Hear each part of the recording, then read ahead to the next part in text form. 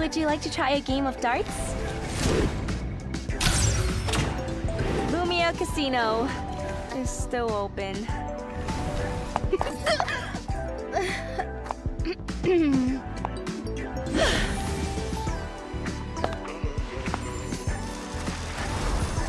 a star is born. Watch yourself. You'll find out how strong I really am. Nice and quiet. Boing, boing. Ta-da! I'm here. Knock, knock. Is anybody there? Are you ready for this bunny?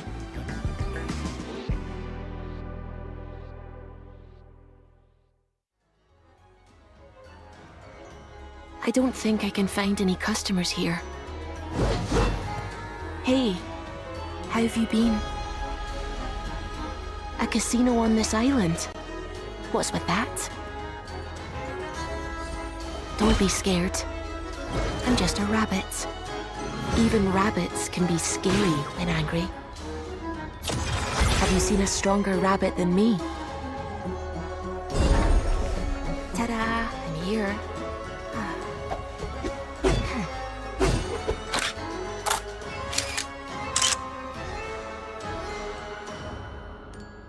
Nadia, are you watching?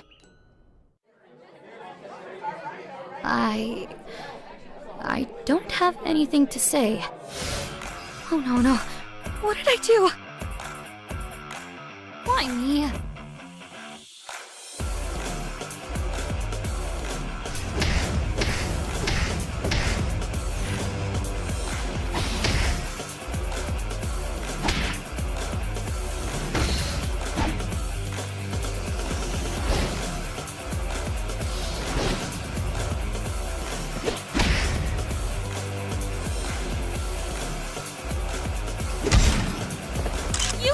It? This is your fault!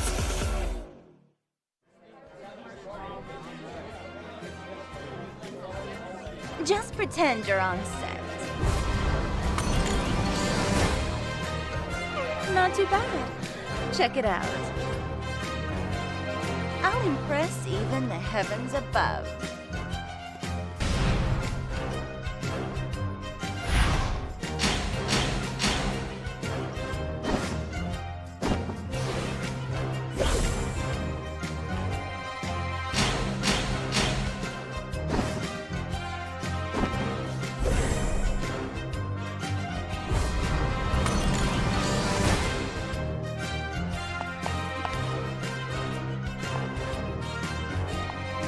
See? Everything I touch turns to gold. This is where I saw the flyers. They even told me to put up new flyers on the walls. Welcome to Lumia Casino. I hope I can find some customers. Is this how you do it? Please, take a flyer.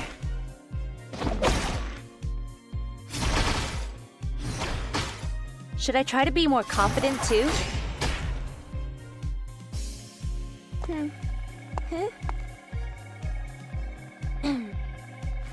Would you like to try a game of darts?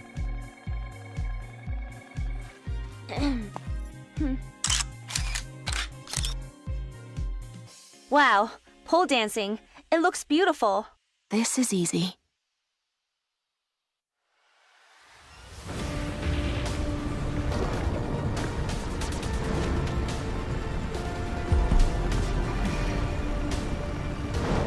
Make me suffer.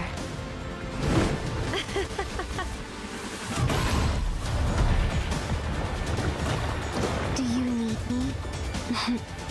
That makes me happy.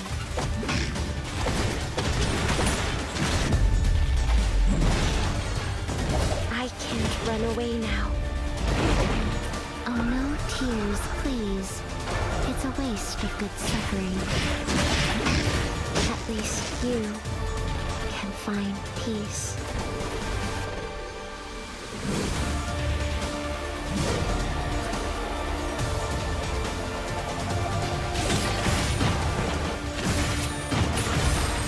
Let's be together forever.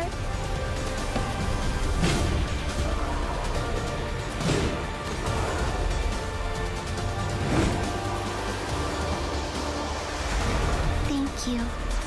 Now everyone can see me.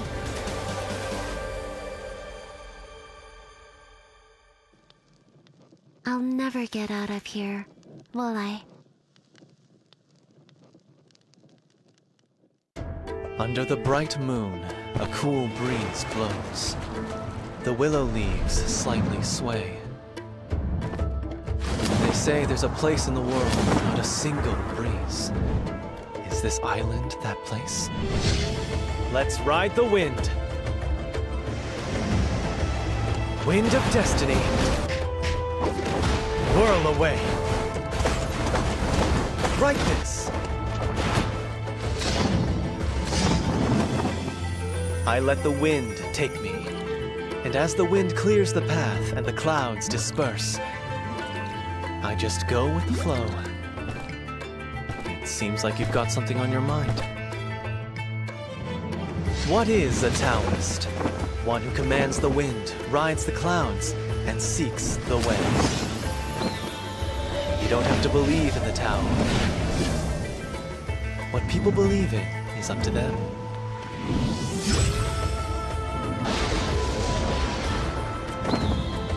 But maybe that's the point of life.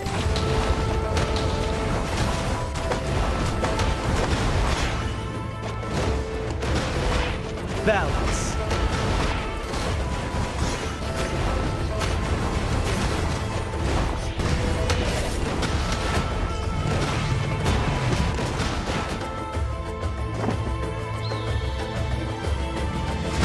Do you know the Tao? Honestly, neither do I. Life isn't that complicated if you don't overthink it.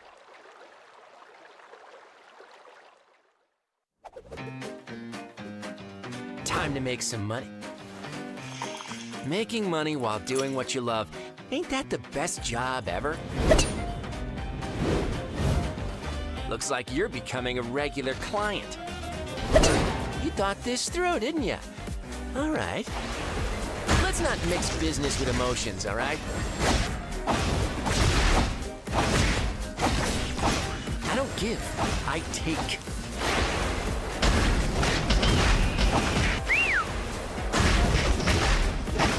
Hole in one. Feels good to be lying down? You're next. Take responsibility.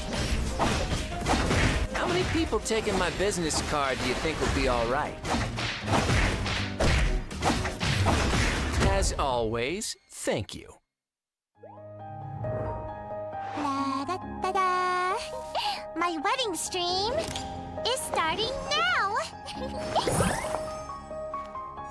How do I look in this dress?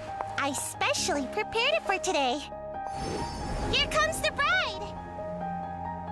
This stream is not over yet! Ta-ta-ta-da! You'll say yes, right? Wow, the cake is bigger! Let's make tons of happy memories!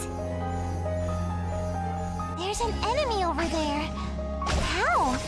I didn't send them an invitation. Love you forever!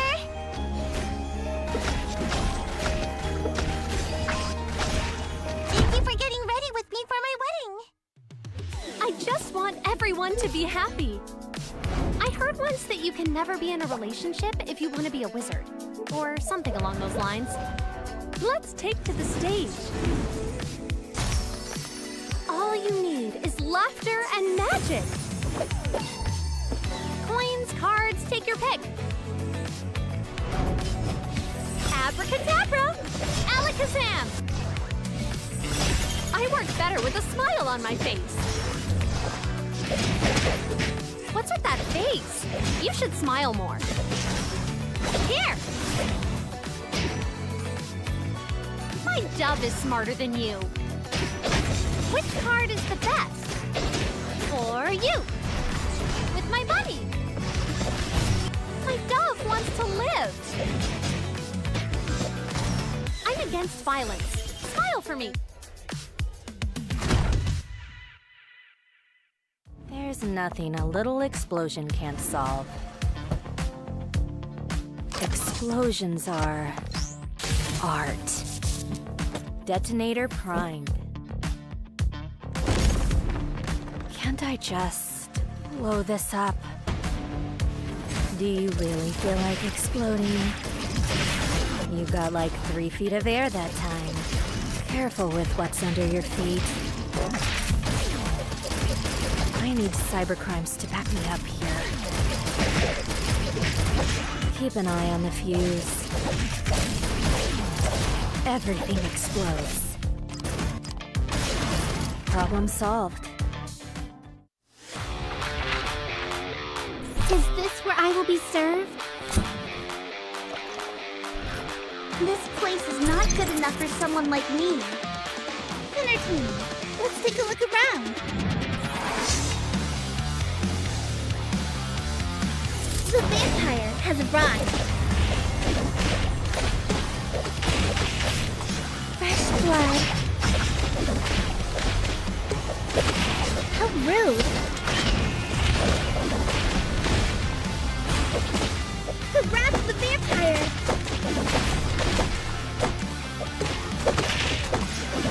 Catch me if you can. Who dares to get in the way of the vampire queen? Are you my kin?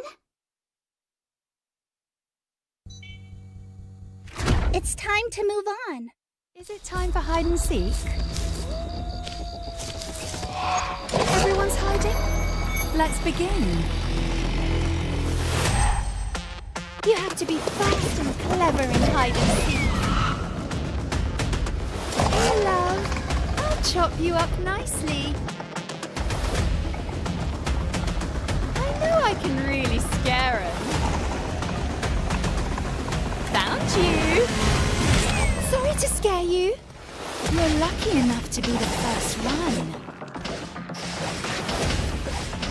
Aha! I see you. It'll only hurt a bit. Oh, don't run. It'll be easier for the both of us. I'll tear you up.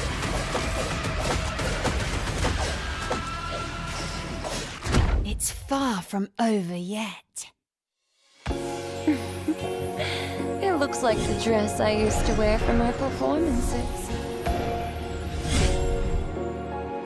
Let's start on Dante.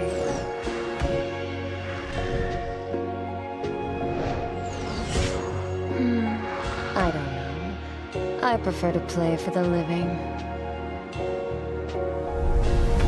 Alright. Maybe I should go dance somewhere to this beautiful sound. An ugly quartet of final words.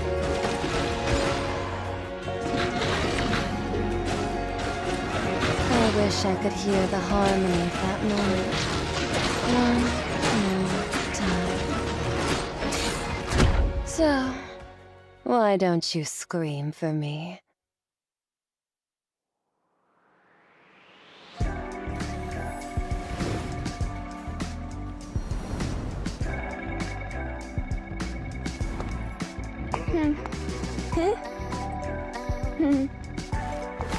Would you like to try a game of darts?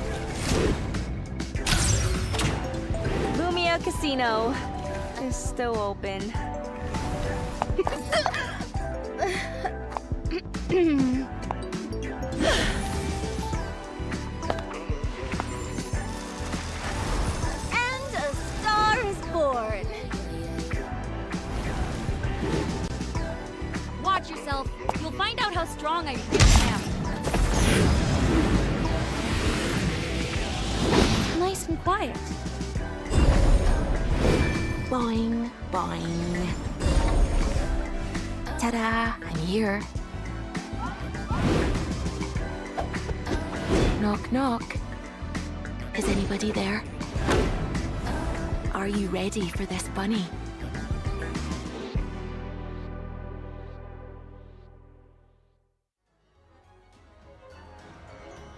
I don't think I can find any customers here. Hey, how have you been? A casino on this island? What's with that? Don't be scared. I'm just a rabbit. Even rabbits can be scary when angry. Have you seen a stronger rabbit than me? Ta-da! I'm here.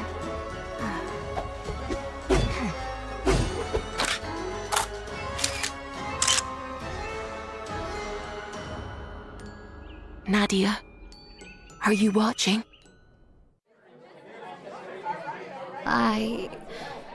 I don't have anything to say. Oh no. What did I do? Why me?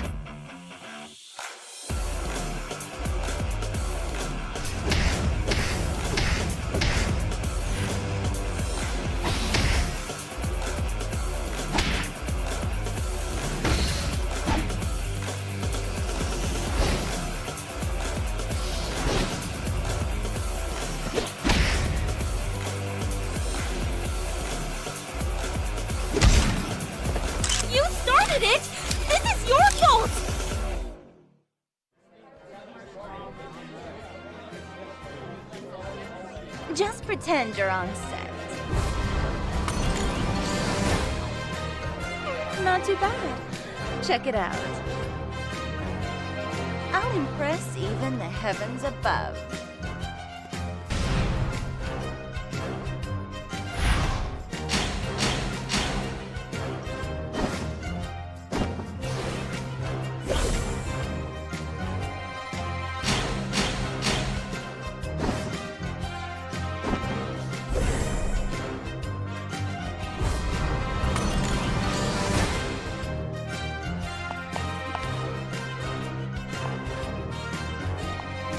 See? Everything I touch turns to gold. This is where I saw the flyers. They even told me to put up new flyers on the walls. Welcome to Lumia Casino. I hope I can find some customers. Is this how you do it? Please, take a flyer.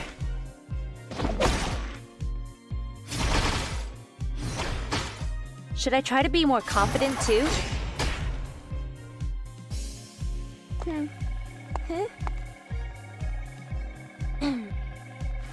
Would you like to try a game of darts?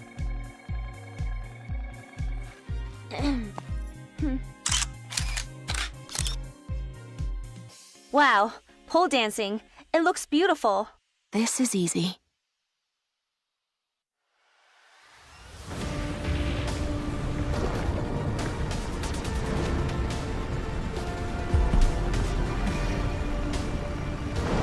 Make me suffer.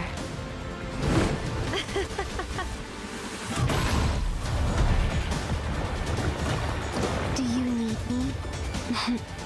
That makes me happy.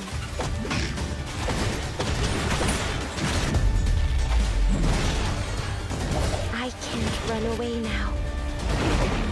Oh, no tears, please. It's a waste of good suffering.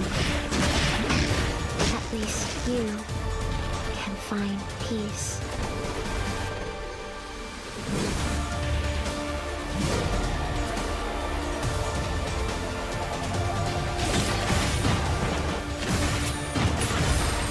Let's be together forever.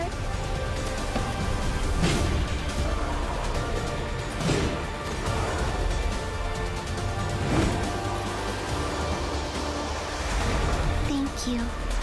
Now everyone can see me.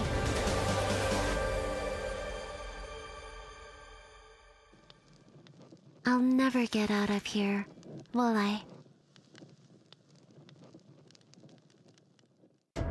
Under the bright moon, a cool breeze blows. The willow leaves slightly sway.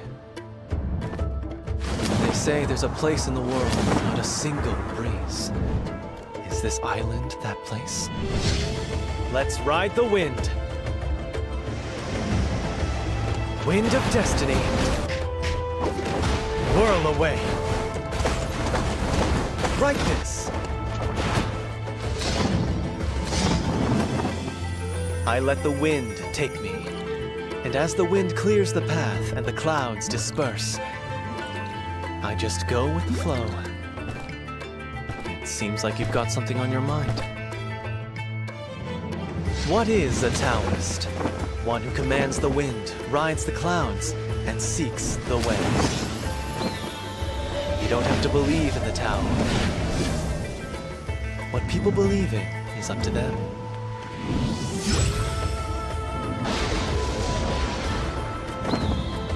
But maybe that's the point of life.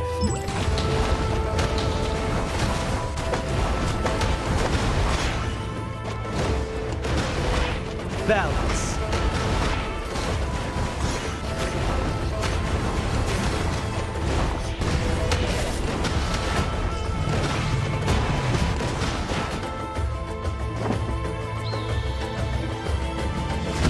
Do you know the Tao? Honestly, neither do I. Life isn't that complicated if you don't overthink it.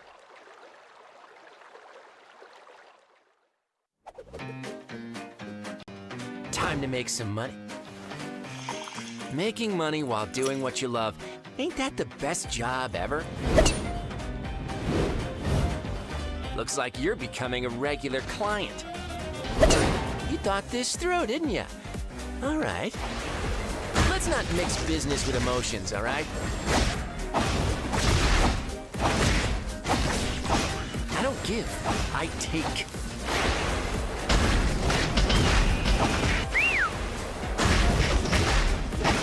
Hole-in-one. Feels good to be lying down? You're next. Take responsibility.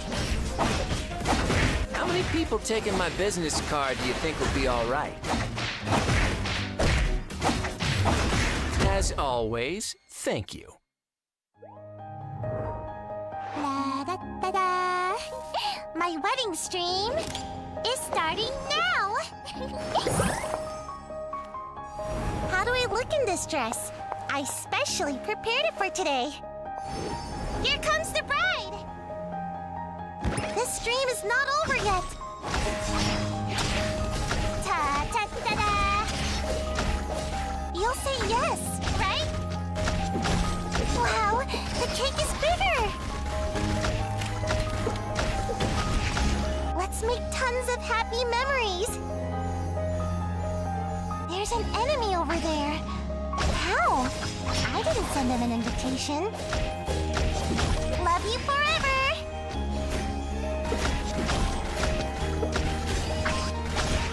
Thank you for getting ready with me for my wedding. I just want everyone to be happy. I heard once that you can never be in a relationship if you want to be a wizard, or something along those lines. Let's take to the stage. All you need is laughter and magic. Coins, cards, take your pick. Abracadabra! Alakazam! I work better with a smile on my face. What's with that face? You should smile more. Here! My dove is smarter than you. Which card is the best? For you! With my bunny! My dove wants to live! I'm against violence. Smile for me! There's nothing a little explosion can't solve. Explosions are art. Detonator primed. Can't I just blow this up? Do you really feel like exploding? You got like 3 feet of air that time. Careful with what's under your feet. I need cybercrimes to back me up here. Keep an eye on the fuse. Everything explodes. Problem solved. Is this where I will be served? This place is not good enough for someone like me. Dinner team, let's take a look around. The vampire has arrived. Fresh blood. How rude. The wrath of the vampire!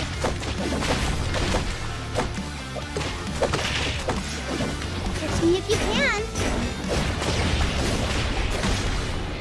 Who dares to get in the way of the vampire queen? Are you my kin? It's time to move on. Is it time for hide and seek? Everyone's hiding? Let's begin. You have to be fast and clever in hide and seek. Hello. I'll chop you up nicely. I know I can really scare 'em. Found you. Sorry to scare you. You're lucky enough to be the first one. Aha! I see you. It'll only hurt a bit. Oh, don't run. It'll be easier for the both of us. I'll tear you up.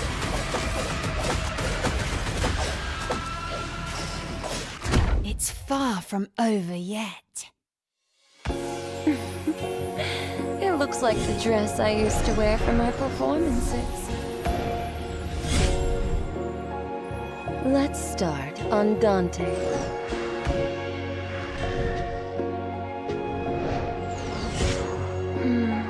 I don't know. I prefer to play for the living.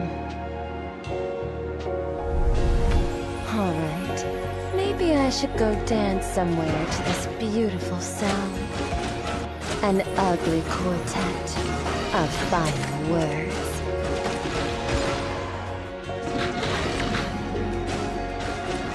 I wish I could hear the harmony of that moment one more time. So, why don't you scream for me?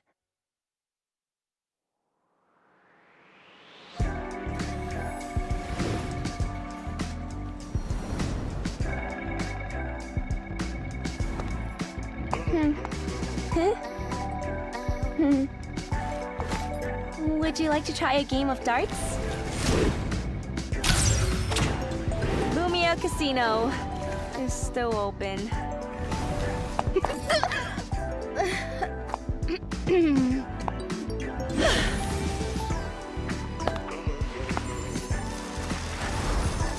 a star is born. Watch yourself. You'll find out how strong I really am. Nice and quiet. Boing, boing. Ta-da! I'm here. Knock, knock. Is anybody there? Are you ready for this bunny?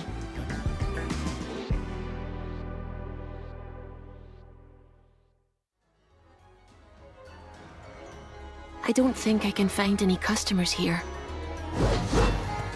Hey, how have you been? A casino on this island? What's with that? Don't be scared. Hello, and welcome to this season's dev stream. I am your host today. I am Global Manager Wendy, and I'm here with Wolf One. Hello everyone, I'm Wolf1, the director of Eternal Return. It's a pleasure to meet our English-speaking players, and thank you so much for joining us to watch the dev stream today. Eternal Return may be a small game, but we are constantly striving to evolve and improve by listening to the feedback from our global community. We are incredibly grateful to all of you for playing the game. It's because of you that we exist. Thank you so much for your support. Yeah, thank you so much for your support, like always. And we hope that this season could be a great season for the global community as well. And we hope that we can celebrate a new season and bring in new players too. Now, with that being said, let's jump straight into the PPT. Okay, let's start with the dev stream for Season 6. If you've seen the Korean stream for Eternal Return yesterday, you would have seen that we've used special PNG tubers for the dev stream. We also had mine ready, which was done last minute, but it's kind of cute. I don't know if it's on screen. Is it on screen? I can't really see it. I don't think it is. Oh, here I am. Okay, this was done a bit last minute, so it's a bit simple, but it's still a bit cute. So I hope you all like it. With that being said, we'll move on with the PPT. Yeah, I'm the one on the left. Wolfun is the one on the right. Okay, let's begin with the Season 5 recap. Okay, so Season 5 was actually a great season for us, since every season marks a new beginning, and we believe that Season 5 was a strong continuation of our momentum. There was a steady influx of players, and we're delighted to see that so many of our players are staying around to enjoy the game, and also we're seeing new players trying out the game and staying as well. So we hope that we can continue this trend of gaining new players, and hopefully we can go up. We can only go up from here. As the name of our previous season passed, the season was a lucky one for us overall. We are so happy that a lot of our users enjoyed this season, and we hope that the next season goes well too. Okay, in Season 5, we introduced 2 new characters, which were Garnet and Yumin. Garnet was a very popular character ever since she was introduced, and she also had a very easy playstyle along with an intriguing execution mechanic. Also, Garnet was very popular due to her lore bits with Kenneth through 4-panel comics and voice lines as well, because we always know that our community is out there looking for feedback, always looking for those little bits of story of every season. And we were happy that the community really enjoyed our first batch of really introducing these kind of character interactions. And we hope that we can do more for our upcoming characters as well. Yumin also was a great addition to our game last season. He has a laid-back appearance with stylish movement compared to Garnet. And unlike Garnet, Yumin appealed primarily more to experienced players due to him having a more complex and dynamic playstyle. And we were really happy that the perception of Yumin was really good ever since he was released. Also, we had our token skin for Season 5, which was Love Serenade 11. It was a lovely skin, fit for a lovely season, and we were so happy that everyone enjoyed the skin as well. Okay, moving on to our character reworks. We had Laura, Barbara, and Hart last season. Laura's rework was relatively well received, and we've also seen Laura's player base triple, and the feedback was also fairly positive. So we were really happy of how Laura shaped up after her rework, and it seems like she's setting well into Lumia Island. Barbara also actually had a big increase in pick rate, almost tripling her player base compared to last season at this point in the season. But we do realize that although there was a huge growth in Barbara's player base, but this is mostly in the mid to lower tier players. There was also kind of a disappointment with Barbara's rework, especially in her new position in higher tiers. So we'll continue to look for ways to improve Barbara, and we'll try and see how we can satisfy all sides there was a lot of good feedback that came in regarding Barbara. So we'll see how it goes, and we'll see how we can improve her later on. Okay, but Heart, on the other hand, was not that good. Heart currently experienced a roughly around a 30% decline in pick rate. And although the rework was aimed to address her excessive power at the highest skill tiers and the highest levels of teamwork, she is not performing really well right now in terms of pick rate. So we will see what improvements we can help Heart, and we'll try and better highlight her unique appeal while also maintaining her balance and fun to play. Okay, with that being said, we'll go on to our... Okay, so this one was actually a very popular feature that was introduced in Season 5. We had Lumi, which has now become our official mascot on Lumia Island. Sorry to Wilson. It seems that most people passing by just can't help but take a look at Lumi at least once, even if they don't have their preferred items. And also, many of our players really commented on how cute Lumi is, so it made the designer very pleased as well, and we're so happy to see that Lumi is so well received. Lumi was also the first moving objective introduced in Eternal Return, which was a big experiment for us. And as a moving semi-objective, it has done a great job creating various scenarios in-game. And it's a big relief that it's unlikely that we'll put Lumi in the basement alongside our casters and staff anytime soon. So we'll be seeing them on the island a lot. Okay, we also introduced gadgets in Season 5. The first batch of gadgets introduced a new layer of fun to Lumia Island that didn't previously exist. From their use in strategic decision-making to tactical responses, we believe that portable kiosks and flare guns were solid choices for us to try out the new concept of gadgets, and we will try to continue to improve them with each season. Also, we're going to talk about this more later, but we're going to add more gadgets this season as well. So with more and more gadgets being added and gaining more unique significance and impact, we believe that also the decision-making around gadget selection will also be more increasingly important for team-based play as well. So we're excited to try and expand on this new concept of gadgets, and we hope we can do well. Cubes were also an addition last season. Cubes currently don't really significantly impact the overall game flow, and it's quite a minor part of the game at the moment.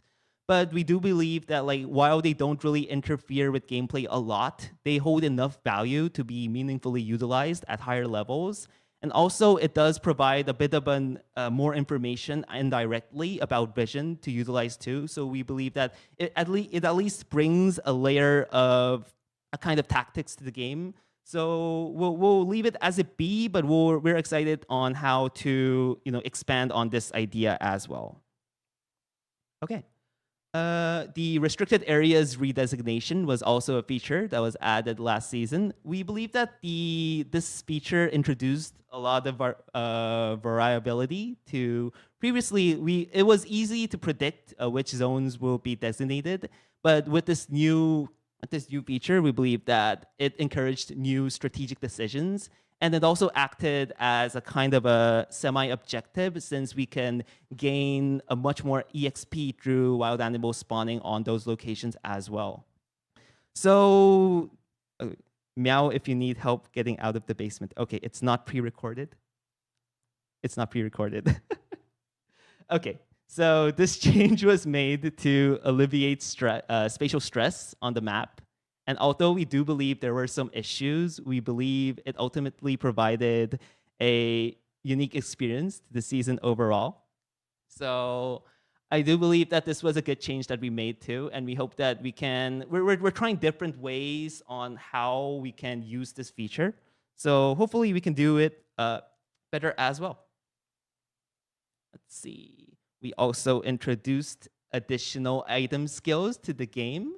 The item skills, we think we have provided a lot more variety overall. So we were really happy with the various item skills that were included. We believe that Awakening was a bit less used due to it being only useful on certain characters, but we are considering ways to improve certain skills to be better utilized by a lot of characters in the future as well.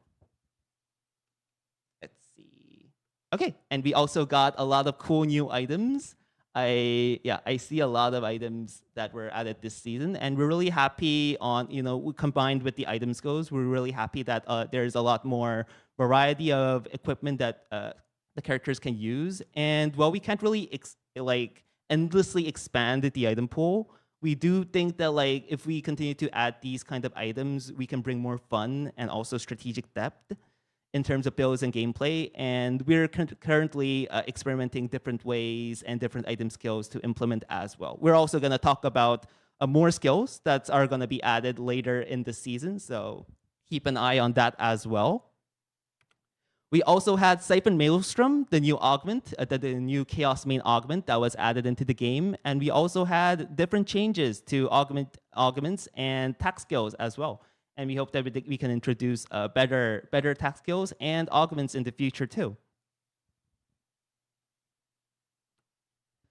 Okay, and this one was a pretty it was a pretty fun feature that was added last season too. It was the thumbs up system. We believe that at first, a lot of us kept forgetting to give a thumbs up to our teammates because we were so used to just clicking exit. But as the season went on, I think more and more players are getting used to it. And we are always very happy to, upvote our players in ranked because they're also great players and all great players we meet in ranked. So we're really happy that how this feature is shaping up to be, and we're always looking for more improvements on how to increase the teammate experience too. So we'll see how it goes. Okay, we also introduced the new tier that was Meteorite that was added this season. We believe there was some issues with the rank, but we think that it settled well into the current rank season as time goes on, as time went on, and we believe it has been serving its purpose. And we'll try and do more rank tweaks to see how it can better settle into the system in future seasons too. Can we get a thumbs down mechanic? No, I'm gonna thumbs down that feedback. Okay, several quality of life features have also been added this season. Okay, let's go over each addition that we did. I'm sorry, I called you out. Okay, so the first quality of life feature that we did was the emote sets can now be switched using the scroll wheel. So now we can use a lot more emotes in the game than before. We're really happy with this update since we can now use a lot of cool new emotes since there has been a lot of new additions for emotes, and we want players to be able to use as much of them as possible. So we're really happy that how this feature shaped out. We also made it so that items can now be called directly from the VPAT quick slot. And this one was particularly useful. And we believe that it's something we should have done a long time ago, but really happy that it has been done at least now. And we're really happy that a lot of our players are utilizing it well especially on times where on the final zones, we need to call in items really quickly. And that's been very useful in those kind of situations. Okay, the item cleanup feature has helped keep Lumia Island much cleaner. Usually you would walk up to a kiosk and it would be littered with items, but now we can have a much more cleaner experience going to different kiosks and other parts of the island as well. We also had the customizable crafting order feature, which was updated recently. So this would help you more have control over which item you want to craft first. And there was also the priority loot update for kiosk supply box callers, just so you can make sure that your teammates don't steal your items and run away. Okay, so we believe the quality of life updates will continue to roll out throughout the season, and there's still hundreds of these improvements on our development list. So we'll continue to update new quality of life features, and it's not gonna be like we can't make them a lot at once, but we'll try and keep updating them one by one to make the experience overall enjoyable. Okay. A lot of other improvements that we had last season was also a lot of technical stuff that happened too. So we had the fix to the quick cast indicator, which didn't really allow key inputs to overlap, and they would sometimes cancel out. We were able to solve that one.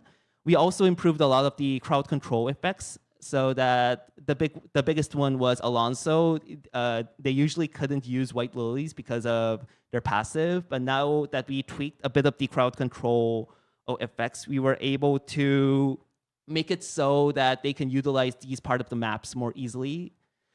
There was also the difference to, there was also the change to projectile sizes, such as Luke's Q. We've kind of increased them, and we made that the hit detection has been adjusted to better align with the projectile visuals. So we tried and fixed a lot of these stuff that sometimes would seem unfair, and we think that we made it so that it has become much better aligned. Also, we made that the health bar of summon units have been updated so that we can distinguish them more clearly from their owners. If you see on the PPT here, we can see that both Nina and the turrets for Barbara has been more cleanly adjusted, and we can now quickly know which of them are summons and which of them are test subjects. We also had, we also adjusted interactions with the Fog of War to make it so that actions like kiosk interactions are not seen through Fog of War.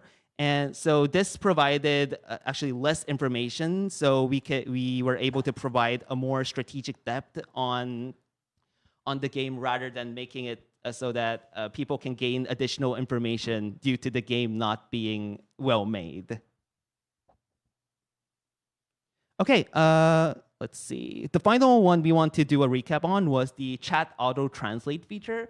This one was actually used more in the Asia server, and it actually it was actually a very popular feature, and it went very viral in Korea too, because in the past, when you see messages in a foreign language, it often very led to misunderstandings because players assumed that they were being insulted if there was a different language. However, with the new translation feature, many players have discovered that a lot of the messages were actually really friendly. So it led to a lot of heartwarming interactions between players all around the world. So we were really happy that this change was able to make a more positive. It was able to make a more positive attitude throughout the game, and we were really happy to see all those heartwarming interactions. I do note that some people say that the translation quality is not that good though for this due to LLM models like ChatGPT being very expensive to use on a scale like this. We went for a more affordable model for this time around, but we do have some features that we're looking into. So we hopefully that we can gradually improve translation quality to provide a better experience for the future as well. Okay, let's see. Okay, moving on to some Season 5 talking points. I prepared this more for a more global-oriented experience, so we'll go over the talking points that we had for this season. Okay, so the rank system. I'll go over the changes that will be made first for the rank system. So what's going to be happening is that meteorite will be increased from 400 points to a 600 points tier. Also, we're going to be reducing mid-plus tier entry costs to only be gained 2 per 250 points again, like the previous time. Okay, good change. Okay, and also the seasons are going to have a harder soft reset as well. So these are the changes we are going to be making for ranked season, but I do want to say that most of these changes are due to issues caused in Asia server. And I understand that most of the community, the English-speaking community, plays on the global servers. So I'll try and talk more about it on that perspective. So this season was a pretty fun one. We had the most rank changes out of the seasons ever. We almost did like rank changes every two weeks, and we believe we were able to have a better skill-based matchmaking. But we also had a lot of issues, especially in queue times as well. So these queue times are usually due to being technical problems or just issues that we can't avoid. And, I'll talk a bit more about that later. So there was also issues, mostly in higher tiers, where certain players would meet the same teammates in a row, and I think players were calling it soulbound. And there are a lot of issues like this. But all in all, it's very hard to solve these issues because most of them are stemmed from the same problem. It's due to having a lower player base compared to the Asia server. This goes for the NA server, this goes for the EU server, this goes for the SA server as well. So it is really hard to solve all of the issues that are currently in the game because usually it stems from an issue that we can't solve immediately.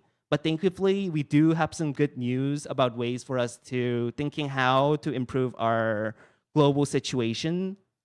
So I'm going to talk about more about what we're going to try and do for the later seasons. But we do understand it's not really something that we can do overnight. And what we can say right now about the rank system is that as you know, I am frequently on Discord, so we will continue to talk directly with the community and on how to alleviate and balance out issues that are happening throughout the servers. And we'll try and see how we can keep the ranked scene going until we have a good influx.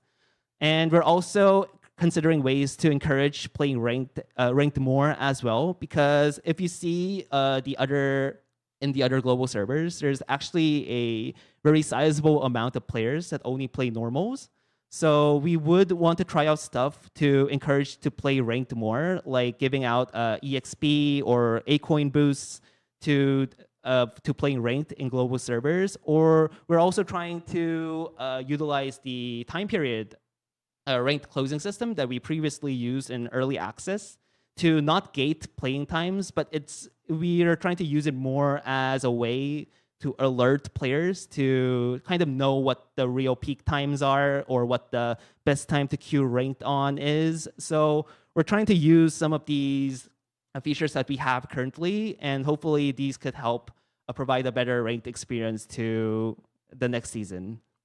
And we can say that this is all part of the process, but we do want to thank everyone who enjoyed ranked this season and enjoyed the game overall, and hope that we can have a better season next season as well.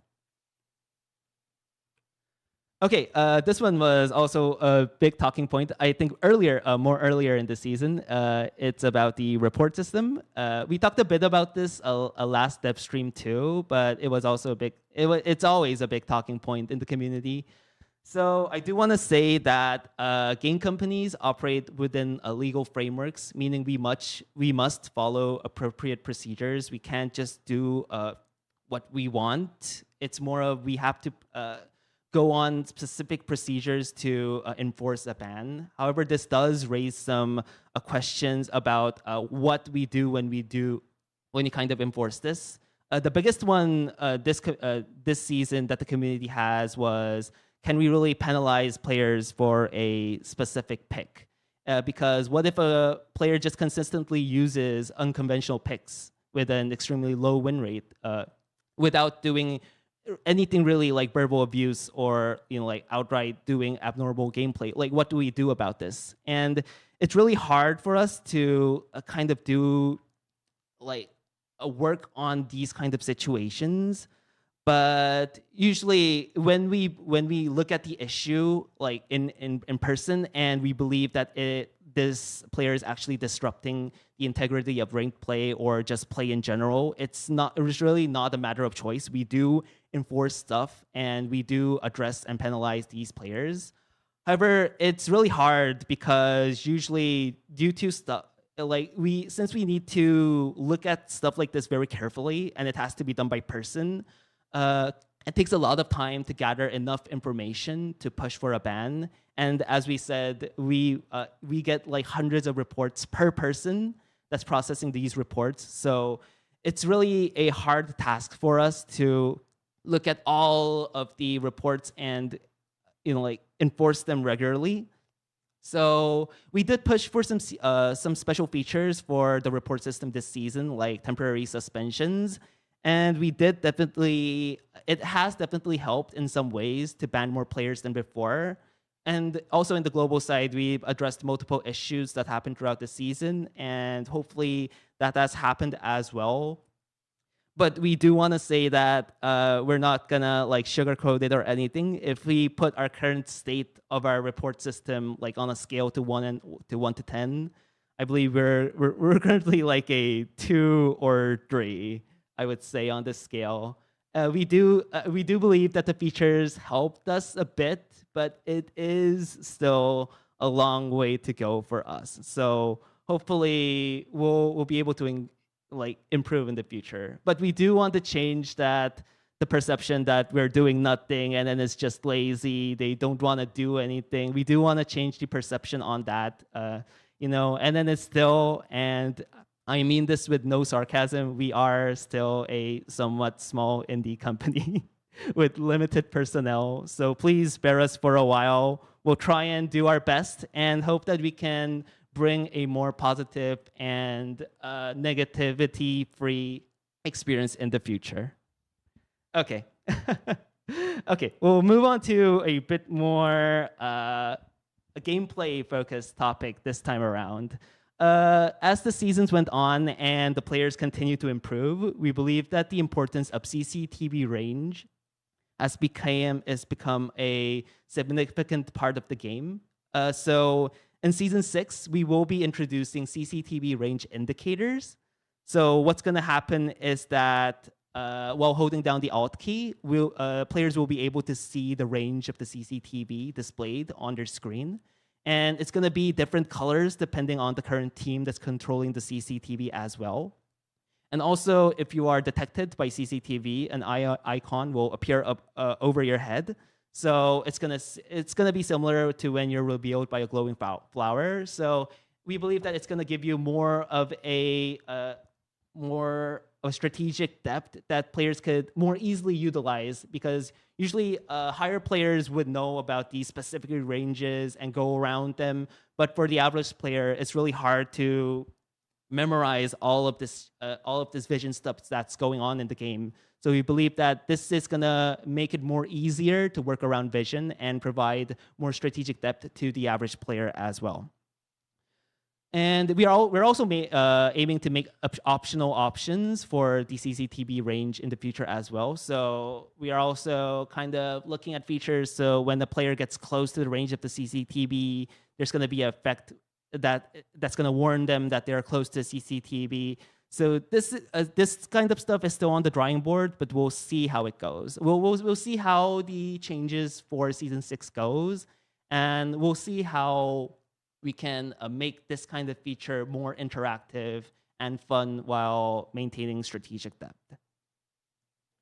Okay, this one's a bit technical. There was some inconsistencies in vision made due to terrain like windows or certain random objects blocking vision. We plan to address these one by one during the mid-season to make it more intuitive to players as well.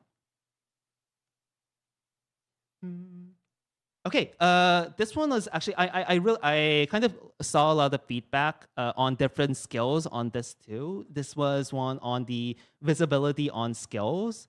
So there's always a lot of feedback on skill visibility as well, because while other games often use pastel tones for a softer visual feel, we also got the League game example for how other games do it. They usually have a more pastel tone and a softer visual feel, whereas Eternal Return uses a more cartoonish style with modern environments. So it usually results in having more vivid and intense colors. Usually, game devs refer this as textures being very dense, which does contribute to immersion, but it also makes it a challenge to make the visuals. Like it's a big challenge to make it overly simplified because it also does contribute to immersion. So we'll have to really find the balance on this. So that being said, we do have some areas for improvement being planned. The biggest one being the ground texture transparency. So for ground textures, Eternal Return usually tends to fill in the inner areas more than the other games. So comparatively, effects in other games are often more transparent, so it makes it more easier for players to distinguish. For example, when we first released Yawn's ultimate effect was initially very dense, but we have adjusted it multiple times to make it to have better transparency over the years. So we do want to bring this kind of similar transparency improvements to other effects that we have in the game as well. So hopefully with this, we will be able to make the game more distinguishable in those big fights. The other one was explosion effects that we had. So usually our explosion effects currently tend to oversaturate the area with white light, which kind of blinds me every time I play the game, and it really obscures the surroundings. So we really want to, this is another element that we are trying to fix next season too.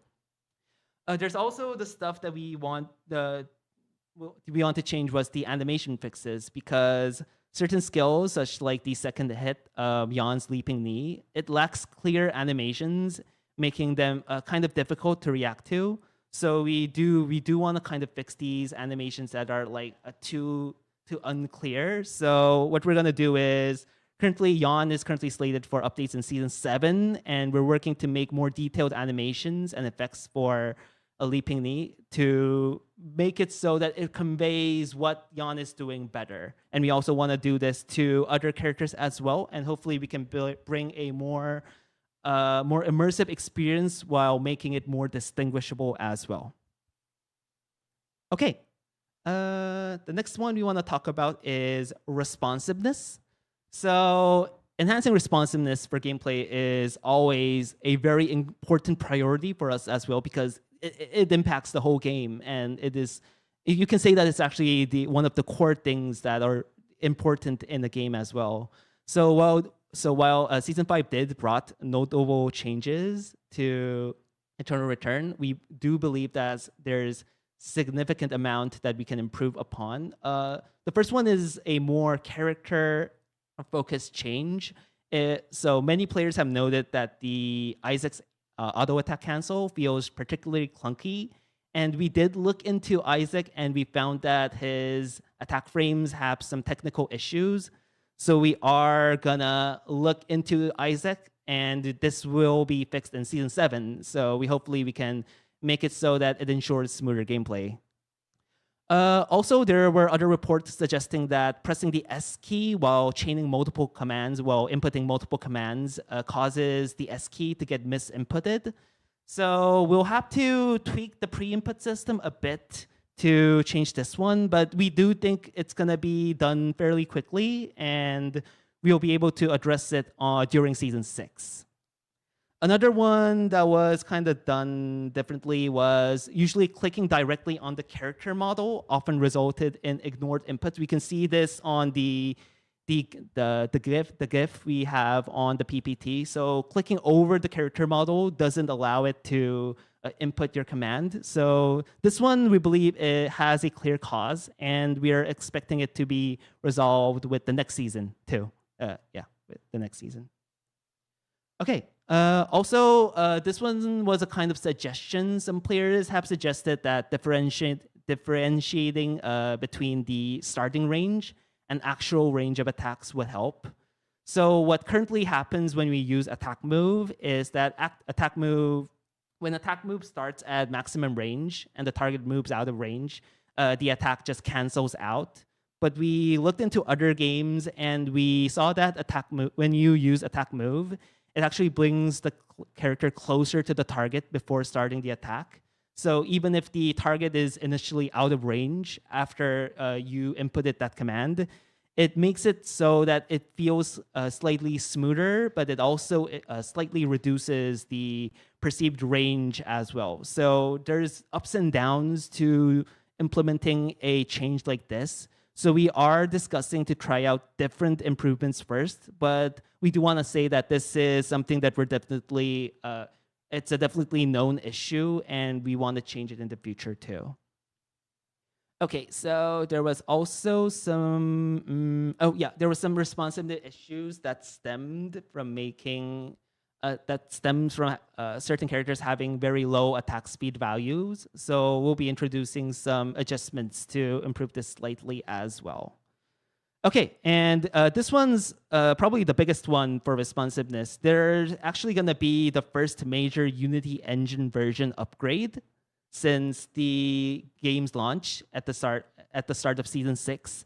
And we're really excited because we believe that this will potentially resolve a lot of underlying problems that the game previously had. We can't really say what they're gonna be, but we believe that responsiveness is definitely something on the check card that's gonna help with the game. So we're really excited on how the game's gonna improve. But we're really optimistic right now. So hopefully it is done well. Okay, so wrapping up. So improving gameplay responsiveness is, I would say, a gradual process. While some fixes may be a bit small, we believe that even minor fixes can have a very big impact on player experience. So we're really happy each time we introduce these kinds of changes. And we hope that with every season, we would be able to make more improvements to give you a better experience as well. Okay, this one is the last talking point. It's not really a negative one. We wanted to talk about the Eternal Return Esports for Season 5. And we were really, honestly, I believe that this was one of the most exciting seasons for esports too. So we had another great season of ER Masters. This season's ER Masters showcased the power of old teams like Miran Sejong, BNK VRX, and so on, while also seeing the success of new favorites like Auto Arms, which I know the global team really cheered on. And for North America, we had a great ERCS NA finals, making 5 teams reaching checkpoint. And we had Dino Dance win it all in a very close finals. And we really want to congratulate Dino Dance on winning ERCS. And we also want to thank every other team that participated in this season as well. We are also very excited for EU and SA's ERCS coming right around the corner. So we hope that you keep an eye out for them too.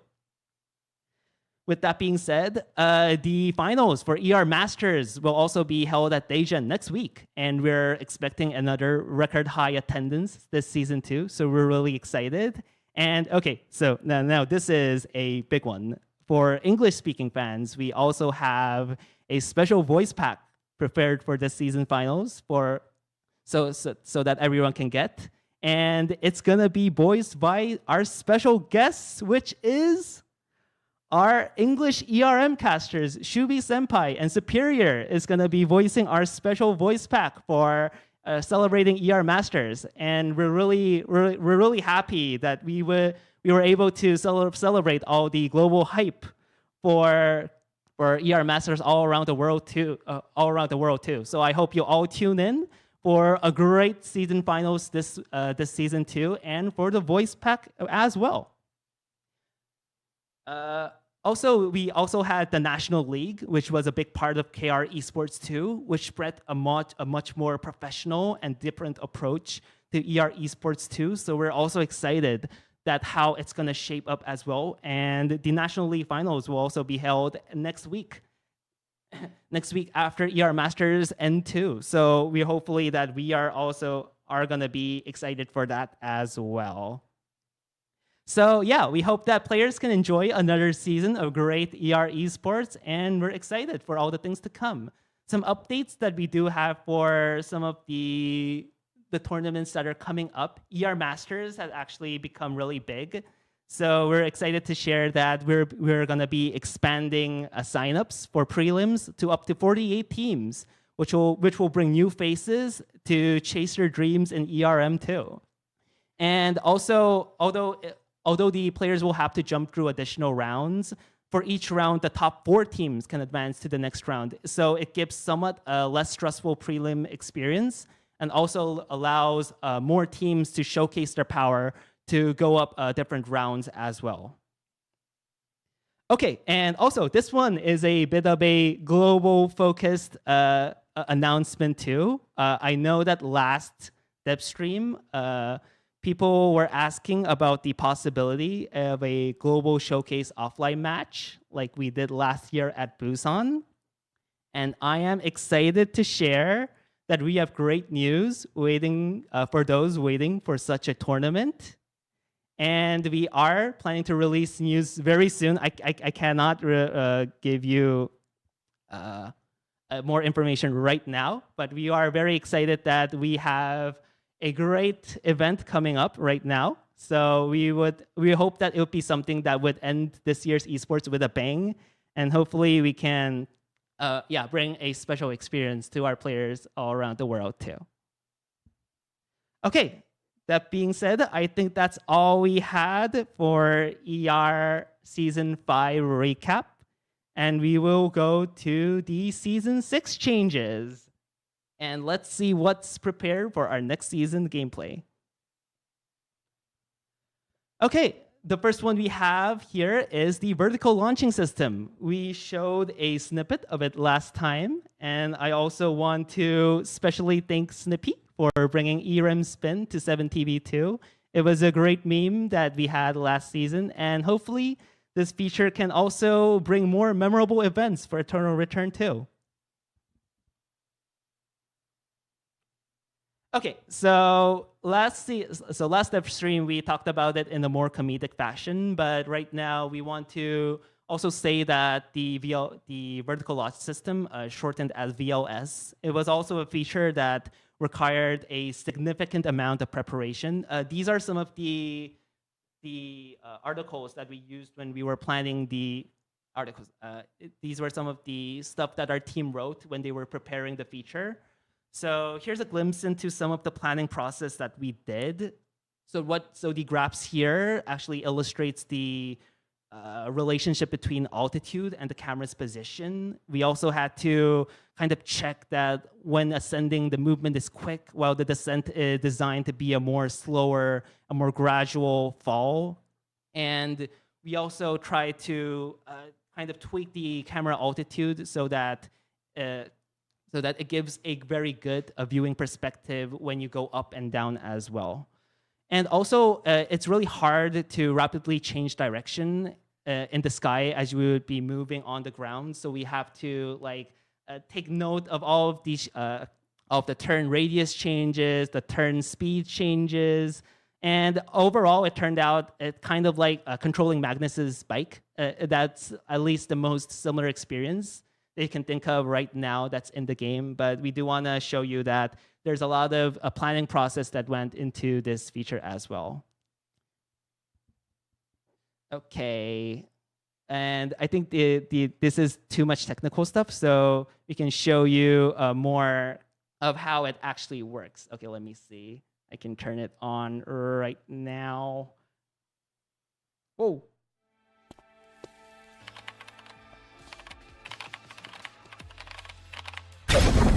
Woo.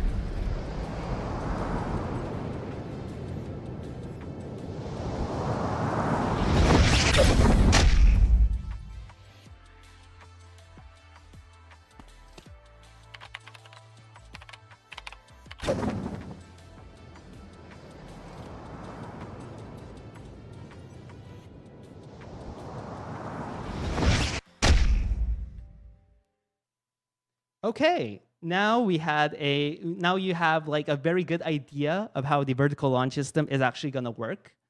So as you saw in the video, the vertical launch system can also be used together with teammates. So this is more of how the UI is going to look like. So on the left side, you'll see a message that says linked to host. And if teammates are nearby before the launch, they can link onto you on the VOS device like this. and you can fly over to a different location together. And also during the launch, teammates can unlink at any time by right-clicking, so it has a more strategic depth too. Also, while in the air, there is a altimeter that appears on the side, which will have a point height indicator. And so what will happen is that above this point, visibility is blocked, but you would be moving through the air. But once you descend below this kind of point height indicator, you'll be able to start and see nearby enemies. So it's not going to give you a full advantage of seeing where everyone is on the map, like when you're high up in the sky, but it will give you some kind of strategic information as you are coming down.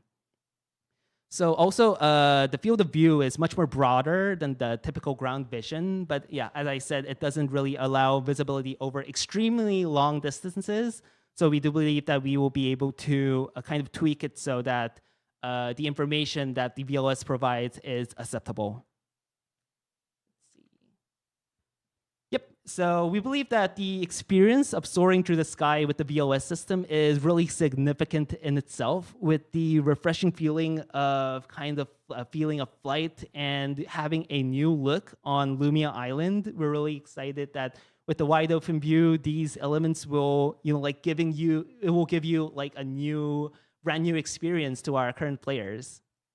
And this one is more, okay, now this is where the game gets really different this season. So what's going to happen is that starting from day 3, all existing Hyperloops are going to be transformed into vertical launch system devices. So Hyperloops will no longer be usable starting from day 3, and you'll only be able to use vertical launch systems.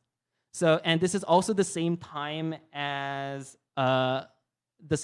automatic revival being removed. So what happens is that as you reach day 3, the concept of strategic movements shifts, and it's almost like a phase shift. The whole way of you moving around the map and playing the game becomes different. So previously, what happens is that on-foot movement usually served as a tactical mobility, while the Hyperloop provided strategic maneuvers that quickly made you travel over long distances over the map.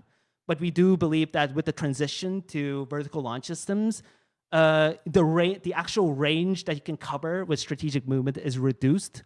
But you will also be able to give you more flexibility in choosing target destinations that you actually want to land in, compared to the fixed region-based selection of the Hyperloop.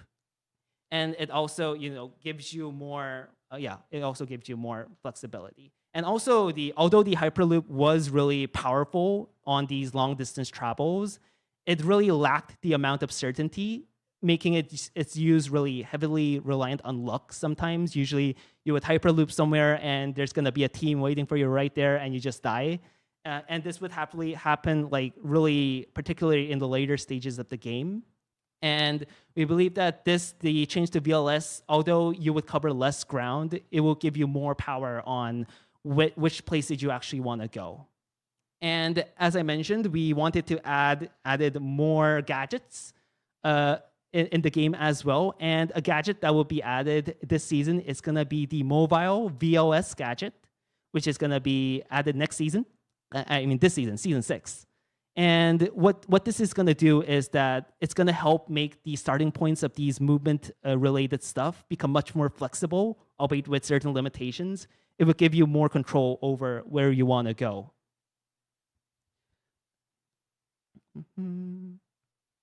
Okay, so as I talked about the mobile VOS, VOS gadget as before, this gadget allows you to install it anywhere and immediately jump. And we believe that this is going to offer incredible strategic flexibility in moving around the map. Even when you're fighting, even when you're not fighting, it just gives you a very strong tool on where you want to go, and it gives you more certainty on where you want to land too.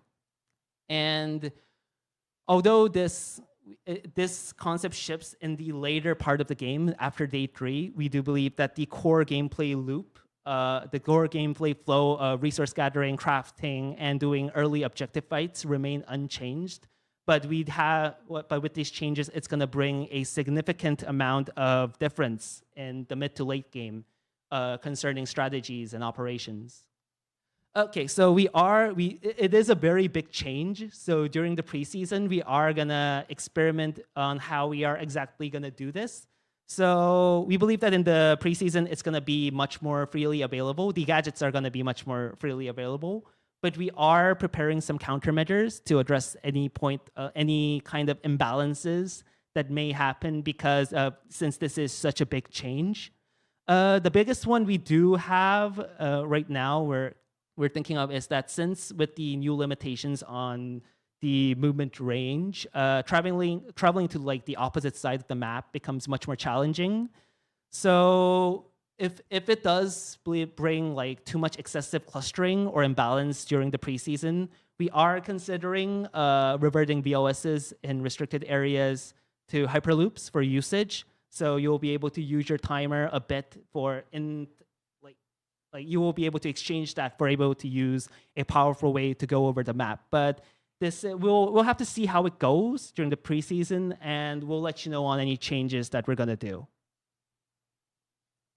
Okay, this one's a bit of a QOL stuff. There's also gonna be an eye icon when you're being scouted by an aerial team while you're on the ground, when an aerial team in VOS is checking you out. So you'll not be caught off guard as much as people would expect to be. But we'll see how this goes, and we'll make the necessary changes along the way as we gather the feedback. Okay, this one is a bit of a change related. So with the VLS devices replacing Hyperloops mid-game, we have relocated some of these Hyperloop locations to better suit their new role as VOSs. So as a result, we're going to be changing the Hyperloop locations in factory, hotel, and the hospital.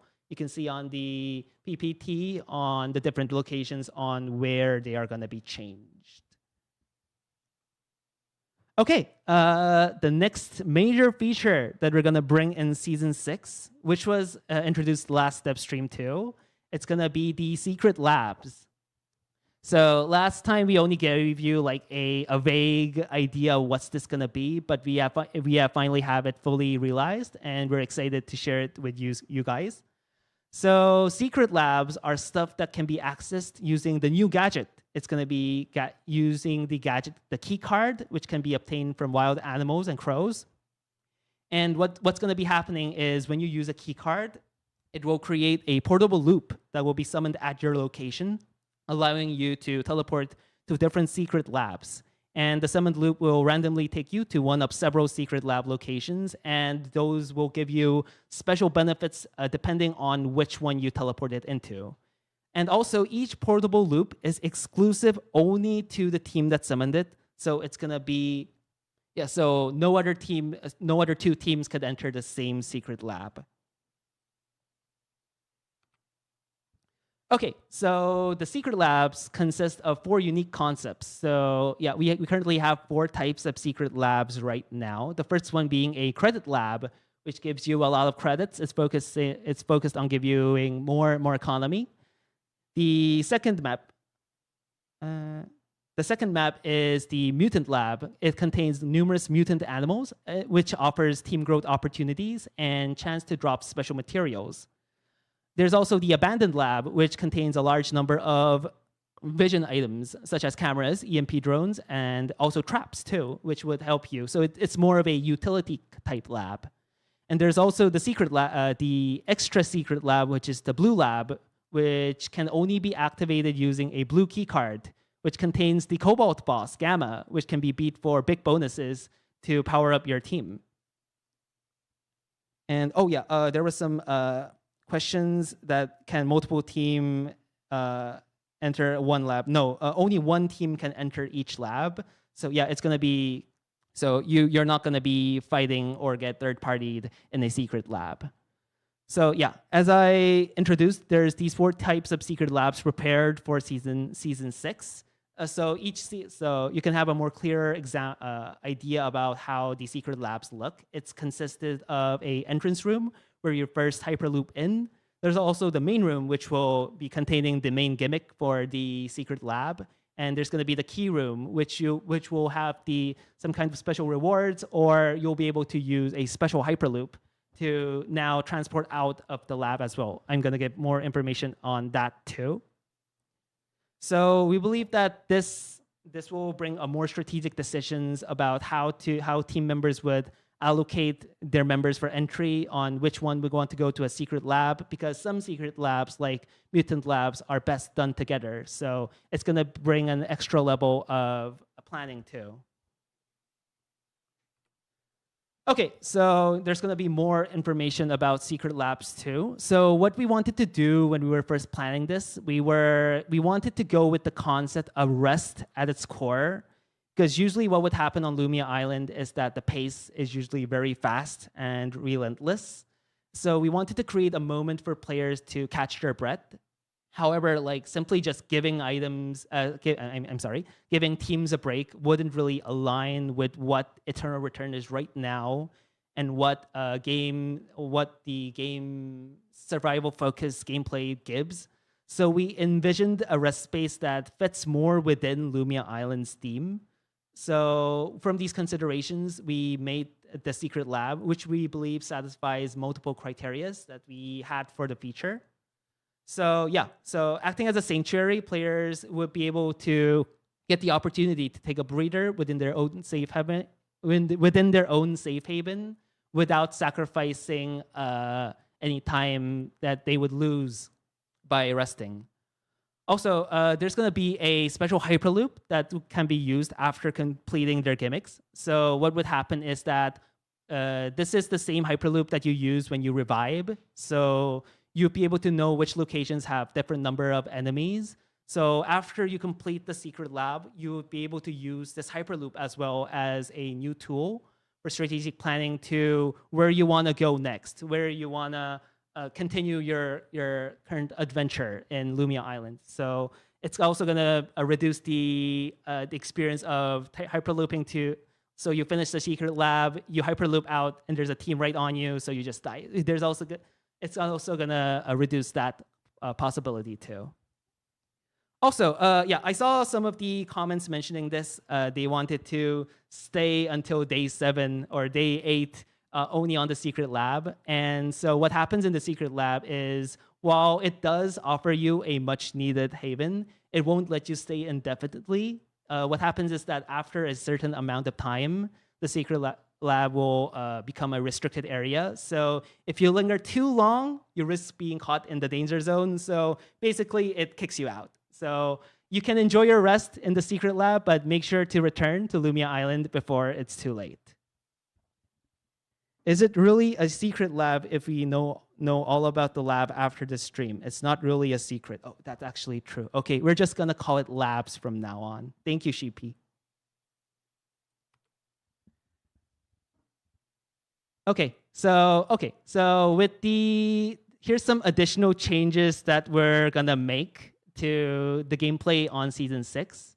Okay, so this one was a big one that was in last dev stream too. As we said, as we previously announced, battle zones will be removed in Season 6. And while it's uncertain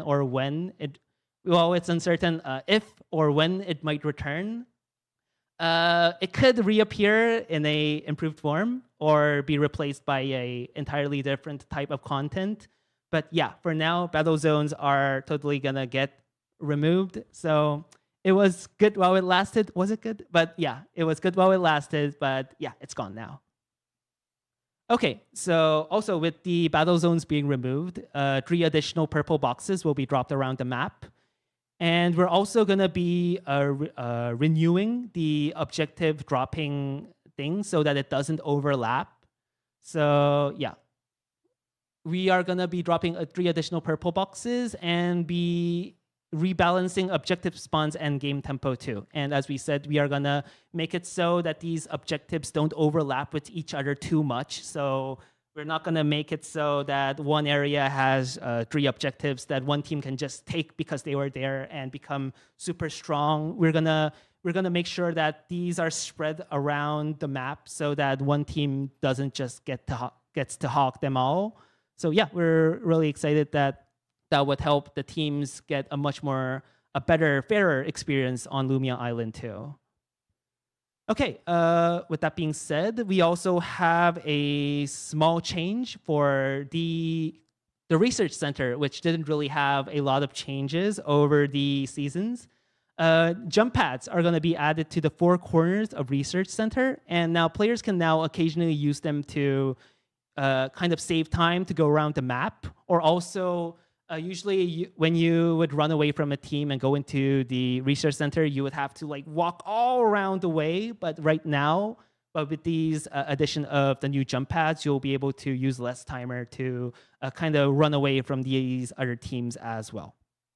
So we hope that with these new jump pads, it will allow for quicker navigation throughout the area and also create opportunities for more creative and dynamic paths as well. I'm sorry, my throat is giving up. Again, I will have some G Fuel.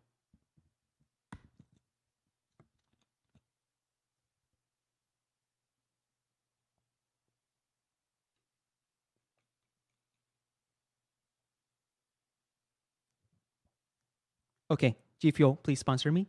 Okay. Okay, next slide.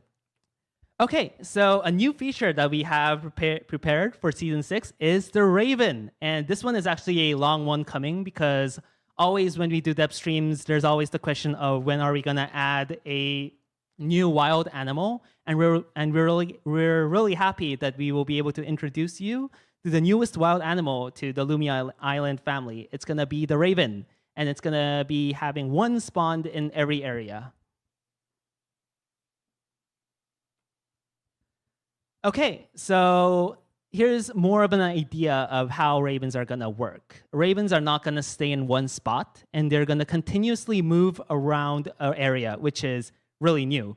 And while activating a security console, the movement of the ravens will also be displayed as well. So you can see where you can go and hunt these ravens.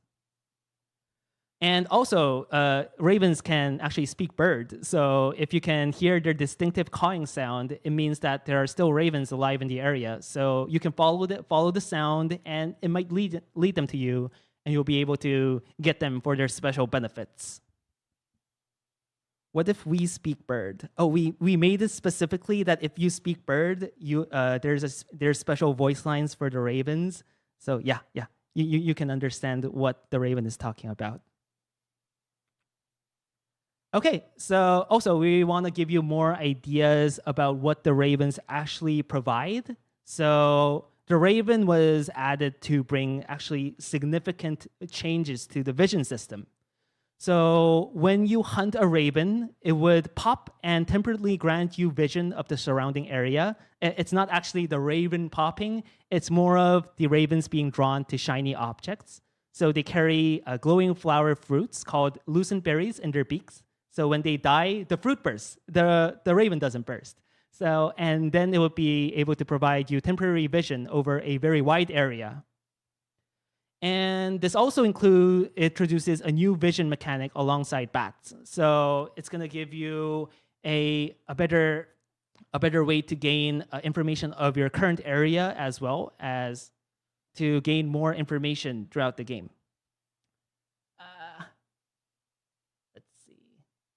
I'm sorry, I'm looking over at my notes. Okay, yeah. So just as hunting bats, ravens also grant you a temporary field of vision around their location. So players can also utilize now two different methods of gaining vision, the bats and the ravens as well. So this, I believe, brings a whole new level of vision play to the game too. And with the addition of ravens, we are also making big changes to the whole vision game as well.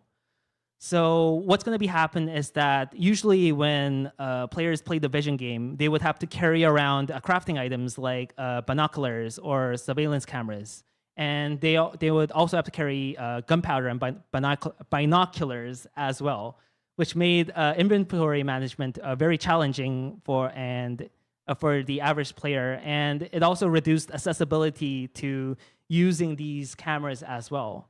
So what we wanted to do is that we wanted to completely renew the crafting system for the vision-related items for next season.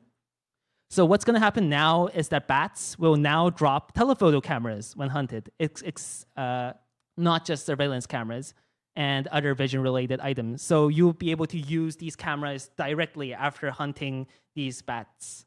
Also, ravens will drop recon drones, and mutant ravens, also another addition, will drop EMP drones as well. So this would give you more access to these kind of vision items. So it would make other players more involved into the vision game and teach them more to use these items to gain the final victory as well. This also eliminates the need to carry a lot of gunpowder and binoculars. So it also decreases inventory issues too.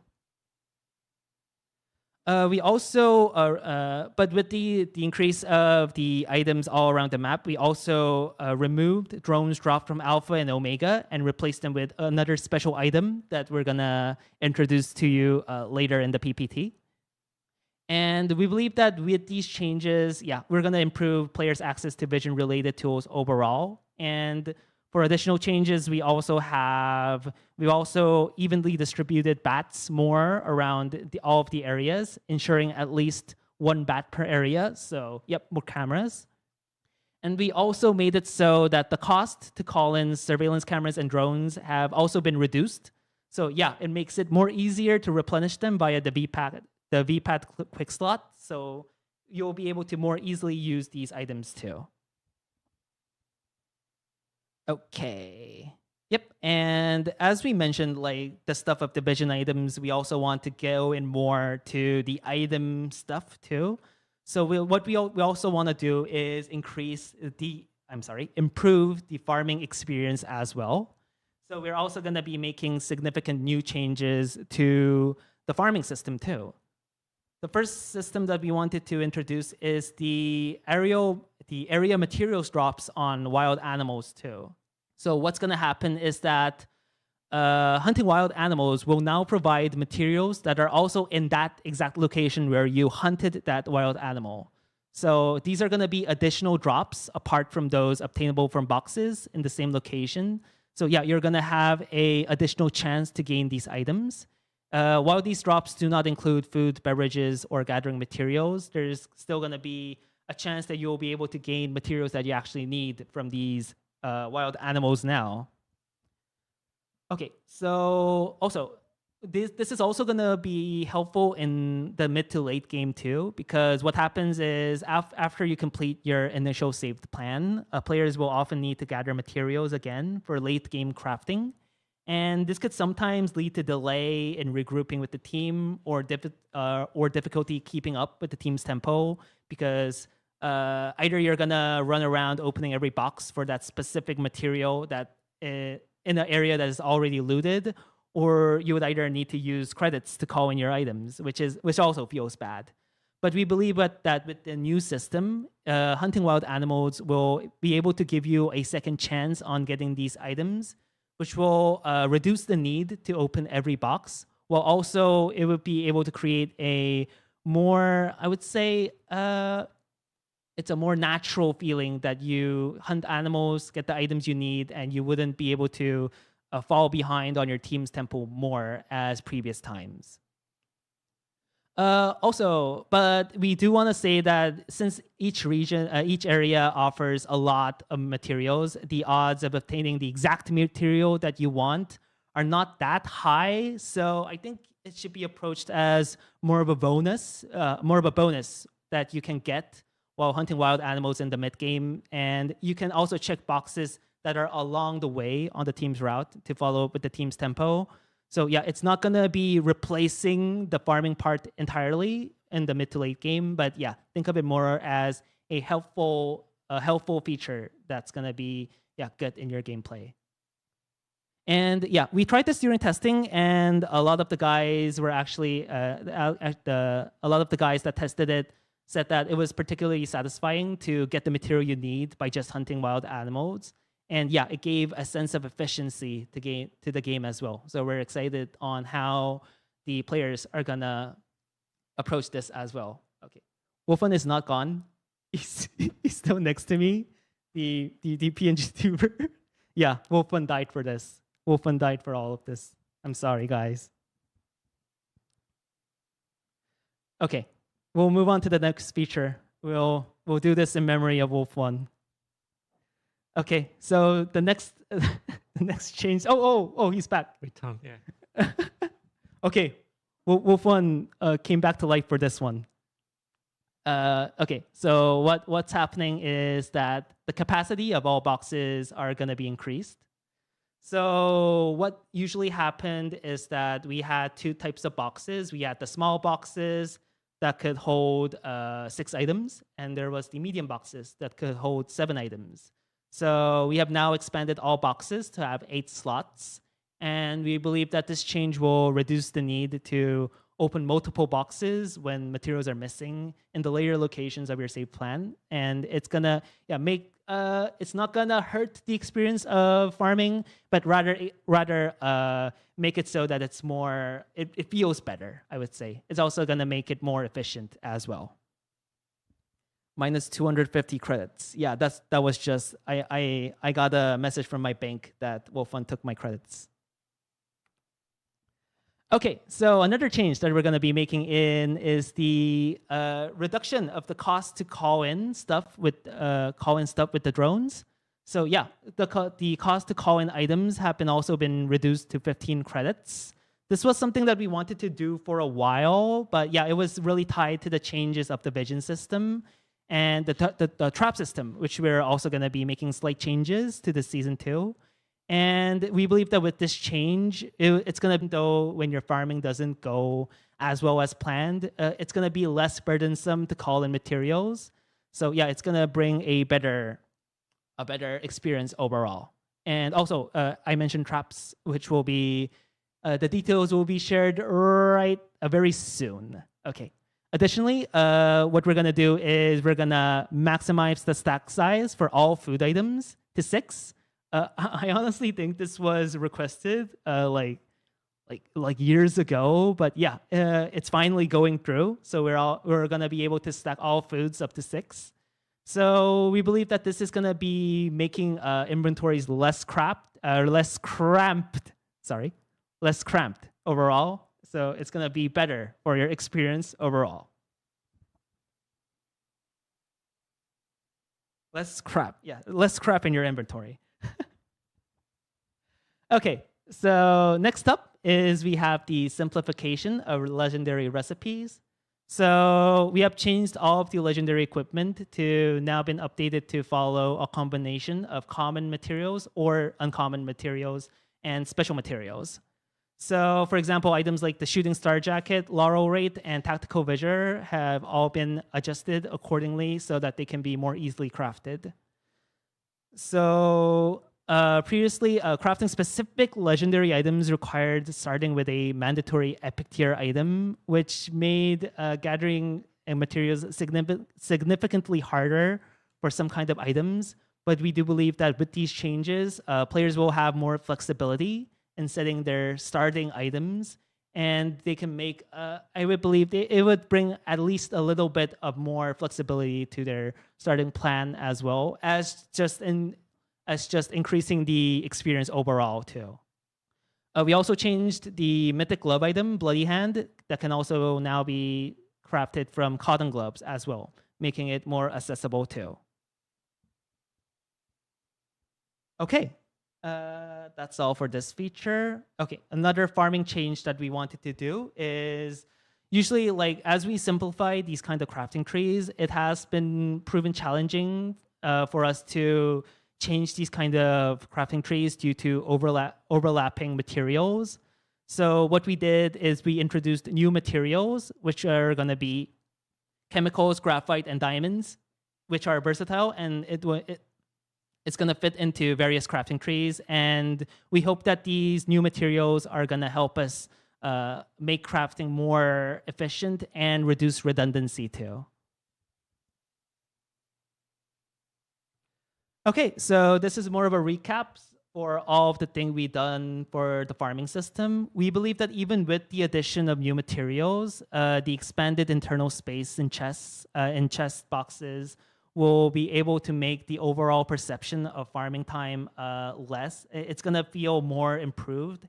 It's gonna be, we believe it's gonna make it feel the process more faster and more efficient. So, and also if players are kind of struggling with farming specific items, we believe that the reduced cost of calling in the items will also gonna help alleviate frustrations of this system when they are getting into it as well. We also made traps exclusively purchasable through VPAD purchases, excluding remote mines. So we believe that with all of these changes combined together, players would be more aligned to use traps as well. And we're also going to be improving the system further as the seasons go on. So we hope that with the changes to traps, gadgets, and all of the vision systems, we'll be able to use these kind of consumable items more fun and a better experience to use while also making it more accessible. Okay. These quality of life changes are more, we expect them to significantly reduce inventory clutter and create a more smoother gameplay experience for y'all. So yeah, we're really excited. So we do think that while farming is a big part of our game, over the course of the several seasons, we believe that the reliance on farming has been gradually decreasing.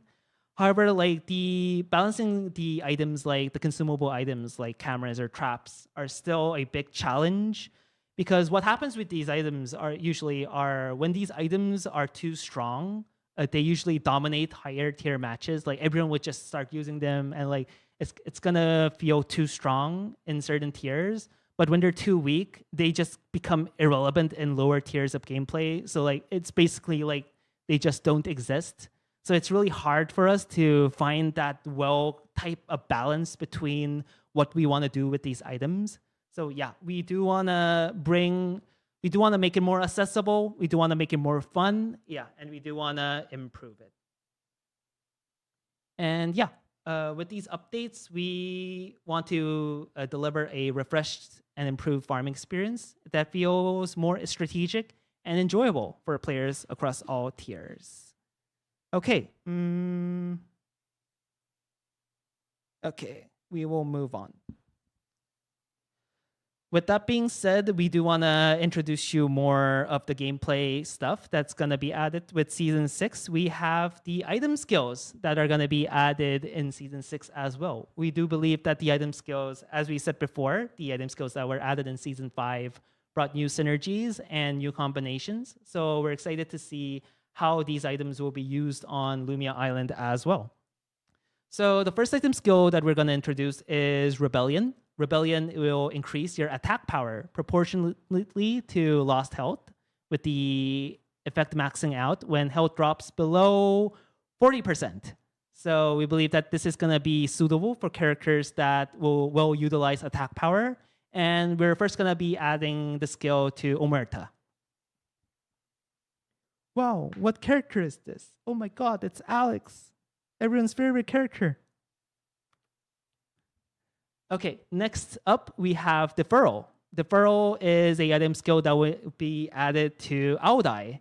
And what Deferral does is it delays a portion of the damage received from enemy test subjects, and it's going to spread it out over 3 seconds. In situations where you're getting focused, we believe it's going to allow bruiser characters to endure for a vital few more seconds, which could maybe potentially turn the tide of battle as well. And maybe people are going to be like, wait, Aodai, that's only exclusive to Mai. Not a lot of characters are going to use it then. But yep, we have good news. Deferral will be added to Aodai, which was previously exclusive to Mai.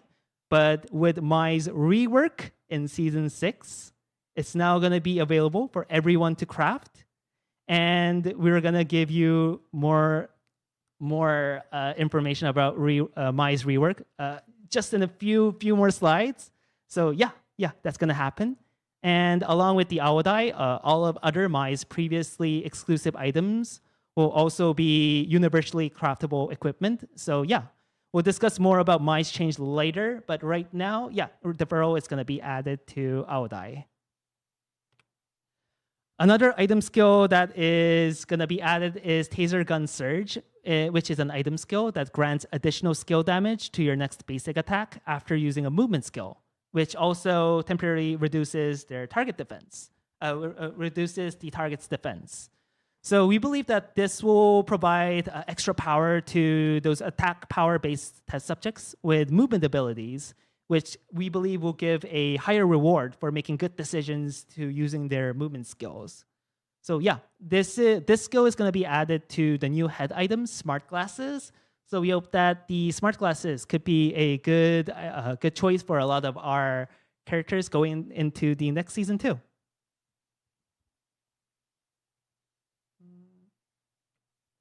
Okay, so this one is probably our biggest item skill that's going to be added into the game. It's going to be Blaze Up. This one is one that enhances combat capability in longer fights. So the basic version of Blaze Up is going to give you attack speed for each time you stack a buff that temporarily increases your attack speed. So each time you land a basic attack on an enemy test subject, you will be gaining a stacking buff. That would be, temporarily increasing your attacks. I think I said this 3 times, I'm sorry. Yeah, we believe that this mechanic it's going to give you great potential in longer fights with its preheat stacks.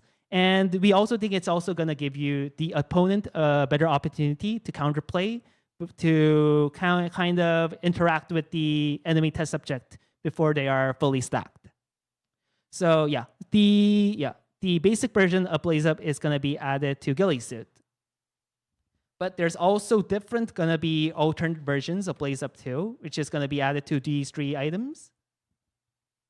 So what's going to be added is the first version is going to be Blaze Up Enhanced. This variation is going to be granting a attack power increase instead of attack speed, which we believe would allow players to choose an item based on their preferred stat buckets. It's either going to be attack power or attack speed. The second variation, which is going to be Preheat Amplified, is going to give you skill damage, which eats stack instead. But this one has a special twist. For Preheat Amplified, when the maximum stack is reached, players will be able to gain additional bonuses to get it. So for the previously exclusive My Item Courtier, it's going to grant you Omni Siphon when it reaches max stats. And for the new item that's going to be added, the new headgear item, Engarde, which is going to be added next season, is going to grant you movement speed when it is maximum stacked. Okay, so yeah, this variant caters to more skill amp builds, which is either going to give you a more aggressive stats like Omni Siphon, or it's going to grant you movement speed. It's going to give you more mobility. Okay, and this one we believe is probably going to be the strongest version out of all of it. It's going to be Preheat Outburst, which is going to be added to Phantom Jacket. And with this version, what's going to happen is that when you land basic attacks, you're going to be gaining a stacking buff that will increase both your attack power and attack speed. And at maximum stacks, it's going to give you bonus armor penetration as well. So we believe that even though we made it so that the base stats of the Phantom Jacket is lower, when you achieve max stacks, it's actually going to be a big increase. It's actually going to make you really, really fired up. So we believe it's going to be an excellent choice for damage dealing characters that want prolonged fights. So yeah. We will see how these items are going to shape out. We do have the preseason, and we'll try and make sure that none of them are like too overpowered or too weak. But yeah, we're excited to see what kind of new combinations, what kind of new builds are going to pop up, and we'll see how it goes.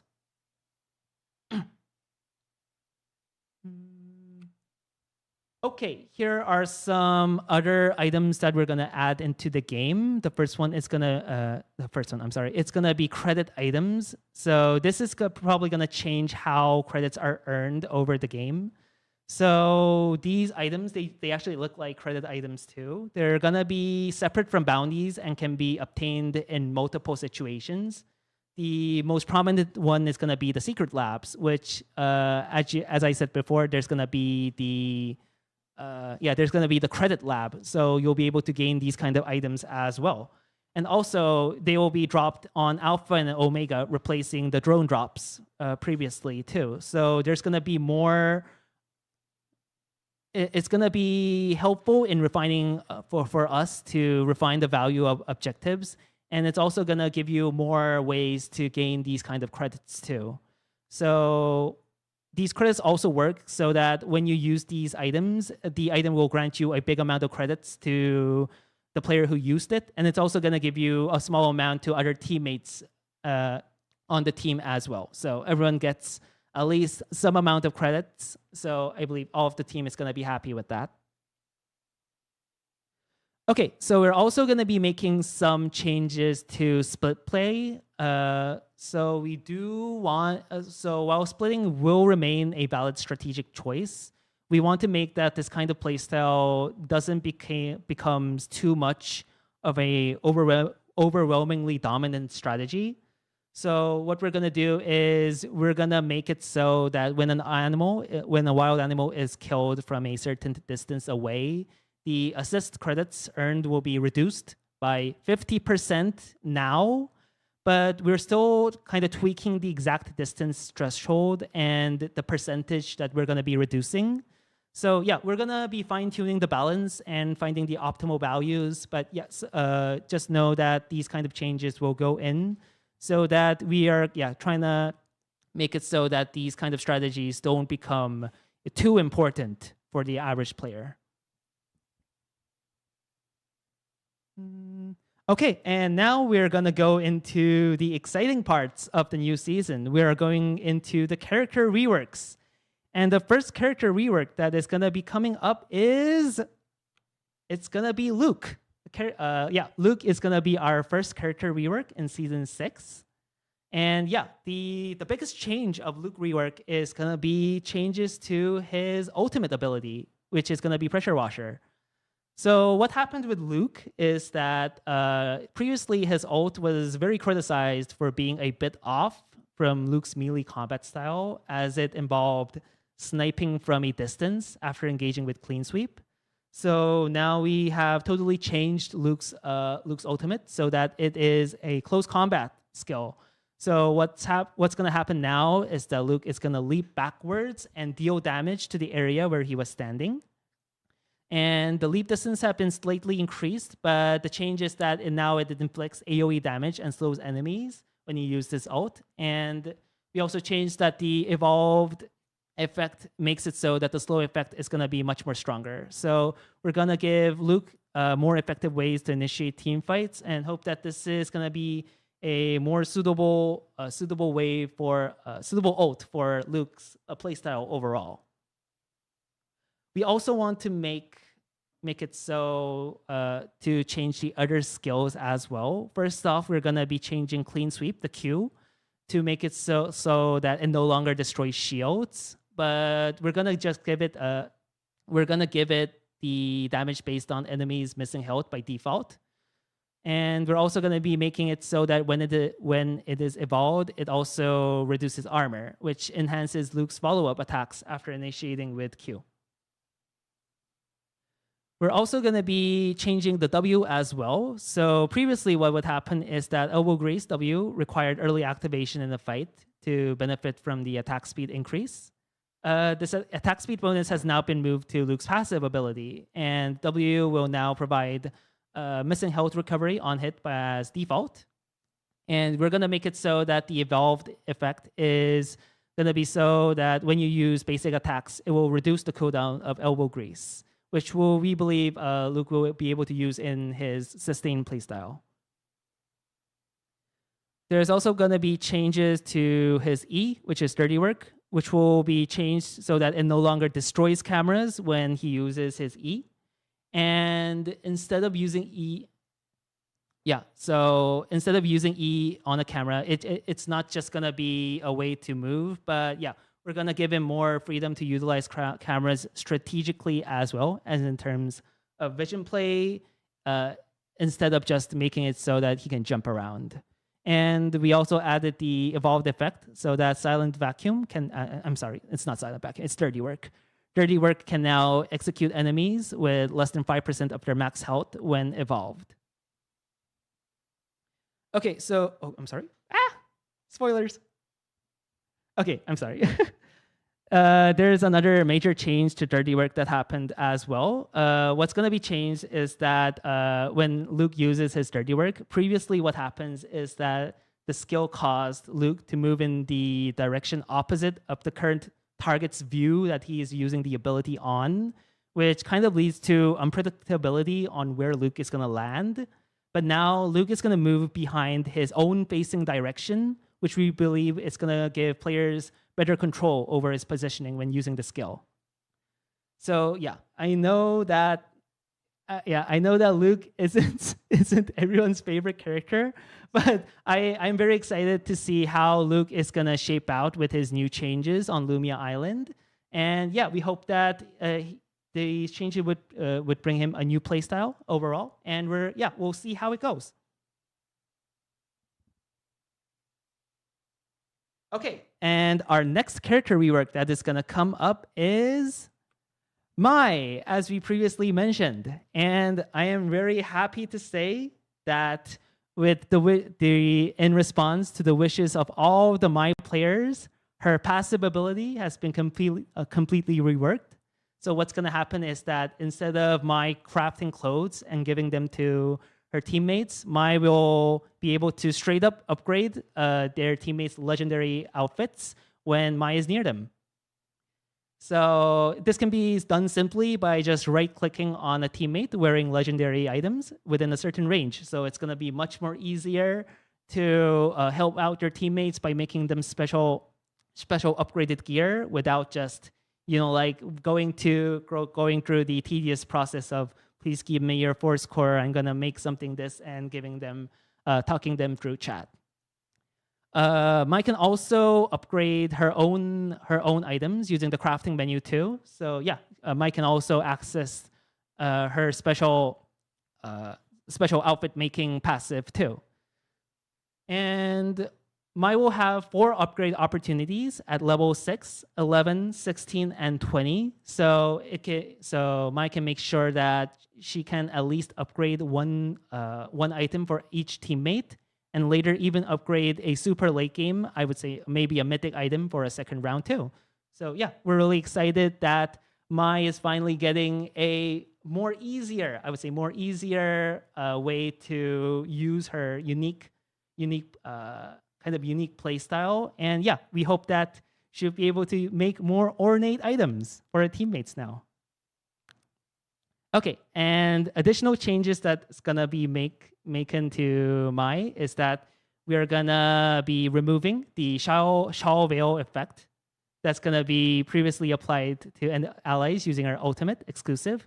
We're gonna be removing the shawl veil effect. Instead, we're gonna be increasing the range of exclusive to give Mai greater potential for creating impactful plays.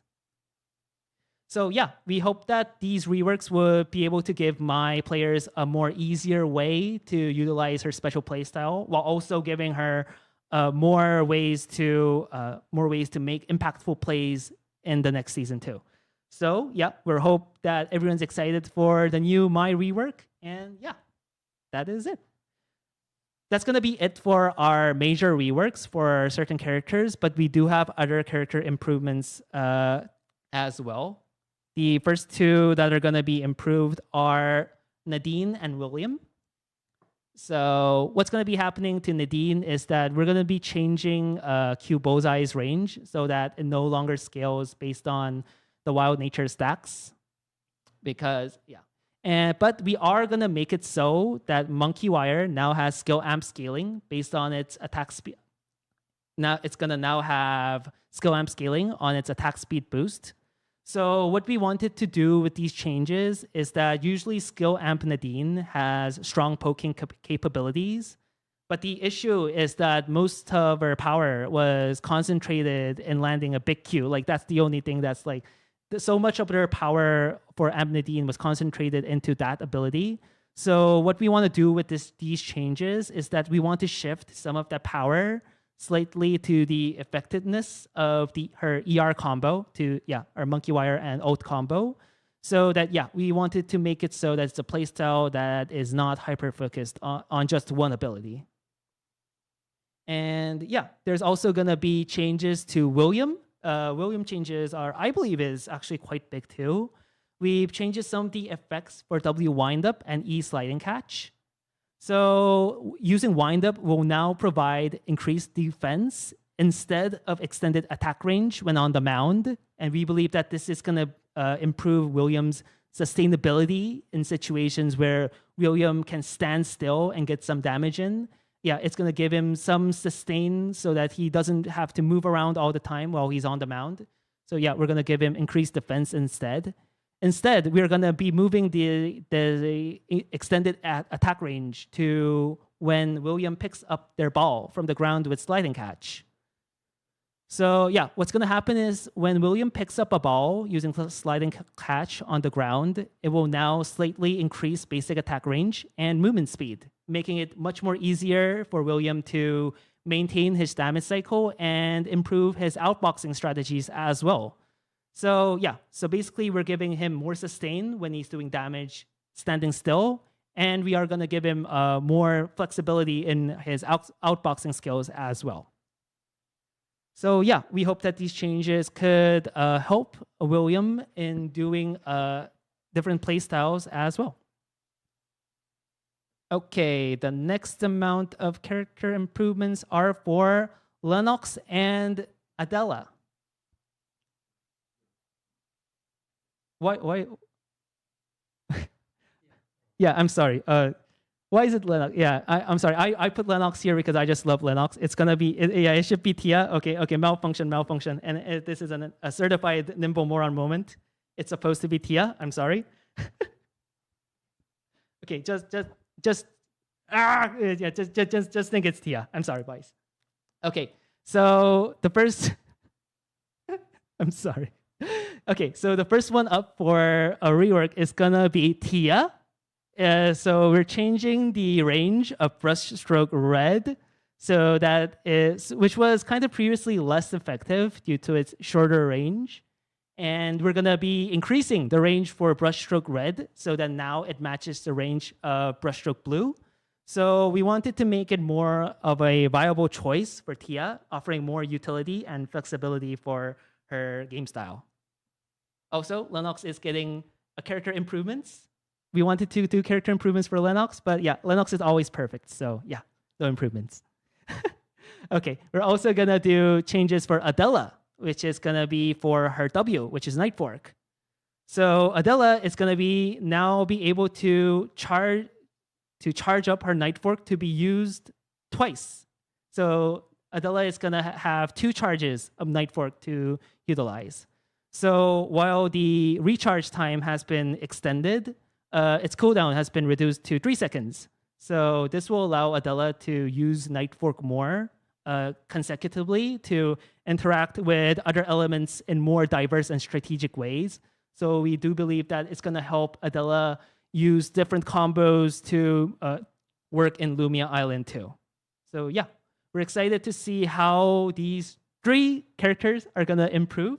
And we hope that you're excited to see them next season on Lumia Island as well. Okay, the next batch of character improvement is going to be Vanya and Elena. So the first one up is Vanya. We have made some changes to her Q, which is Guiding Light. So what would happen previously is when Vanya would use her Q, the butterfly would most certainly return to the position where it was launched from, which kind of limited Vanya's mobility. But now what will happen is that the butterfly would change direction just before returning, so that it flies towards Vanya's location as it's returning. So it gives a bit more flexibility on where Vanya wants to move and collect her butterfly. So yeah, we believe it's going to help her a bit. The return distance have also been extended a bit, enabling Vanya to kite a bit more effectively by retreating or moving sideways too. Okay, also, but we wanted to make changes for this too, because usually Guiding Light, the Guiding Light Q, for melee opponents, hitting both parts was very easy, and it guaranteed a shield for Vanya because it would return just as it hits an enemy, and it makes her very highly effective when she's fighting at close range. So we really wanted to address this. So right now, what's going to happen is that the butterfly is going to move slightly further than the enemy it hit before returning, which is going to give melee opponents for Vanya more opportunities to dodge the butterfly coming back. So it could, they could move out of the way and not take damage. And also it can delay the timing for Vanya's shield activation too. So we're going to give ways for melee opponents to counter Vanya as well. So we hope that these changes would kind of help the experience of both playing Vanya and playing against Vanya overall too. And and the second amount of changes that we have to the characters are Elena. So what we're going to do with Elena is first we're going to change her interaction with the weapon skill so that rapier weapon skill now also applies her passive, which we believe will give Elena additional tool for initiating fights. And it's going to be a really good QOL change for Elena. And also we have slightly improved Elena's Q, Crystal Elegance's visual effects for better clarity. And this one is probably the biggest change for Elena. We have changed double axle W. So what's going to happen now is that the movement distance is now the same regardless of whether Elena is on a glacial field or not. So it's not gonna feel as doomed when you don't use it on a glacial field. And while the damage remains different between the glacial field version and the not version, the mobility is now the same between those two versions. Okay, this one's also a big change. Elena will also not gain defense when casting double axle, but instead gain defense when she's on a glacial field. So we believe that this is gonna emphasize the importance of glacial fields more, and Elena players would have to think more about utilizing these glacial fields to get the full potential of the defense increase for our gameplay. And with these changes, we hope that there will be different stuff to think about when playing these same characters in the next season. And hopefully it would increase the playing experience overall for these players as well. Let's see. Our last batch of character improvements is going to be for Haze, Yan, and Li Dailin. So for Haze, we have changed the Q, the 40mm grenade, so that it will now deal equal damage for both the center and outer areas of the explosion. And the visual effects have also been adjusted accordingly so that it doesn't give you a false sense of difference. We're also going to have pre-indicator effects for W shotgun just before firing so that it also gives their opponents more time to react to the stun coming up as well.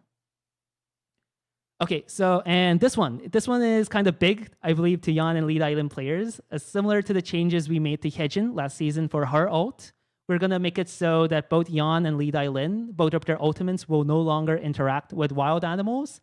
And we believe that this is gonna reduce awkward situations a lot, and will help these players a lot so that they can more fully utilize their ult in close combat situations. Okay. With that being said, that would be all of our different character improvements for this season, and we're gonna go over some technical stuff before we move on. Okay. So this one is a bit math. I'm not that good at math, so I'll do my best to try and explain this. So we had some changes to the movement and attack speed formulas. So okay, I wrote this down. So let me see if I can get all of them right. So previously, what we would do with positive and negative movement speed effects was that we would be calculating them additively. So we would just plus, plus, plus, minus, plus, minus. But now we are gonna be calculating them multiplicatively. And while positive effects are among themselves will remain additive, we're gonna do multiplicative calculations for the negative ones. And so basically, it says that basically TLDR As a result, when both speed increases and decreases are applied simultaneously, it's gonna make slow effects feel more impactful than before. That's all you need to know. Okay, and also we're gonna be introducing a new stat. It's gonna be slow resistance, and this is gonna be a stat that only reduces slow effects out of all of the crowd control effects, and we're gonna be first adding it to the mid-row boots. Yeah, and this one is kind of confusing too. We're gonna be introducing a soft cap method to movement speed. So what's gonna happen is that what was used previously is that there is a hard cap that prevented movement speed from exceeding 7, which would mean it's not gonna be replaced into a soft cap. And this means that movement speed can now be increased infinitely in theory through stacking effects, but the downside is that its effectiveness will diminish when it starts to reach extreme values. So here's more details about how the soft cap actually works. So when your movement speed reaches above 4.5, it starts to get subject to a 20% reduction in additional gains in effectiveness. And when it goes above 5.3, it experiences a 40% reduction. So each time it goes up, the amount of more speed you gain is going to get reducted a lot, and so on. So yeah, we wanted this adjustment to balance extreme speed boosts, but we also wanted to maintain the gameplay fluidity as well. So yeah, we hope that these will help.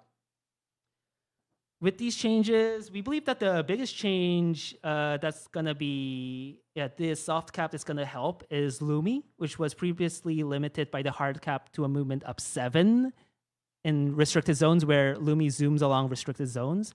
And now Lumi will be able to exceed 7 thanks to the removal of the hard cap. So yeah, we can see Lumi a bit more faster. We can see Lumi zoom around a bit more faster in the next season.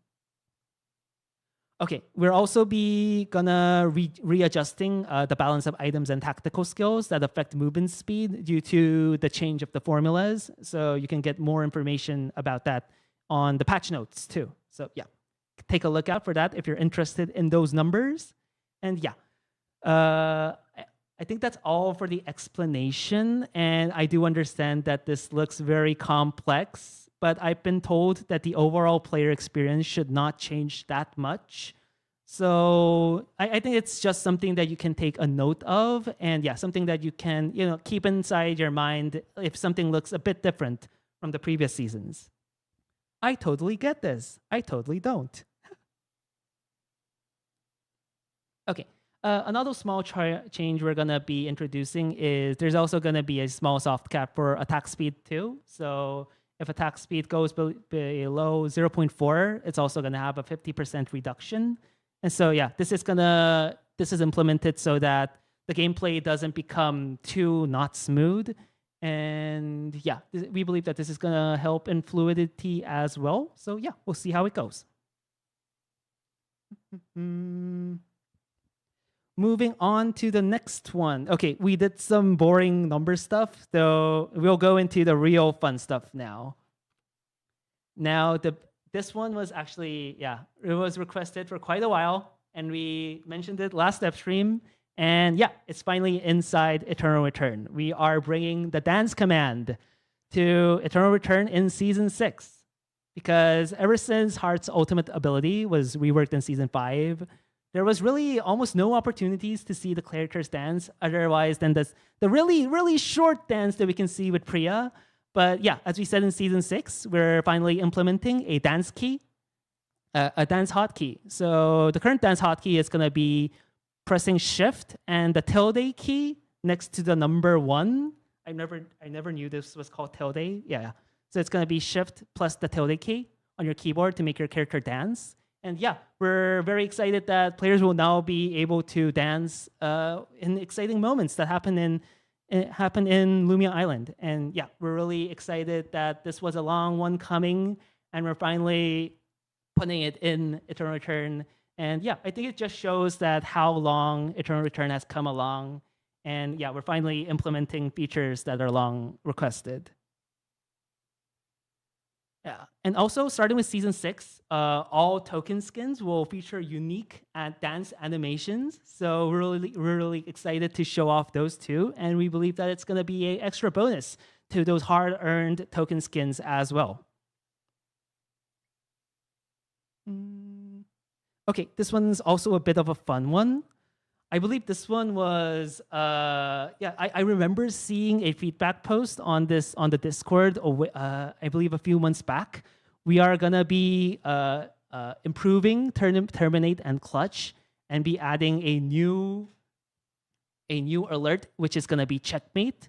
So what's gonna happen is that for terminate and clutch, we're gonna be improving the cinematic effects and be increasing healing, and to give a better sense of reward after achieving these hard terminates and clutches.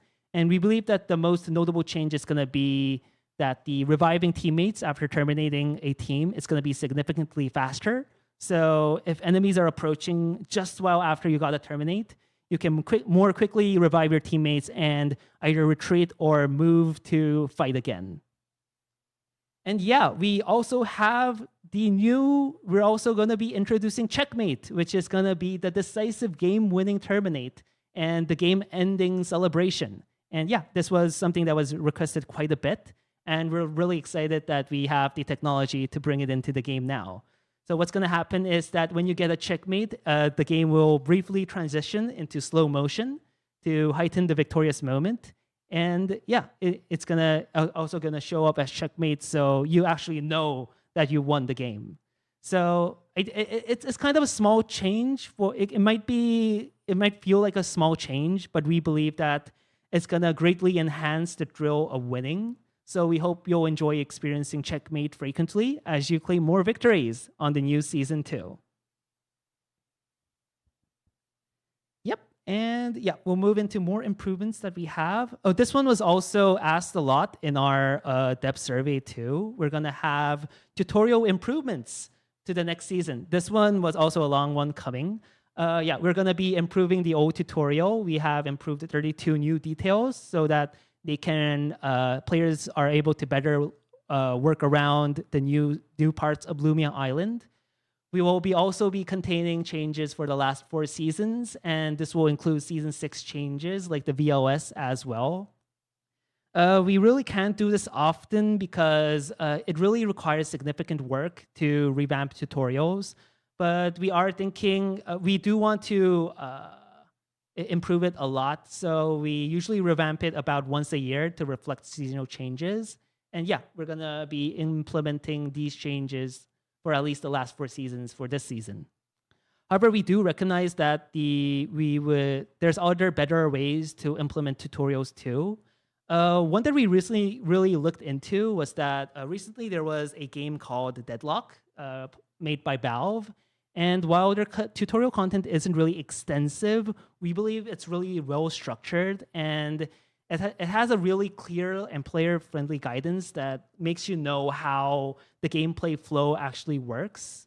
And in contrast, our current Eternal Return guide system is more like a encyclopedia, or it's like a dictionary. So yeah, we believe it can be too overwhelming for new players. So yeah, we really liked Deadlock's approach on these kind of tutorials, focusing on gameplay flow and situational guidance.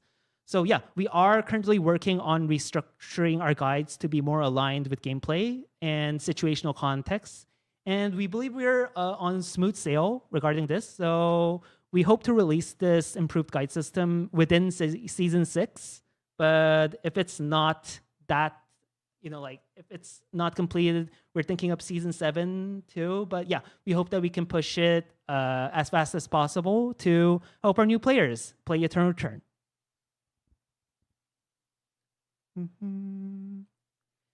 We also have the mileage renewal system. Yeah, we're making changes to the mileage shop, which was previously kind of limited. So yeah, we're gonna be changing the mileage shop to become actually more of a shop format than an exchange slot. And you will also be able to purchase new stuff called wildcards in the newly renewed mileage shop. So what these wildcards are going to be doing is when you purchase these wildcards, they will be added to the forging section upon purchase. And now you can select emotes and profile icons that you previously missed before instead of just getting skins. Because we received a lot of numerous requests to sell emotes and profile icons in the Miley shop. But we had kind of problems because just of the sheer amount of items that we have to list makes it really difficult to list them in a shop format. So we made this wildcard system allowing players to pick what they want. So if there are icons or emotes that you previously missed, and these emotes and icons have to be available in the personal shop too, because so you don't really need to wait on that real drop in the personal shop now. You can try out these wildcard systems to go and get what you want finally. So we encourage you to try out these new wildcard systems, and we hope you're excited.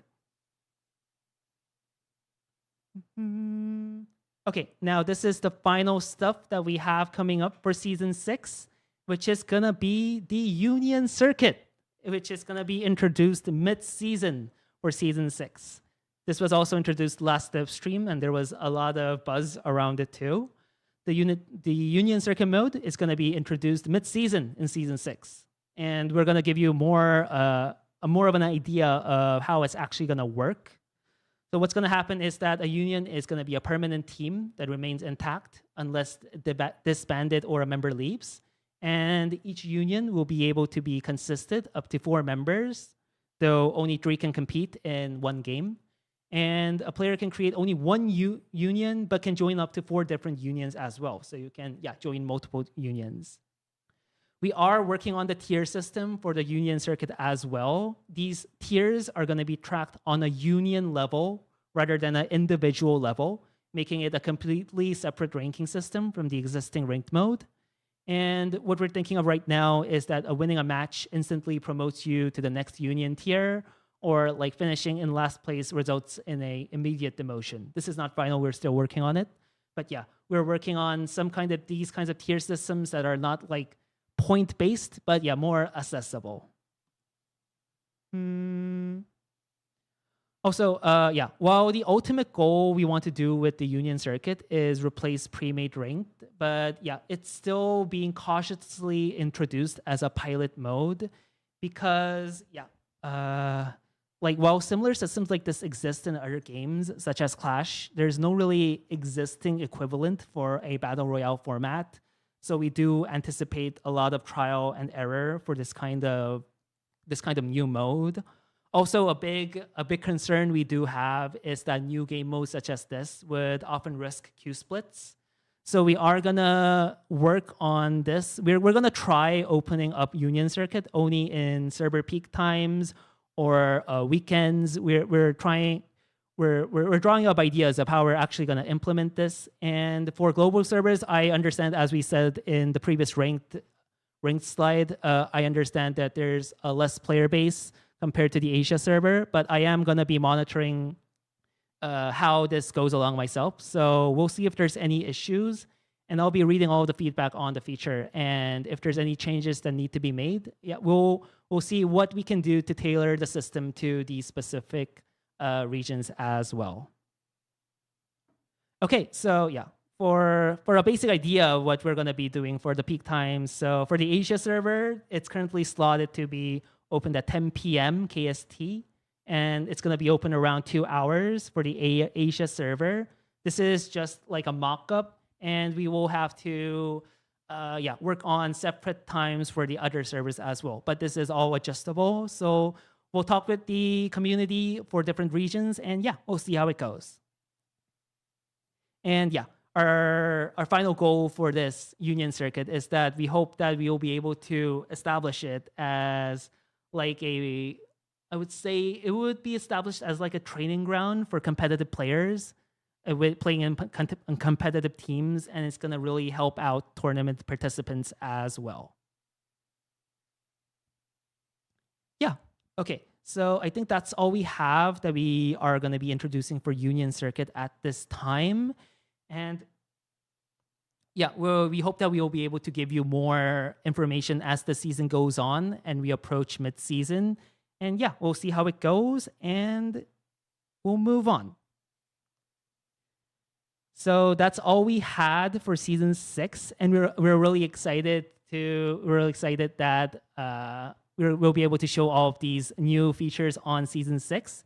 And we wanted to give you a more of an idea of what we're planning even in season 7 and other seasons beyond, so that there's something to be excited about. And yeah, we'll jump into the features that we currently have planned for future seasons too. Okay, so a big one that we currently have for season 7 is we want to completely rework how the game phases work. Our primary focus is to make the game more approachable for newer players while maintaining its depth. So yeah, what we're gonna be doing is that we're gonna be completely refining the overall game phases. And yeah, it's gonna be a mix of significant updates and minor adjustments. But yeah, we're gonna be going over a few stuff that we have planned right now. The most notable change that we currently have planned is removing team wipes up until night 2. And yeah, this is, yeah, I know you would hear this and like, whoa, this is a big change. And this idea was actually discussed internally for years, but it was actually often shut down due to the issue that it might fundamentally disrupt the whole core part of the game. But as time went on and our ongoing efforts went through, we believe that it is maybe time to increase approachability, and we want to reconsider this. Earlier this season, there was actually a bug that didn't allow the game to proceed after day 2. It was a big bug. It was really painful, and it allowed teams to continue fighting without being eliminated. And honestly, it didn't go on for that long, but surprisingly, community feedback was not that bad. And a lot of people didn't really complain as much as we expected. So we believe that with these kind of responses, it gives us a bit more confidence to try out this time and this feature. And yeah, we would want to try this feature out in season 7. Also, if we are to disable team wipes up until night 2, we can also kind of reduce crafting times as well. Crafting is a core element of Eternal Return, but over time, if the crafting time is too long, it might feel a bit repetitive or tedious. However, with team wipes not being a thing up until night 2, it makes it so that even though you complete your build a lot quicker and you fight a lot earlier, it removes the possibility of you just getting knocked out of the game 1 minute into the game. So we believe we can experiment with different ways of how we want to change the crafting period as well. And we can do it without such risks of teams dropping out too soon. Okay, and also to prevent the game from feeling too slow, we are considering reducing the time leading up to night 2 while extending the mid-game phase that we currently have, the credit revival phase that we are currently more used to. But yeah, we will kind of look at how the tests go along, and yeah, we'll try and make that golden balance between these phases. And the final phase that we have currently planned is the phase 3 phase with no revivals. And yeah, kiosks will enable revival during day 5. What we have planned right now, day 5 is also gonna be part of phase 2. So we are gonna be enabling kiosk revival for day 5. But after day 5 ends, we're gonna be completely removing revival so that it doesn't impact the final stages of the gameplay. So TLDR, what we're currently thinking about is we're gonna have rapid reconstruction revival, the infinite revival phase up until night 2. We're gonna have the credit revival phase, the usual credit revival phase from day 3 to night 5, and we're gonna have the final phase, no revival phase after night 5. And we also want to make the 3-phase transitions more intuitive so that the players know that the game phase has actually changed. We are planning to add visual phase transition effects for whenever the rules change. And we are also considering adding BGM changes to hype up each phase change as well. So we hope to bring a more dynamic and I would say more cinematic experience to Eternal Return as well. So hopefully, as the seasons go by, we can change up the gameplay and make it more fun and refreshing too. Okay, that being said, we also have some other improvements we have planned. We have some changes planned for the cooking system too. What we're gonna do is we're gonna introduce a new gatherable food item like the fish or potatoes. But like unlike fish or potatoes, we believe that we'll be able to put mushrooms in much more areas than those two. So we will make it more accessible across the map as well. We also have a new gadget planned, which is going to be the Hunter's Cauldron, which is going to be similar to the traditional campfire, but it's going to have added functionality. So what it's going to do is when it's placed near a campfire, it's going to allow you to craft enhanced food items, but it can even be used without a campfire and will still provide a bit of food to use along the way. And we also plan to simplify some complex food recipes to make it more easier to use as well for new players. Yeah. Another thing we are probably considering is allowing more late game choices to kind of diversify gameplay in future seasons.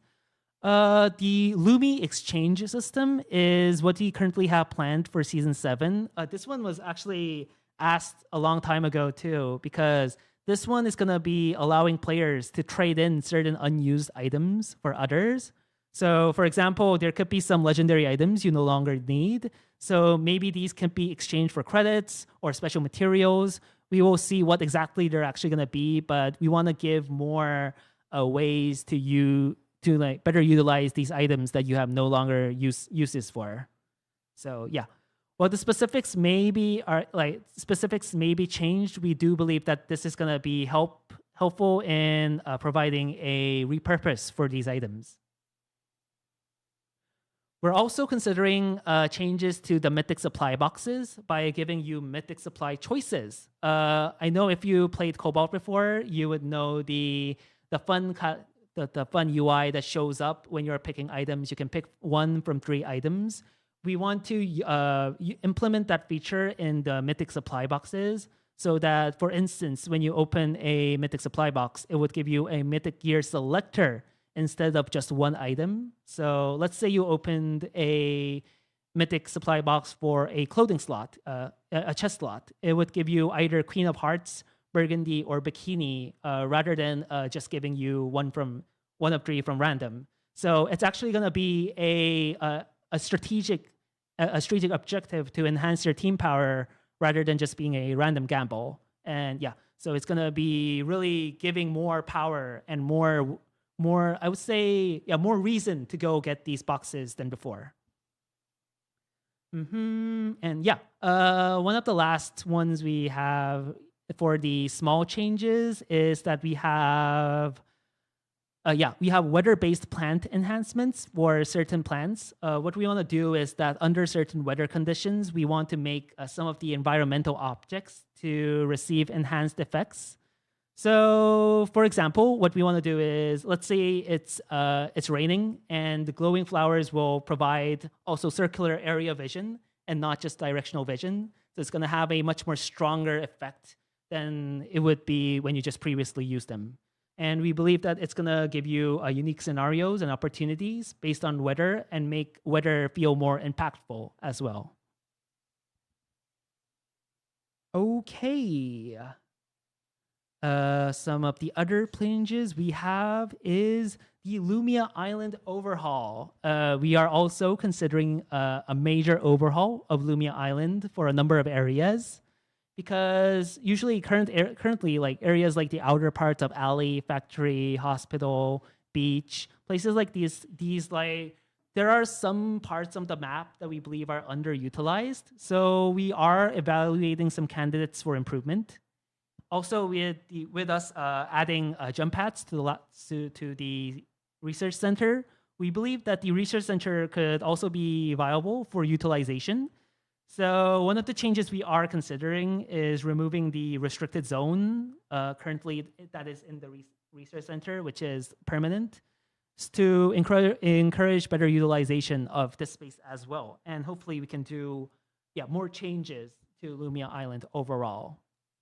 We also believe that we want to address the outer region accessibility stuff because, as we said, with the VLSs coming in, hyperloops are no longer going to be a thing in the mid to late game unless they are introduced back into restricted areas.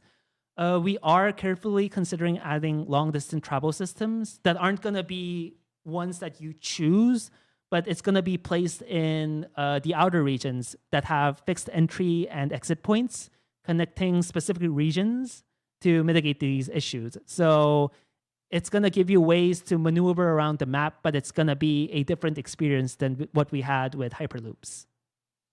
And yeah, these are all stuff that are still in development. They can all change. And as you see, the Lumia Island overhaul is scheduled for Season 8. So it's a long way away. So a lot can change. But yeah, we hope that this gives like an idea about what we really want to do for future seasons. And yeah, we hope that it gives you more excitement to look forward to other seasons as well.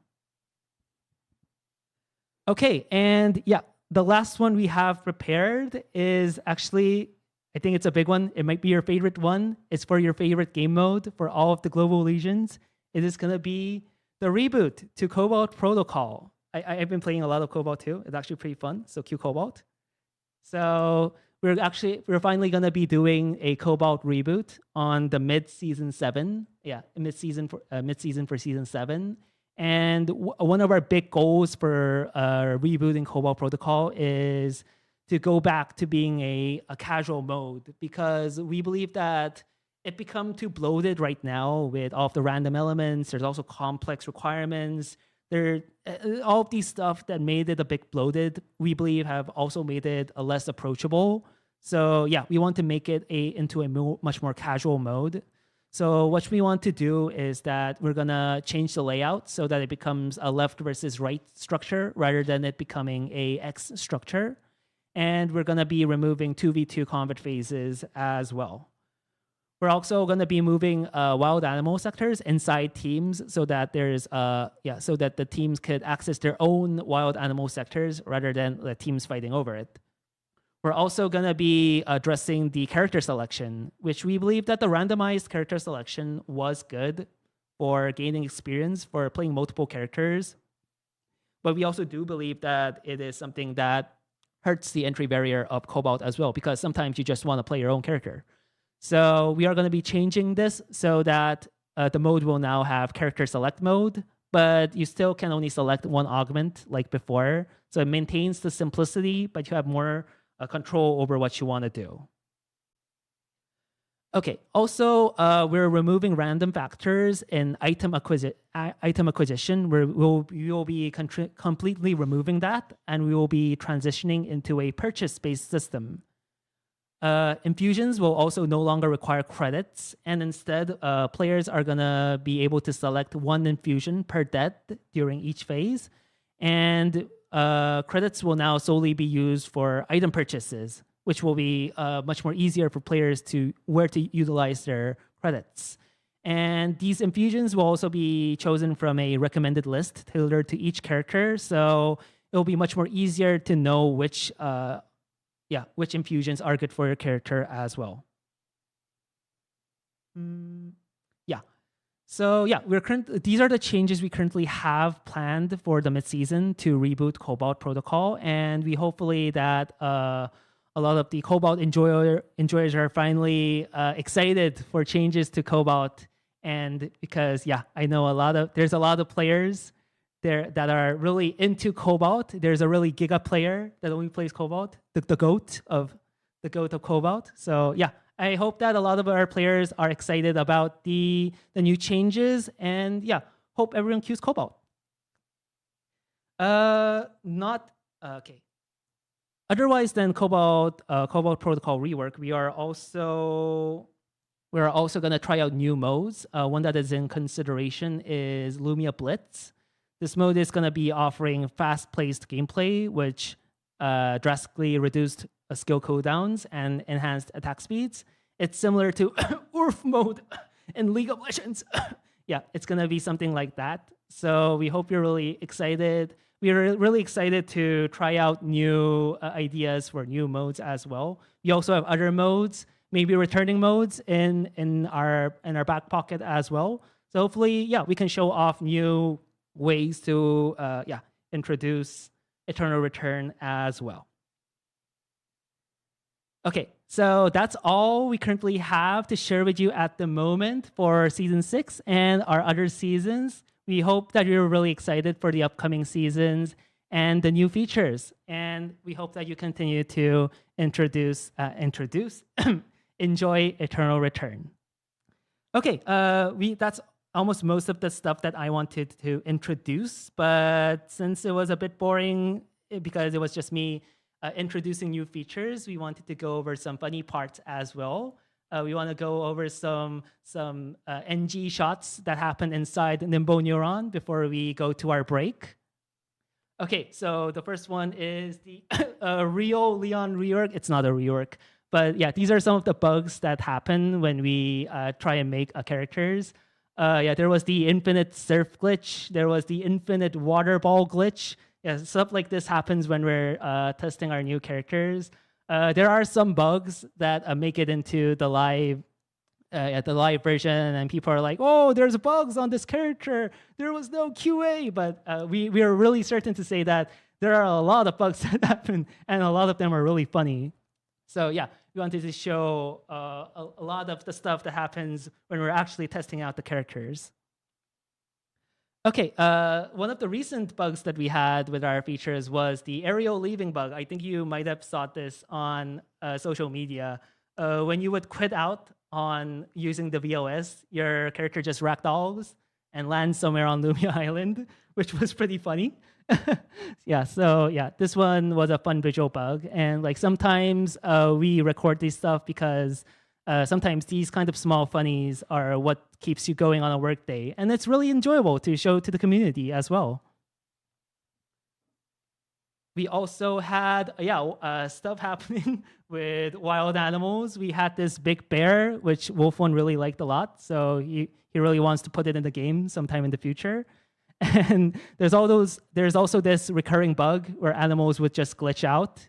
And yeah, there's no particular reason. It comes back every once in a while. Yeah, and it's a really good way to scare the QA team into thinking there is overtime tonight. And yeah, rather than the actual animals being scary. So yeah, this is a kind of a fun part that happens while we're doing testing as well.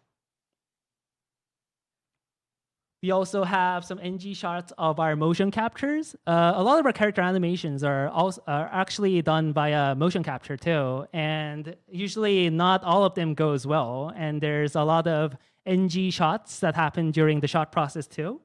So here you can see some of the stuff that happens when human malfunctions arise, and you can see our characters doing the same human malfunctions too.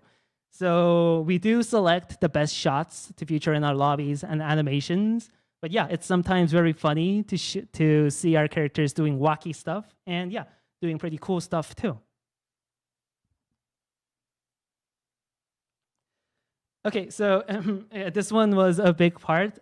Here's one of our screenshots from internal testing. This particular test had the Charlotte emote go in, and what happened was that the QA team sent the emotes to every single player that was participating in the test, and everyone's just like, "Oh, I'm gonna use this emote," and like the Charlotte emote healing song was like really the biggest hit meme of Eternal Return this year. And we were really happy that everyone was spamming it inside the lobby. It was really fun to see at first. But the issue was that at this time, when we were testing it, the song was 2 times louder. So it really started to tick me off. So I guess that's why we do this really kind of raw testing. And it's fun to like do this kind of fun stuff while also addressing issues that can happen in the game as well. So I advise that everyone, you get the Charlotte emote that is still available today. If you didn't, please go and get the emote as well because it's pretty goated. Our last slide that we have prepared is the Wolf One avatars. I was actually supposed to remove this slide for English, but it's just too funny. These were actually mock-ups for Wolf 1 and Wolf 3's PNG models for the Korean dev stream. And you can see some of these show their real face, and they're actually really modeled from Wolf 1's real face. So yeah, these are some of the stuff that we do behind the scenes at Nimbo Neuron. So in case you were wondering what happens inside the basement of Nimbo Neuron, yeah, this is what we do every day. Yeah, this is what we do. Okay, with that being said, I think that's all for part 1 of our dev stream right now. We're going to go to a short break before we continue. But before that, we want to give you a coupon for this season's dev stream. Thank you for always sticking with us. It is always a pleasure to do this dev stream, even though it hurts my throat so much. It is always a pleasure to talk with my fellow players and everyone that is enjoying Eternal Return. And yeah, it wouldn't be Eternal Return if the players weren't here. And we're always so grateful that everyone sticks around for us throughout our 1 year of Eternal Return, because we recently did our first anniversary. So we hope that you all stick around for future seasons. Yeah, and we hope you enjoyed Eternal Return for season 5, and we'll see you next season as well. So, and now we'll go to a quick break, and I'll see you in about 10 minutes. Okay, bye. Did we cut?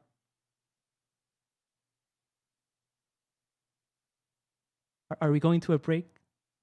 I want to go.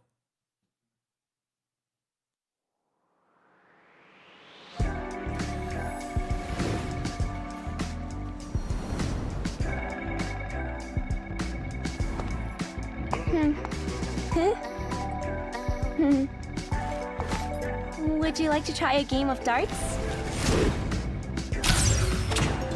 Lumia Casino is still open. And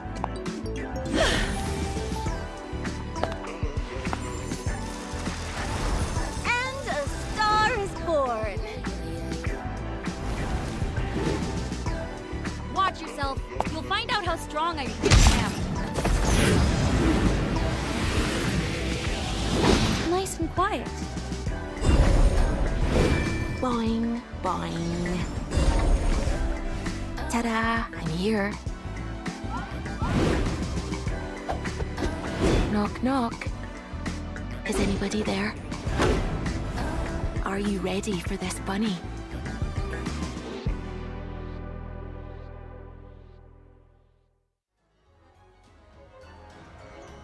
I don't think I can find any customers here. Hey, how have you been? A casino on this island?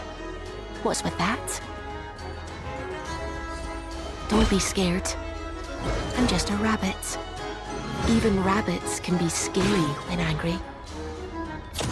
Have you seen a stronger rabbit than me?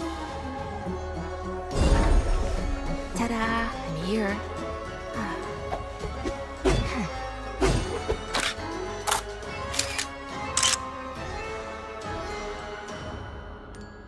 Nadia, are you watching?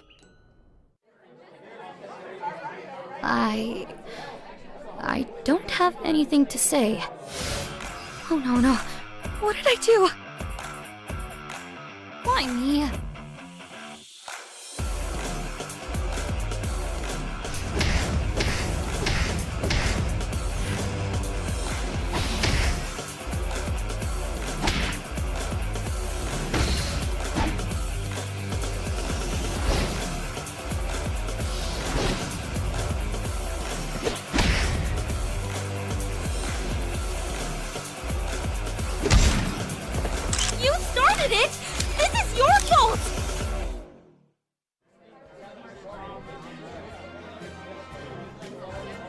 Just pretend you're on set. Not too bad. Check it out. I'll impress even the heavens above.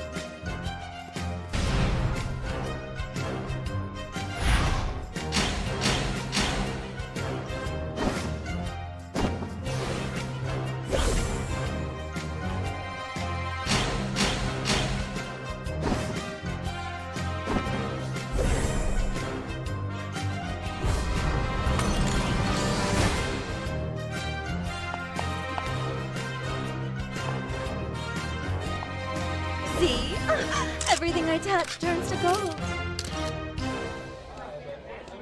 This is where I saw the flyers. They even told me to put up new flyers on the walls. Welcome to Lumia Casino. I hope I can find some customers. Is this how you do it? Please, take a flyer.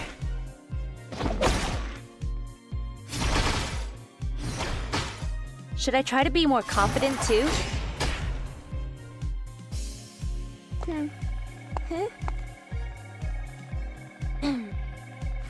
Would you like to try a game of darts?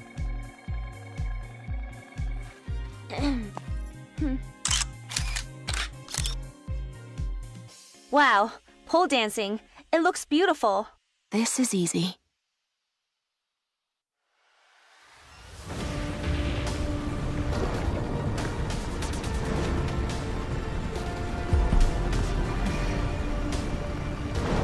Make me suffer.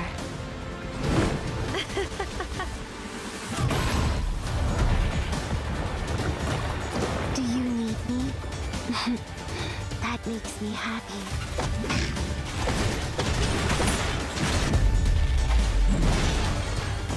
I can't run away now. Oh, no tears, please. It's a waste of good suffering. At least you can find peace.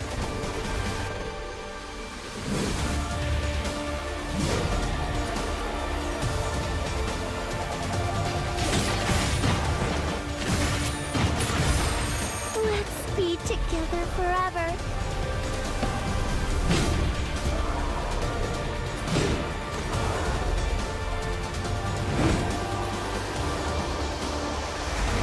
Thank you. Now everyone can see me.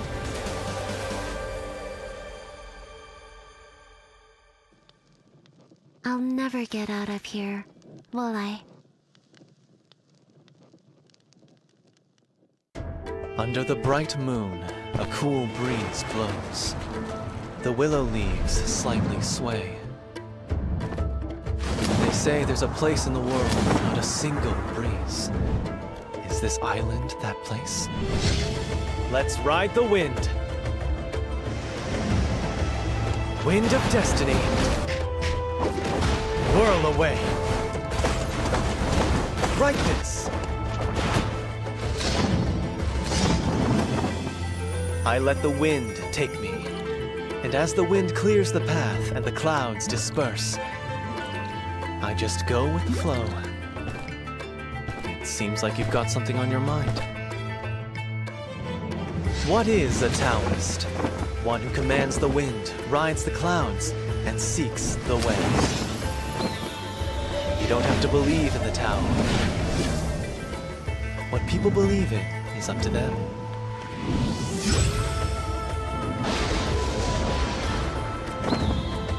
But maybe that's the point of life.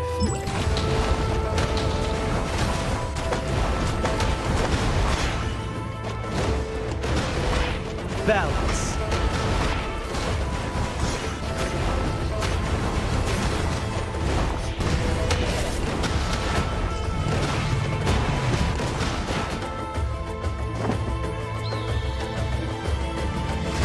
Do you know the Tao?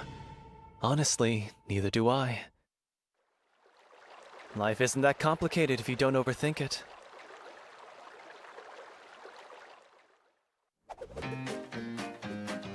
Time to make some money. Making money while doing what you love, ain't that the best job ever? Looks like you're becoming a regular client. You thought this through, didn't you? All right. Let's not mix business with emotions, all right? I don't give, I take.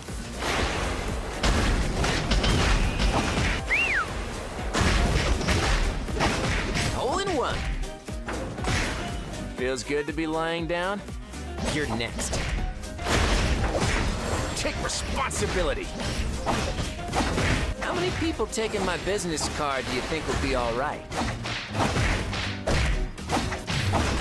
As always, thank you. La da da da.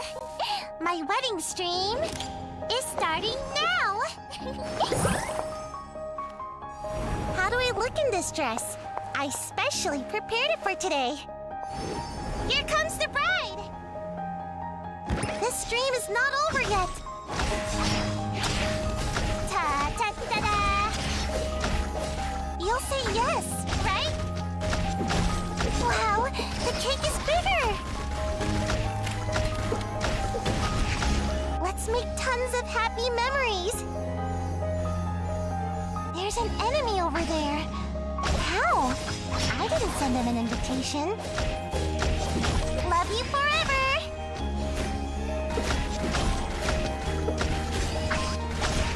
Thank you for getting ready with me for my wedding.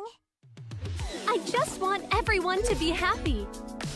I heard once that you can never be in a relationship if you want to be a wizard. Or something along those lines. Let's take to the stage. All you need is laughter and magic. Coins, cards, take your pick. Abracadabra! Alakazam! I work better with a smile on my face. What's with that face? You should smile. Did we cut? Are we back? Oh, we're back.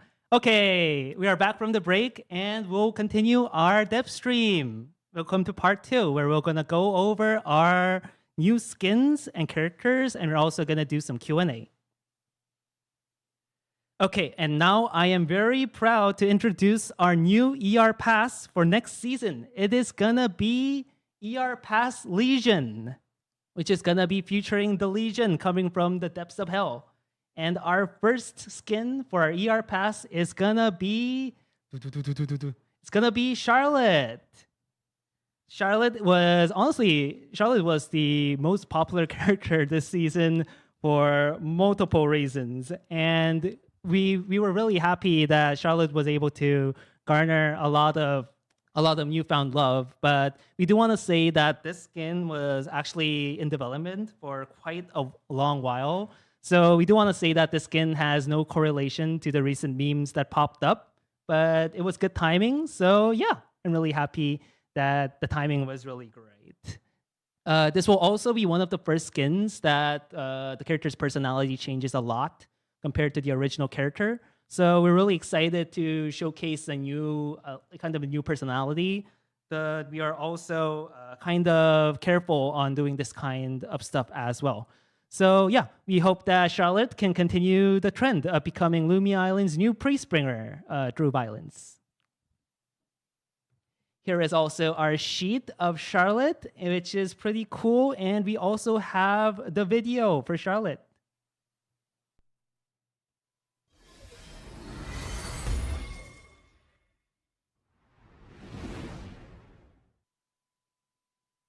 Yep, and there it is. Charlotte is going to be our season pack skin for ER Pass. And let's move on to the next one.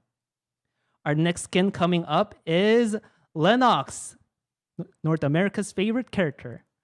Lennox is actually going to be the ER Pass max level skin for this ER Pass. It is going to be Abyss Empress Lennox. And it looks like the lack of buffs for Lennox really got to her head, and now she's kind of looking for that revenge.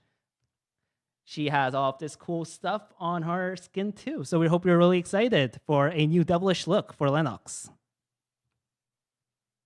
Here's also a video of our Lennox.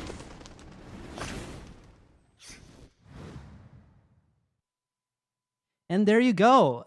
We're excited so that there's actually Lennox hasn't really had a epic skin before, so we're really excited on how our players are really going to enjoy the skin. Our next skin coming up is, wait, my PNG tuber disappeared. Okay, I died for this. Our next skin coming up is Alonzo. Alonzo is actually getting a really cool new skin. It's actually one of my favorite skins of the ER Pass. It has a really devilish look, and it actually looks like he's back from hell. And we did kind of feel bad because there's no new voice lines from his original skin. However, what we did is we added a special effect over his voice to actually give him a more demonic feel. So we hope that everyone's excited for this new skin as well. And here is the screen sheet. Skin sheet for Alonso. He actually looks really cool with his old skull-like mask. And here is the lobby animation. I have to turn it on manually.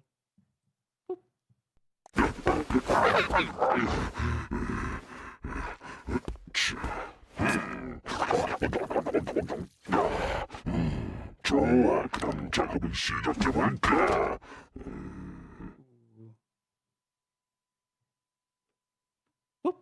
And our next skin is gonna be Cicella. Cicella is finally getting a new skin, and it looks like Wilson is also getting a new devilish look as well. With this new skin, let's hope that Cicella winning ER Masters isn't a dream no more, and all the Cicella mains are excited as well. Here is a better look at Cicella's character sheet too, and here is also the animation for Cicella too.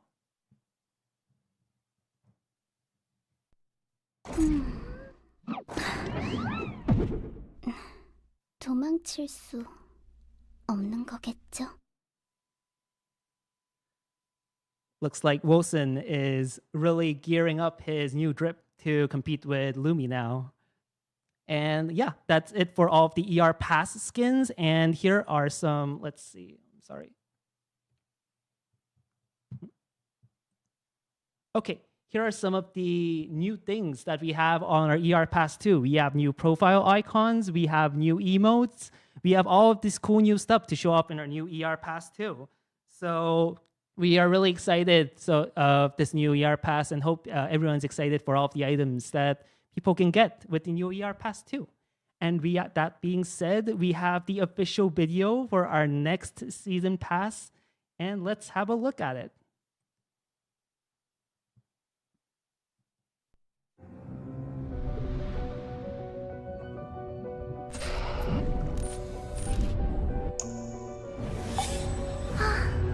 어디 재미있는 일 없을까요? 저만 믿고 따라오세요. 제가 즐겁게 해드릴게요. 함께 하시죠. 금지된 타락의 유혈 속으로. 고통은 한순간이겠지만 안식은 영원할 거예요. 고통을 끝내드릴게요. 도망칠 곳이 없을 때 사람들은 솔직해지자. 숨을 시간이 아닐 텐데 피가 끓지 않나. 벌써 내가 나설 차례인가? 죄다 시시한 애들 뿐이네. 인간은 결국 힘들의 존재야. 그래, 이제 좀 마왕 같아 보여?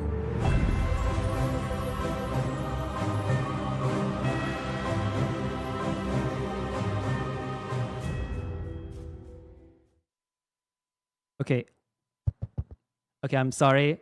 It was supposed to be the English version. Apparently, it was the Korean version. Give us some time. We will get the English version real quick, and yeah, we will fix that for you. Yeah, see, Limbo Neuron just hates me.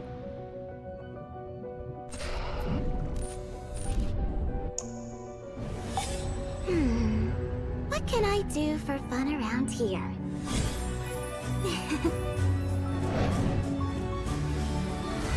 Just follow me. I'll make sure you have fun. Shh. Are you ready? Ready to join me into the depths of the abyss? Pain is temporary. Death is forever. I will end your suffering. People become honest when they have nowhere to run. It's not the time to cut your breath. Doesn't it make your blood boil? Is it my turn? Already? Looks like I'm dealing with a bunch of weaklings. Humans are in the end just little beings. So, do I look a bit more like a demon empress now?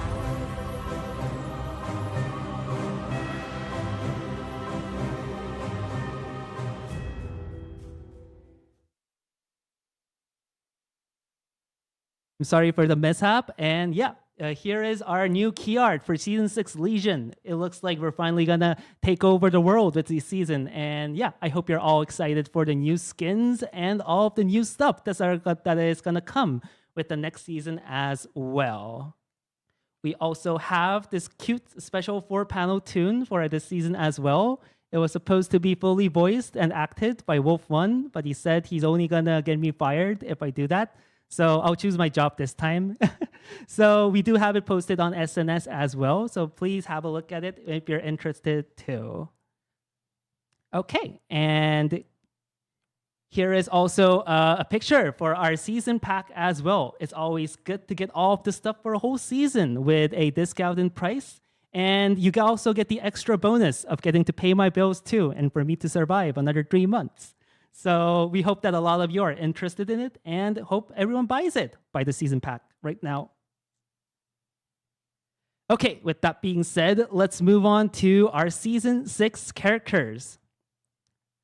And the first Season 6 character that is coming up is gonna be Hisui. Season 6 first character is gonna be Hisui, and we know that Hisui was actually very popular ever since she was first announced. And we really hope that she could be the really big one that brings a big flair to Lumia Island as well. This is her portrait that was never seen before. And there's also the sheet that we showed last time as too. She really has a lot of swords and a lot of love for swords too. So we hope that you're really excited for the new playstyle that Hisui is going to be bringing to Lumia Island. And here is the lobby animation for Hisui.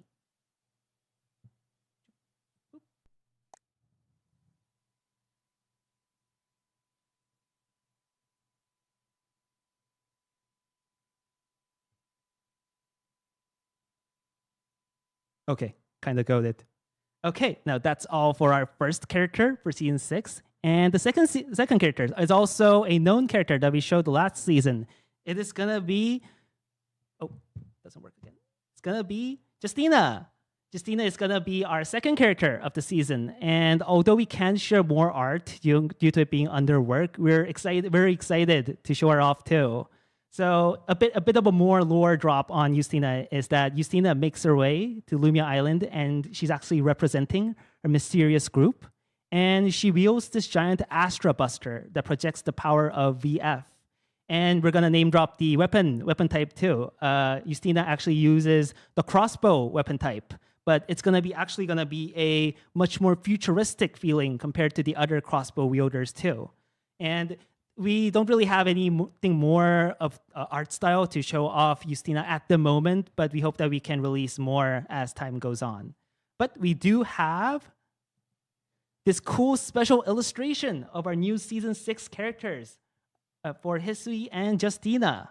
There's also some story behind this artwork, is that usually a lot of our players finish the ER pass early into the season. So we are going to make some small mini passes toward the end of the season to kind of give some special items along with stuff like this cool artwork like this as well. So we hope you're really excited for that as well. And we hope you're very excited for the new batch of characters coming in Season 6 too. With that being said, we also want to show off some characters that are coming up on the future seasons too, with the first character being Ishtuvan. A new character we're also going to be unveiling is going to be Ishtuvan, and Ishtuvan is actually a physicist specializing in quantum mechanics and is actually a former researcher for Aglaya. We have some more lore on Esteban too. Esteban's research usually focused on the relationship between vital force, VF, and the laws of physics. And he believes that his study on Lumia Island is a very crucial part of his experiments. But during his experiments, Esteban was caught in an accident that allowed him to glimpse into a world where another version of himself exists. Oh, multiverse. So this incident completely altered the course of his research and purpose, and he's now jumping into the actual experiments of Lumia Island. So we will actually be able to look inside what does Esteban actually want to do in participating in these kinds of experiments. And we're also really excited because Esteban is a character with skills that are going to be themed around time and quantum mechanics. So hopefully Esteban is going to bring a whole new type of playstyle and gameplay to Season 7 too. So we hope you're stay tuned as that as well and excited for a new character. Our second character scheduled for next season is also Nia. Our second character for Season 7 is going to be Nia, a girl who absolutely loves video games and only video games. Nia is also not Nia's real name. It's her gaming nickname. And since she's such a huge gaming fan, she is also up to the latest internet memes as well. I've also been specifically told I have to specify that the gum Nia constantly chews is actually gaming gum, which she chews whenever she needs to focus intensely. And Nia is actually going to be a pistol user who actually uses a game controller as a pistol with Tetris-shaped blocks serving as her basic attacks too. We hope that these new characters will be able to bring unique gameplay to Season 7, and all of our players are really excited for these upcoming new characters as well on Season 7. Okay, now let's look at some of the other Season 6 skins besides the ER Pass. Season 6 skins. Okay, the first skin that is coming is the returning skin. Exterminator Adriana is finally making her comeback.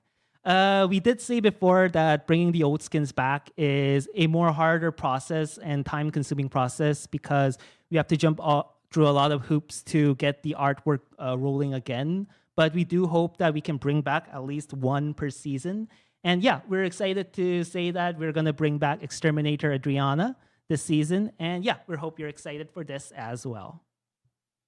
Our next skin coming up is our winter theme skin for this year. It is going to be Leon. Leon is back with a whole new skin, but it looks like this time he's going to be surfing the snow. And snow is technically water, so it technically makes sense. So yeah, it also fits into the lore perfectly too. You also got the sheet showing off all of his cool new looks and cool new drip that Leon is going to bring to Lumia Island as well. Okay, our next skin coming up is actually going to be our first token skin. It is going to be Holograph Fairy Vanya. Vanya actually wants to create an idealistic world. So this time she's using the power of holographs to create the dream world that everyone can enjoy. And as we said, token skins will also include an exclusive dance. So be excited for that one as well. We are very... Yeah, Vanya also has a cool new hairstyle with the skin, so we're all excited with that as well. Yep, here's some more looks at how Vanya is going to shape up. And the next skin is going to be Kathy's skin. This one was actually the one we showed on last dev stream. And yeah, Kathy is finally getting her new skin, and we hope that everyone's excited for it, as everyone did last season too. Our next skin coming up is going to be actually a favorite from our community. It is going to be Rosie. Rosie is going to get a whole new skin, which is actually going to be Valentine's themed too. So we hope that Rosie could provide some warmth and chocolates to everyone who's not going to get chocolates next year, me included. Here's also some more alternative looks for Rosie's new skin. And next skin that is coming up, it is... Why are you calling me out? It's me too. I'm sorry, guys. Okay, our next skin coming up is gonna be Garnet. It's also another skin that we've shown up last strip stream. It's also gonna be Garnet's first skin. So as Garnet was a really fan favorite for the last season, we're really excited that Garnet is gonna be showing off some new looks in Lumia Island too. Here's some more looks that we showed last time too of Garnet's new skin. Okay, and this one is also going to be a special one. We want to show you another token skin that is going to come out next season, which is going to be Mai's skin. Mai is going to be Season 6's second token skin. And yep, I know everyone's going to be wondering, oh, why is there 2 token skins? So what's going to happen is that starting from Season 6, each season is going to have 2 token skins that you can get. And with Mai getting reworked this season, we believe that players would really enjoy playing a new version of Mai along with this cool new skin of hers. And looks like she's also going to be trying a new style that's really different from what she currently has. So we're really excited to show that off too. We also have a sneak peek of her new icon that really shows off that she's really enjoying her new job as well. We do want to give some more information about the token skins too. With production ramping up, we wanted to introduce more epic skins that we can like change animations and voice lines for. But we're also sorry that we have to make this choice because we're not going to sugarcoat it or anything. It is also for revenue. And so we do feel bad that we have to do this, but we'll also try our best to make the skins at least worth it of your time and money. And we're also going to have a special event at the start of the season that is going to help you get some tokens to at least get 1 this season. We are going to give away 100 Legion tokens. You're going to be able to get 50 for just for the season start and get an additional 50 more for playing more Eternal Return. Okay, so yeah, we're gonna have these events ready and these new skins ready. So we hope that you're really excited for them. Okay, let's move on to the next skin. The next skin that is prepared is the new Lenny skin. Lenny is also devilish themed, but Lenny wasn't able to make it to the ER pass, but it's also back with a new devilish look. She also has these cool new guns that are chocolate themed. So we're also excited that she's gonna be able to give you plenty of chocolate for next year as well. There's also some cool SD icons at the bottom right too. They're so cute. Our next skin also here is gonna be Yumin. Is Yumin's new skin. Yumin was also a very popular release last season because of just how fun he is to play. And we're really excited to show off his new skin too. He's actually bringing a even more traditional drip and a more cool, a more colorful drip as well. So we're really happy that everyone should be excited for the new Yumin skin as well. Here's also some more looks at Yumin's new skin. It's actually really detailed and really traditional. Okay, and one of the skins that we also want to finish the season off is gonna be Heart. The final skin of the season is gonna be the new cadet skin. It is gonna be Heart. And we hope that with an even banger skin, Heart will be able to show off our new hit songs with a new banger skin too. And we hope that this season is actually gonna be the real season for Heart. Here is some new alternative looks for Heart's new skin. It's also going to be Heart's first ponytail skin too. So it's really cool as well.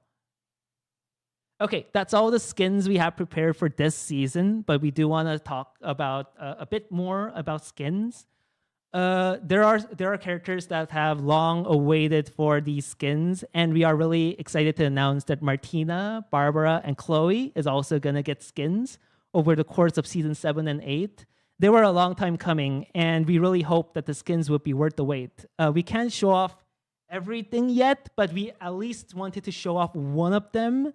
And I know that this one was a very hot, popular topic yesterday because the skin that we're going to show off is Barbara's new skin. And Barbara is finally going to get a skin that focuses less on her mechanic life, but shows more of maybe how she looks on her casual side as well. She still has all of her high-tech equipment that helps her on her day-to-day life. So we hope that this could bring a more refreshing feel compared to our other skins that are currently out as well. You can see more of her new equipment in this next sheet as well. You can see the design for the new turrets. And yeah, how Barbara is gonna be looking on the next when the skin comes out too. Okay, with that being said, we also have one more skin that we want to show up. This one is also a long way coming. We wanted to show off William's new skin. This time, William is gonna brave the apocalypse that comes to his way, and that apocalypse is gonna be ranked games. Ranked games is always a horror. Okay, so yeah, with William coming back, it looks like he's showing a more darker tone than his current look, and he's really all ready to settle in for all of the terrorists that comes his way. And yeah, that is everything we had prepared for our future seasons for skins and characters. We have a lot of variety on different themes for this season and the next season too. So we hope that you're all really excited for the characters and skins. And we hope that you all buy the season pack too. Please buy the season pack. Yep, season pack. I can't stress that enough. Please buy the season pack. And that should be it for our new characters and skins. And we're going to move into some of the Q&A that we got through the surveys and stuff that we wanted to share as well. Okay, now moving into Q&A, I'm going to first address some questions that we got through the survey and I saw through the community. And hopefully we can get most of the stuff that you're curious about out. And I'll also take some of the Q&A from chat. A short Q&A from chat as well. Okay, let's see here. We actually have a lot. The first one, and this one was the most requested one from this dev surveys. It was about the SCA server. And okay, so we're really happy that SCA region's player base is really growing significantly right now. I also went to Thailand game show recently, and it was so great meeting. There was actually a lot of Thailand players that really enjoyed the game and said that they've been playing for a long time, and we were really happy to see that there's a lot of players playing in these kind of in these regions, and we absolutely do understand the demand for a dedicated server from our players. But I did mention positively last time, but currently looking into the situation, for long-term retention of new players, it's also very important to ensure that there is an active player base to maintain a smooth and enjoyable queuing experience. So while the current numbers for our SCA numbers are really promising right now, our current partners that we also work with on this side of the world, we are kind of hesitant to currently disrupt the current momentum that we have by introducing and cultivating a new server. So we do think that while like introducing a new server right now could provide a better ping experience in the long run, it might negatively impact our potential growth and current tempo that we currently have right now by fragmenting the player base. So yeah, we are kind of hesitant right now. Additionally, running an additional server requires a really considerable amount of resources, and we also want to make it the best experience possible. So it's going to require a lot of monitoring manpower, which is a bit too much for us at this stage. So we're really sorry that we have to make the kind of a disappointing response, but we do remain optimistic about the current growth of the regions right now, and we are committed to finding ways that we can at least provide a better experience for our players currently playing in Asia in SCA. The recent auto chat translate feature was also first planned to make made to help out a lot of the English-speaking players on Asia to have a better experience on the Asia server. So we do want to make these kind of improvements to these to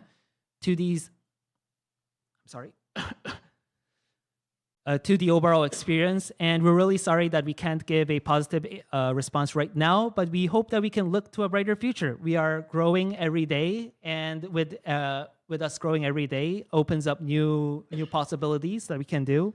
So yeah, let's see. Okay, moving on, we have we had a lot of questions regarding balance, and yeah, I think balance is always a topic that comes up mostly on our dev streams. It definitely decreased a lot over the years, but yeah, balance is always going to be a talking point in these kind of games. Usually when these kind of talks comes up, it's mostly due to there being a difference of perceiving balance between players in different tiers, the different playing tiers. So let's say in the lower to mid ranks and those in the higher ranks. And there's also very big meta differences for other global servers too. And usually what happens is mostly when a character is underperforming in a certain tier, chances are it might be kind of different in power level in other tiers or other places.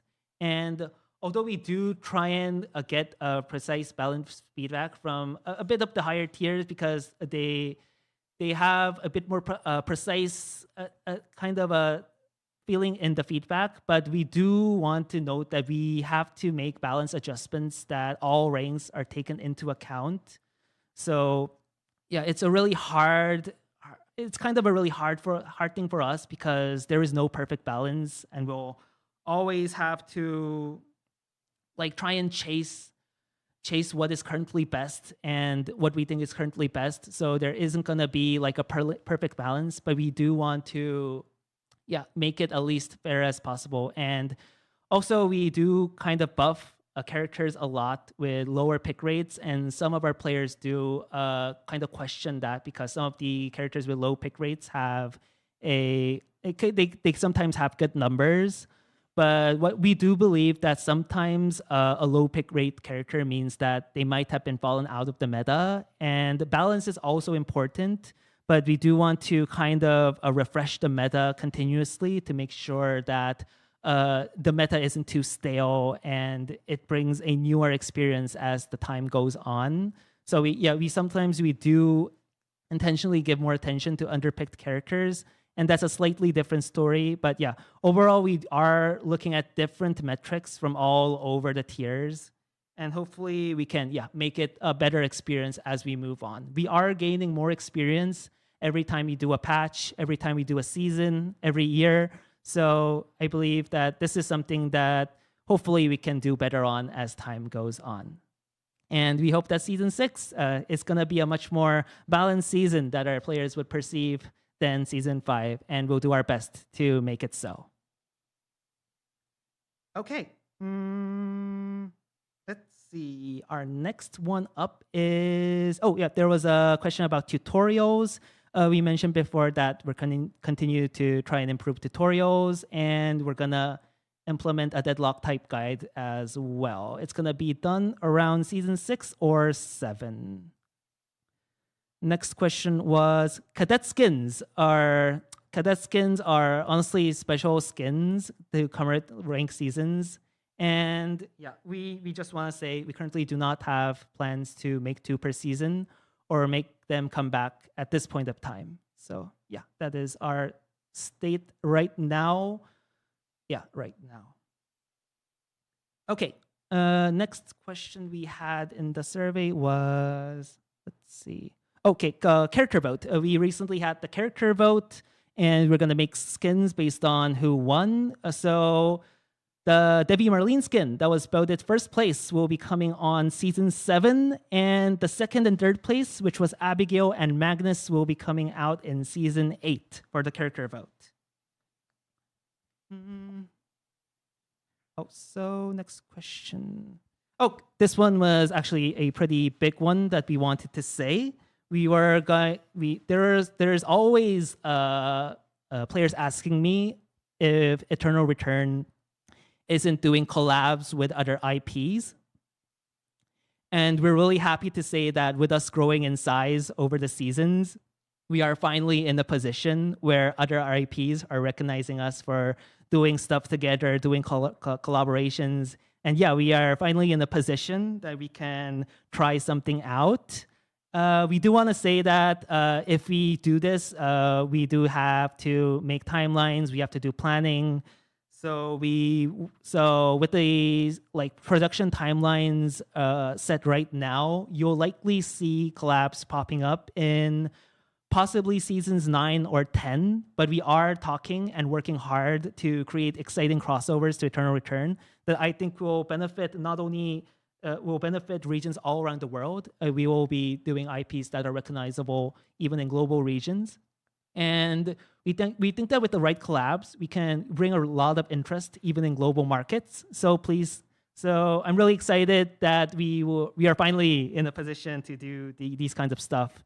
And honestly, if you have any ideas of collabs or anything what you think might suit us well, please leave them in feedback. We are always open to brainstorm different collabs that we might do. So yeah, we are finally reaching to a point that we can try more things. And yeah, thank you so much for sticking with us throughout the years. We are at least growing step by step, and hopefully we can do even bigger things in the future.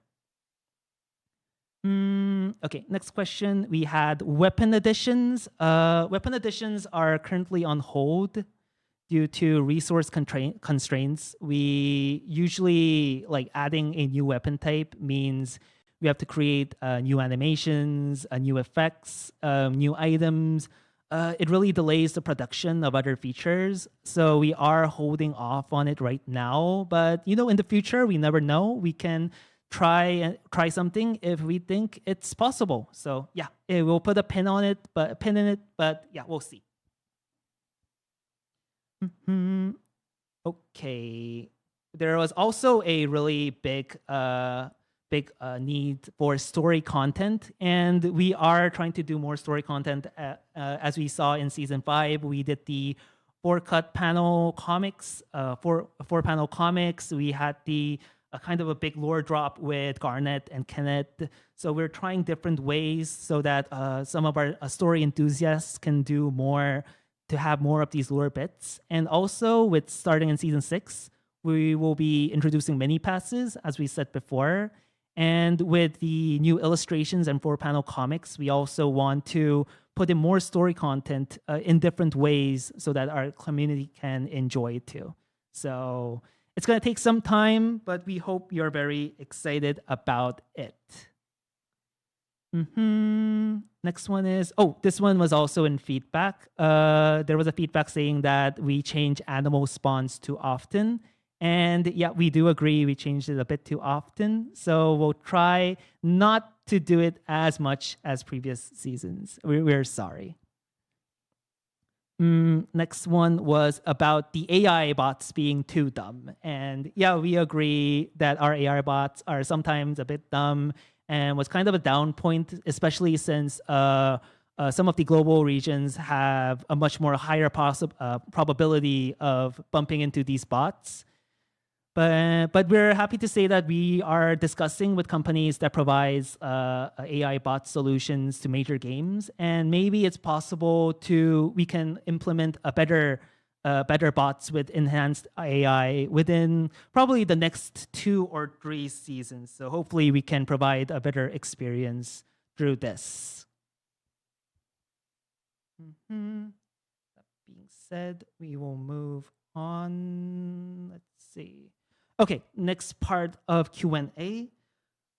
Okay, this one, I know everyone will probably be very excited to hear this, but starting with season 6, we will be launching our first in-house marketing efforts for North America and Europe. We're sorry that we had to leave out South America this time, but with us gaining more experience and more partners, we hope that we can do more marketing efforts to other regions as well. So, and also, while it won't be like a large-scale event by any means, and we will be trying some sort of influencer/streamer marketing this time, we are gonna still plan sustainable long-term strategies too that can be consistently implemented each season. So yeah, I believe we are in the final talks about who we are gonna do this season. We're finalizing stuff. So yeah, we are definitely gonna see some this season. And hopefully we can learn upon what we're gonna do, what we did this season, and improve in future seasons too. Okay, yeah. And also, we also mentioned collabs being an available option for us. So we are also looking into IPs that can very touch communities that are globally community that are in the global side as well. So hopefully, with these stuff combined, we will be in a better position that we are next year. And I know it's a bit slow and steady, but sometimes it's what wins the race. And thank you for everyone sticking with us in such dark times. And it's still gonna be dark for some more. But yeah, hopefully we can someday bring it to a better situation. Okay. Also, we also have seen a big increase in Japanese players too. And we are also being preparations for marketing in Japan as well. But due to some of the distinct characteristics of the market in Japan, we are currently finding a reliable local partner too, rather than doing it directly. So we'll see how it goes. So starting with season 6, we are going to try and branch out into different regions, and hopefully everything goes well.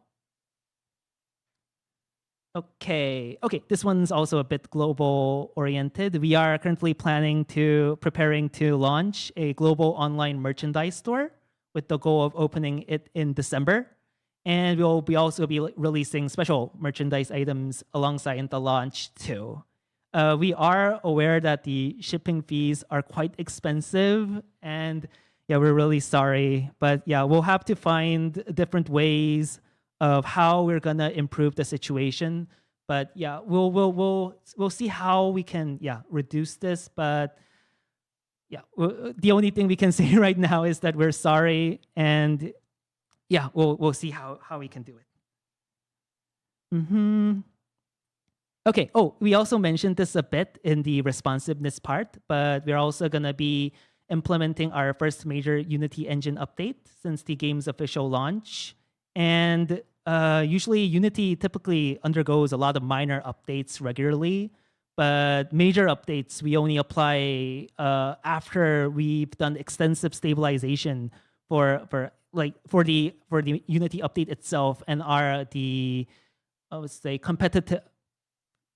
compliance with, I'm sorry, I can't remember the exact word, but compliance with our features as well. So we're really optimistic that this update would actually address many minor bugs that have been very hard to reproduce. And then also internally, it says that it would maybe reduce a lot of the Unity crashes as well. But this is all speculation. We'll have to see how it exactly goes. But yeah, we're fairly optimistic about what we're gonna do with the update. So yeah, we hope that it brings a more stable experience next season as well.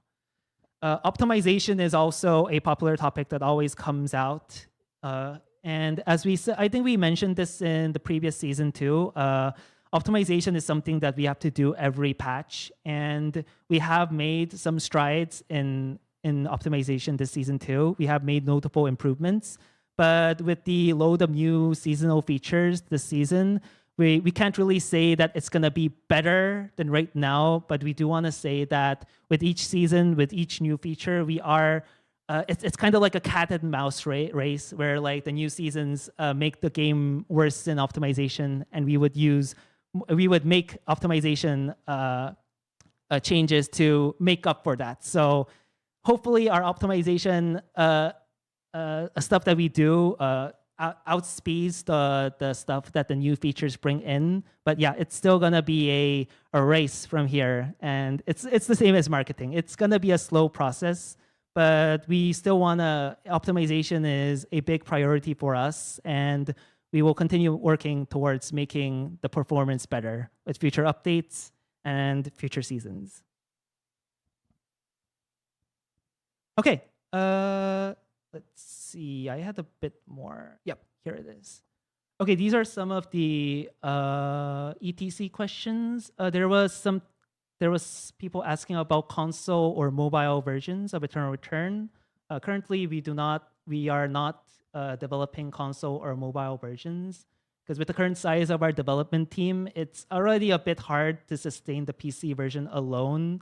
But as I said, as we become much more bigger and we become much more stable in terms of revenue and the game in total in the future, we'll try and invest into expanding into new platforms as well.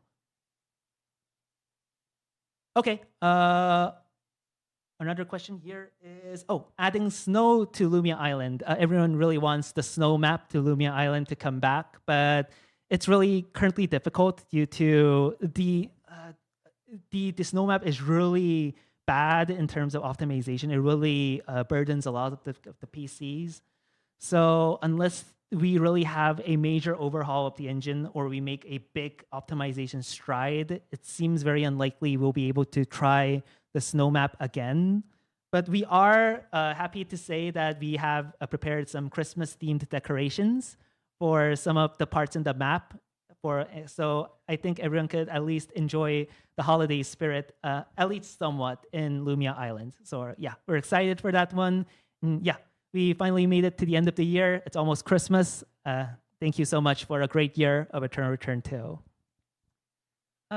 One more thing we had hacking. Currently, we are looking inside the concept of hacking.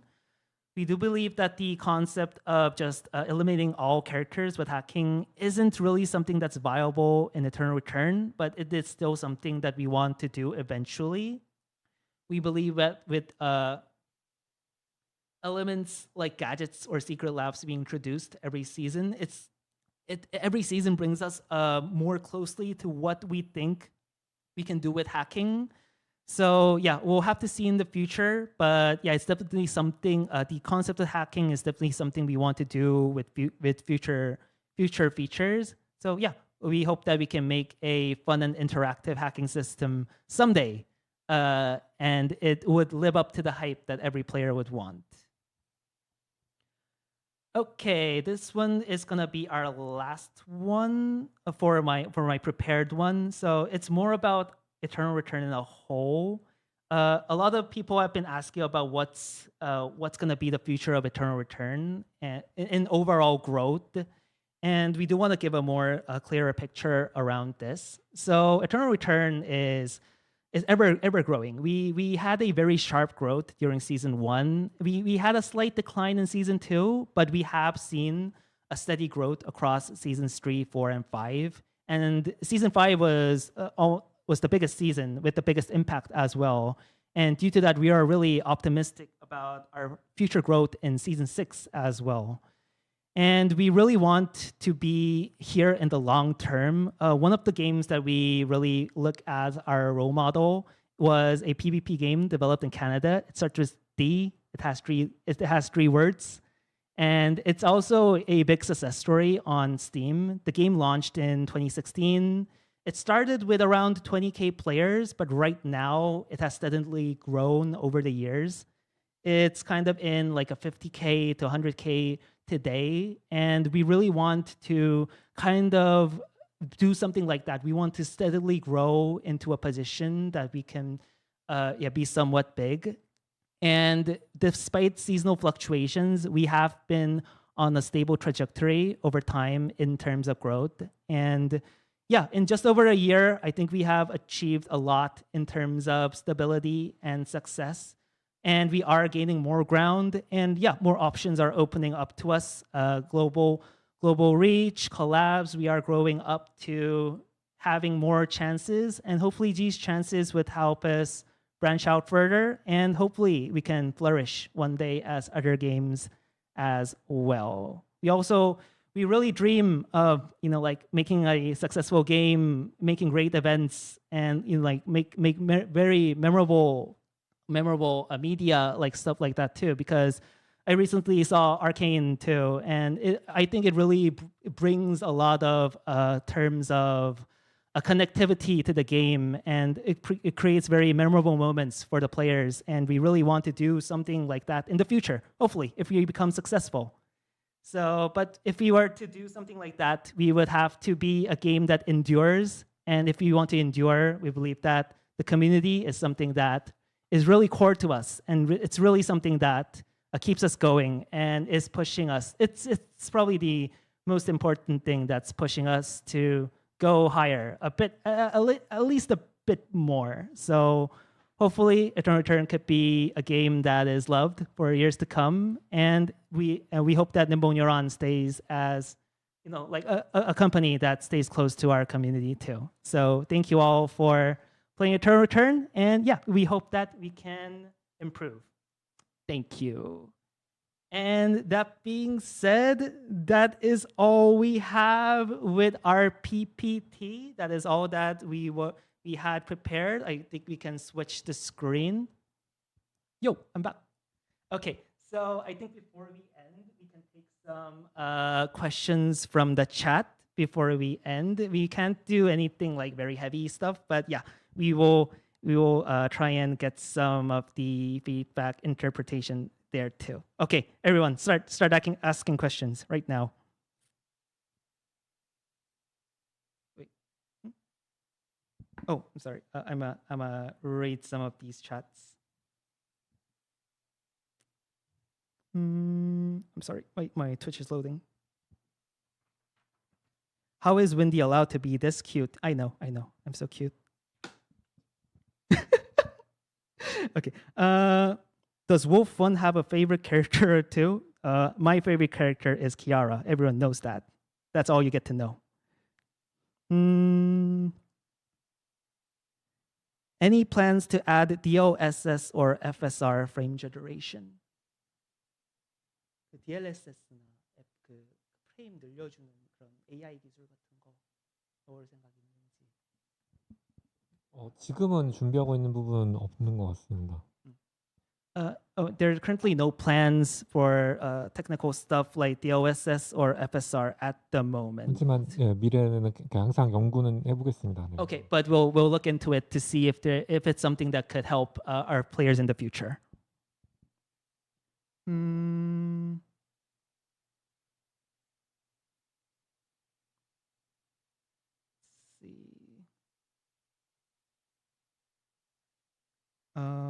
What happens with escape? I think 현재 탈출에 대한 현재 상황 어떻게 생각하시는지 그런 거 피드백 주실 거 있어요? 지금 시즌 5 상태에서 아니면 이후 시즌 6?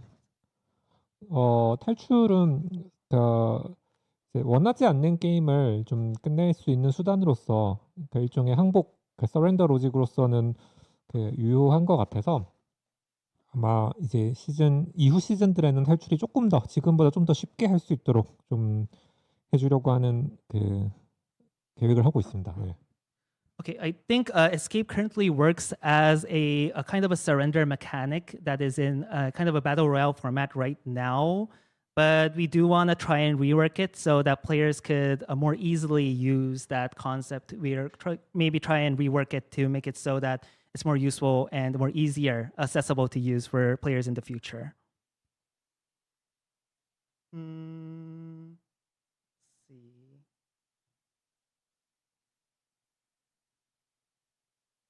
Will there be any plans on a different map? 이제 저희의 이제 맵을 제작하는 팀이 아트워크 팀이 지금은 시즌 8에 코발트의 좀 개선과 시즌 8에 있는 루미아 섬 확장에 좀 주력을 하고 있고 그 이후에 나오는 또 새로운 모드들은 아예 완전히 새로운 맵을 목표로 할 것 같습니다. Okay, so our current team that is usually doing the environment stuff is working hard on the Cobalt reboot and the overhaul of Lumia Island that we mentioned earlier. But after that, if we go into new modes and other stuff, we do believe that we're going to use absolute new maps for those modes.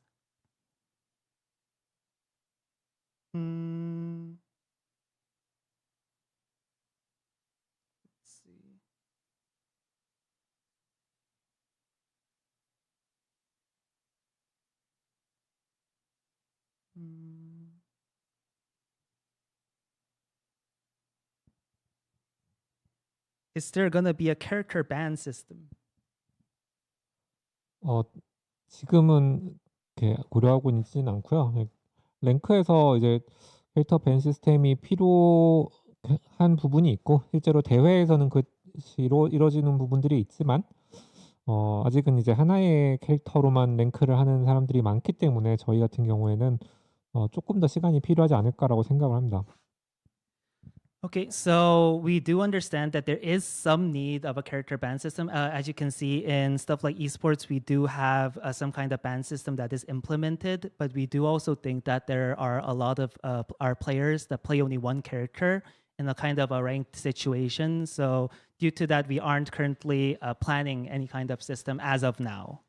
But if it's needed in the future, we will kind of discuss it.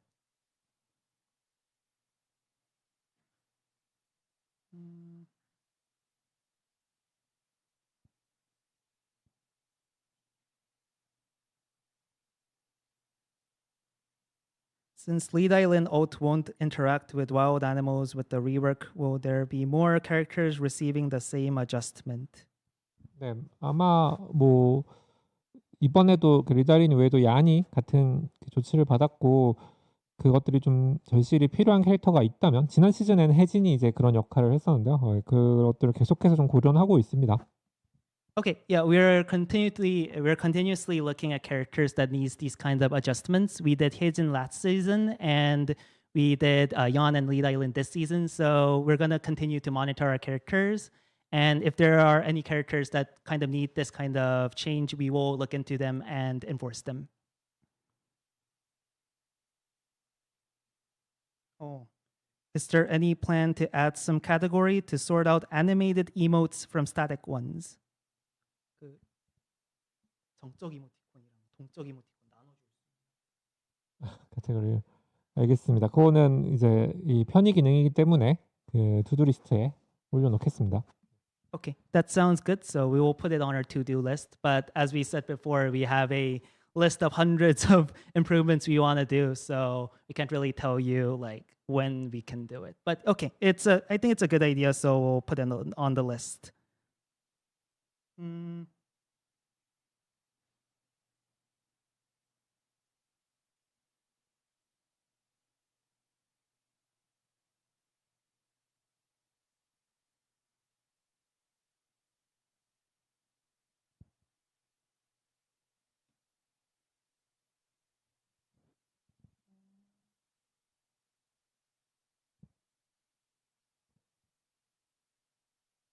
그 니나 무브먼트 리바인드 그 소환물 같은 거 그 따로 움직일 수 있는 하키 지정 같은 거 혹시 해줄 수 있냐고. 네, 그 니나 같은 경우에는 이제 좀 저희도 많이 고민을 해봤는데 지금은 이제 그렇게 이 소환물까지 따로 조작하는 방식을 생각하고 있지는 않습니다. 생각하지 않는. 네, 네, 그 캐릭터의 또 플레이 난이도와도 좀 관련이 된 부분이어서 네, 현재로서는 좀 고려하고 있지는 않는 것 같습니다. 네. Okay, so there is currently no plan to do it right now because of how the character works at the moment. But yeah, we'll consider it.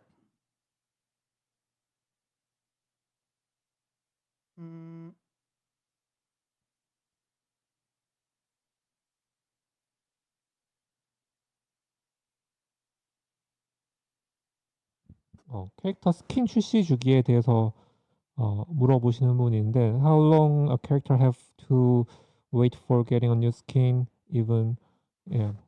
Yeah. 이거 같은 경우에는 저희가 이제 그 최소한 시즌마다 가장 오래된 스킨 출시는지 가장 오래된 스킨 하나는 이제 이번 시즌부터는 하나씩 출시하려고 하고 있고 그래서 아까 이제 지금 가장 오래된 그 스킨이 마르티나인데 다음 시즌에는 마르티나부터 이제 이런 식으로 하나씩 최소 1개 이상은 들어가게 될 것 같아요. 다음 시즌은 아마 2개가 될 것 같고요. 바바라까지. 네. Yeah, we do think that some characters wasn't able to get a lot of skins over the time period, but we are moving into we are looking into it more so that we can try and help the characters that haven't got a skin over a long period of time. So next season we are gonna give skins to Barbara.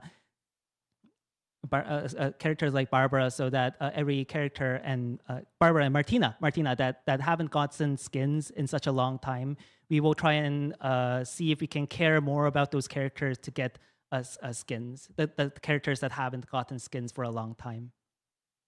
So hopefully, yeah, with the next few seasons, we can try and help those characters that haven't, received these skins.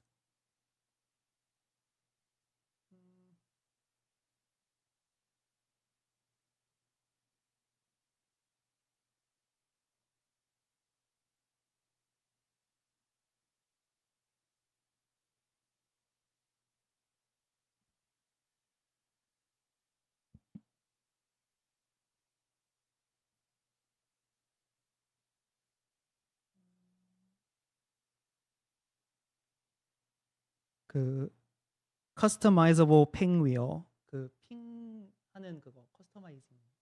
네, 그거는 그 현재 개선 리스트에 올라와 있는데 조금 시간이 오래 걸릴 수 있는, 그러니까 여러 리스트 때문에 이제 시간이 좀 오래 걸릴 수 있는 부분은 염두에 두시면 좋을 것 같습니다. 네.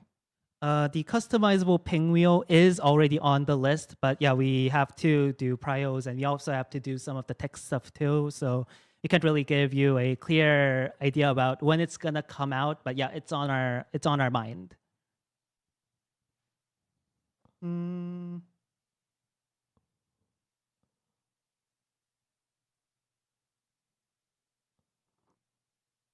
Higher quantity of skins in future seasons.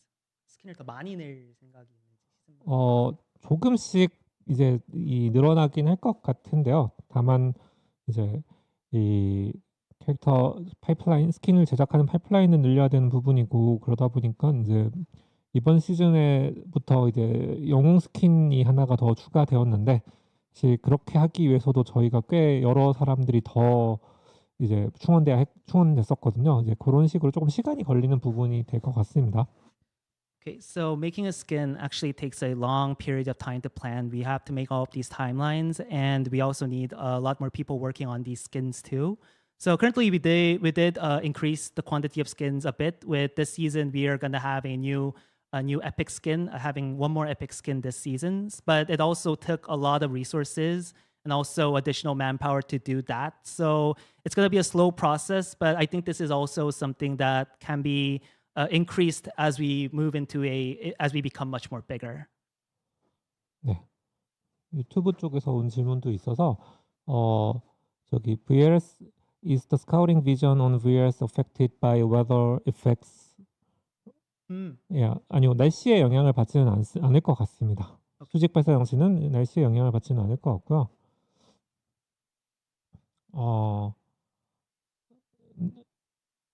I've heard that Nimble Neuron's financial situation has improved significantly. 네, 그 저희의 재무적인 상황은 사실 이번 시즌에 좀 더 확실히 좋아지기는 했고요. 그 어떤 이유에서라고 질문을 하셨는데, 그런 부분에 대해서는 사실 저희의 가장 큰 거는 동시 접속자 수, 유저 수가 늘어나면서 그 저희가 물론 저기 그 스킨이나 어떤 시즌 패스가 뭐냐에 따라서도 좀 차이가 있긴 하지만 결국은 유저 베이스의 차이기 때문에 유저 베이스에 따라서 많이 달라지는 부분인 것 같습니다. So there were two questions via YouTube. The first one was, is there going to be any changes to the vision when using VOSs on different weather effects? Currently, this is not the case, and they are all going to be the same for every weather.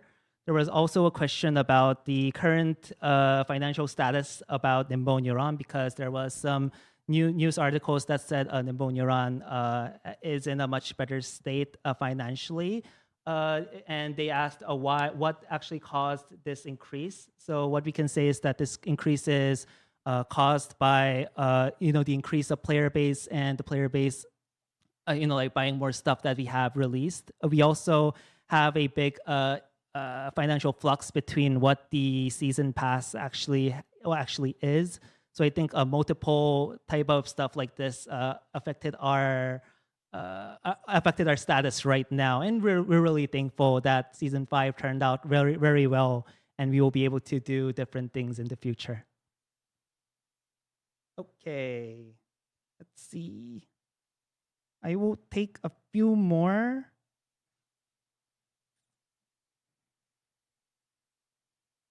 I'm so sorry, guys. Can you ask more questions? Not fight. World peace, guys.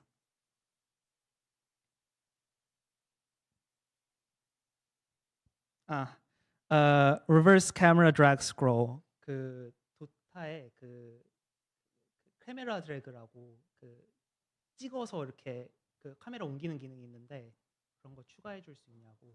네, 그것도 이제 이 아주 가끔 저희에게 이제 고객 문의로 들어왔던 부분들이고 저희의 투두리스트에 올라가 있는 사항이지만 일반적으로 좀 더 문의가 많고 많은 사람들이 더 많은 분들이 요청한 부분들을 조금 더 먼저 진행을 하는 부분이 있어서 지금 예, 그 리스트에 올라와 있는 상태이지만 우선순위가 굉장히 높진 않은 상태인 것 같습니다.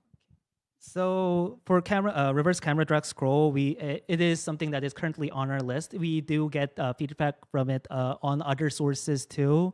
But yeah, as we said, we have a huge list of improvements, and currently the reverse drag scroll isn't very high in priority. But one day we hope to see it implemented. I'm sorry, guys. Okay, I will take about 2 more before we go.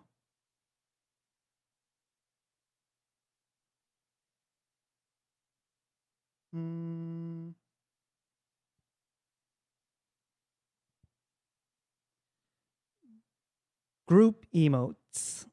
그 2인이서 같이 사용할 수 있는 이모티콘 나올 수 있는지. 네, 그것도 좋은 아이디어라고 생각을 하고 있지만 네, 네, 한번 고민을 좀 해보겠습니다. 예. Okay, we'll consider it. But yeah, it's probably gonna be a bit hard technically, but it's a good idea.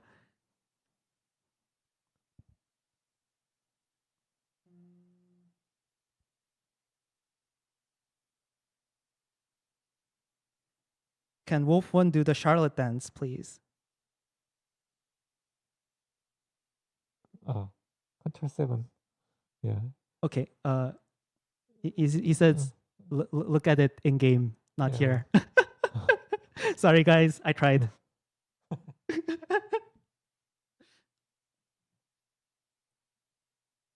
Will the translation be faster in the future? As we said, we went for a more affordable model for chat translation this time, but we do understand that the community was very happy about the feature. So we are looking into ways to improve it further, and hopefully we can introduce both the speed and quality. So yeah, we are always looking into ways to improve that feature. We're really happy with it.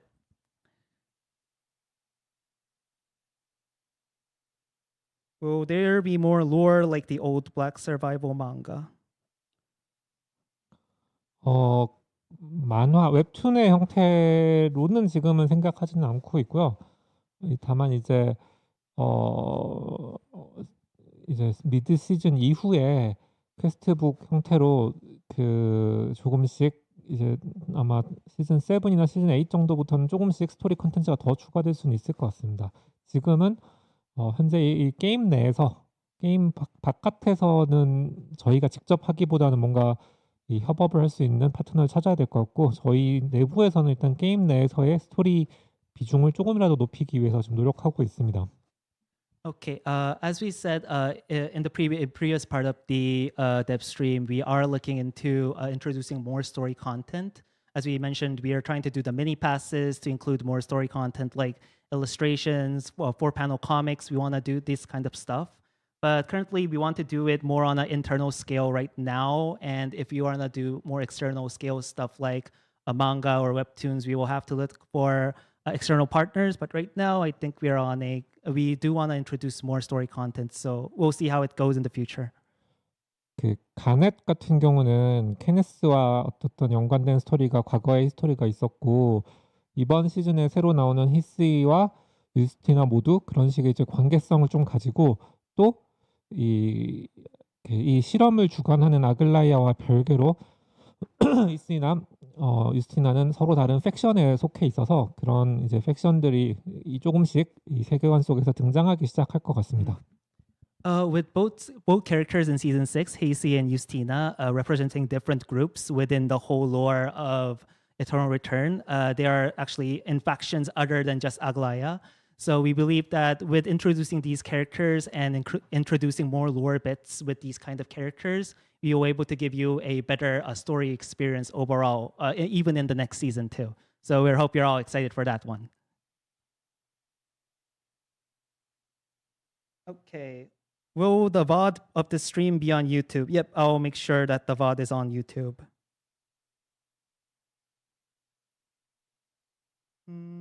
Okay, I will take one more.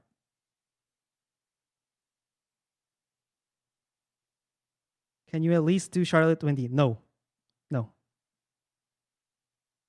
Not until Shubi does it on stream.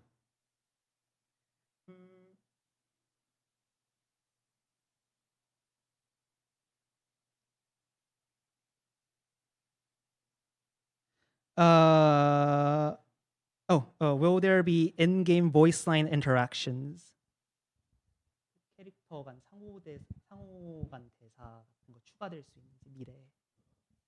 저희가 일단 녹음은 해두고 있는데 뭔가 시스템이 어떻게 구현될지는 조금 더 기다려봐야 될 것 같습니다. 일단 혹시 몰라서 녹음은 좀 진행을 하고 있습니다.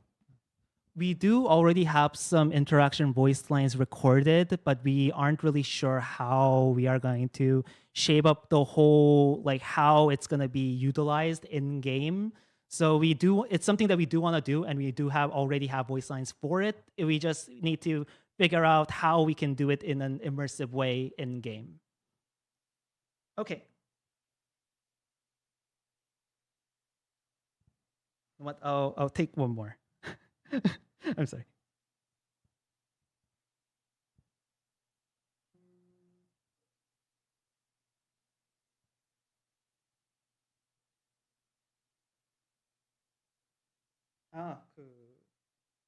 Character mastery. 뭐라고 해야 되지?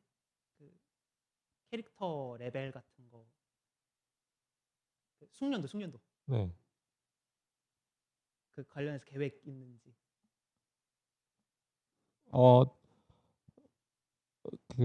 장기적으로는 이제 이 숙련도라는 부분들을 지금 탭 키를 눌러서 플레이어 스테이터스를 봐야지 좀 확인할 수 있는 그 숙련도 말고 한 캐릭터에 대한 숙련도 시스템 같은. 네네, 그 부분은 저희가 이제 계획을 갖고 있었지만 시즌 3, 4, 5를 거치면서 사실 저희가 좀 인게임에 집중을 하느라고 좀 이렇게 이 무기한 미뤄둔 상태인 것 같습니다. 네네. Okay, we really wanted to do a character mastery system at first, but as the seasons went on, mostly in season 3, 4, and 5, we wanted to focus more on in-game features than something that is done out-game. So character mastery has been pushed back right now, but we believe it's something that we can revisit on as our seasons go on. Okay, I think we would take enough questions from the chat. You know that I am always on Discord. I am always around. So if there's any lighthearted questions that you want to ask me, you can always ask that. I can't really, answer very deep questions or very balance related questions. I can't really give you any insight about that. But if there's anything you want to throw around, you want to talk with NN about, I am always on Discord. So please communicate. So please, I am always open to communication, so please contact me. And yeah, I think that is gonna be it for our dev stream this season. I hope that the new features were something that you could be really excited for, and all of the skins and characters. I think the characters are really fire this season, so I think that's also something you can really be excited about. And we also mentioned the upcoming voice pack for Shuvi and Superior. So make sure to tune into ER Masters, and that special event is also coming around the corner. So I hope you're all excited for that in terms of esports as well. Thank you so much for a great season this season as well. And we hope that we can end this year with another great season too. I think that's all for me. I think Wolfwan wants to do an ending quote. I really appreciate to all of you for playing the Eternal Return. Thank you. Yes, thank you always for playing Eternal Return. We're really thankful that there are so many players playing around the world Eternal Return. I don't know, it's so cool that a lot of the players all around the world can enjoy just one game, and it's actually our game. It is really something that is very special to us, and we hope that can be the case for next season too. So thank you all for joining today, and I will see you next season. and on Discord. Bye!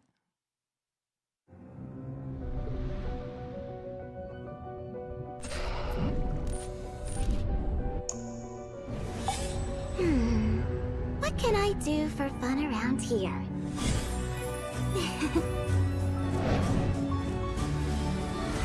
Just follow me. I'll make sure you have fun. Shh. Are you ready? Ready to join me into the depths of the abyss? Pain is temporary. Death is forever. I will end your suffering. People become honest when they have nowhere to run. It's not the time to cut your breath. Doesn't it make your blood boil? Is it my turn? Already? Looks like I'm dealing with a bunch of weaklings. Humans are, in the end, just mortal beings. So, do I look a bit more like a demon empress now?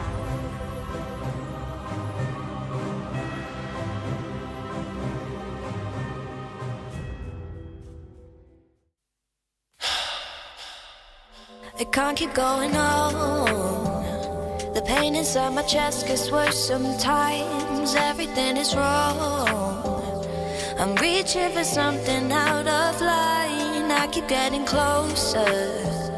I'll need to have it all ripped away. There is something in my body deep down, and I'm hoping that it won't stay. 'Cause I'm a monster, blood on my hands, sharp teeth, and I wanna be free. And so you better not make me mad, or I'll hunt you down. I will never let you go or escape me. Please don't leave me, it will kill me. I don't wanna be alone, and so I'll follow you home. I guess that I'm not good on my own. Come with me, come with me. I wanna take you home now. Come with me, come with me.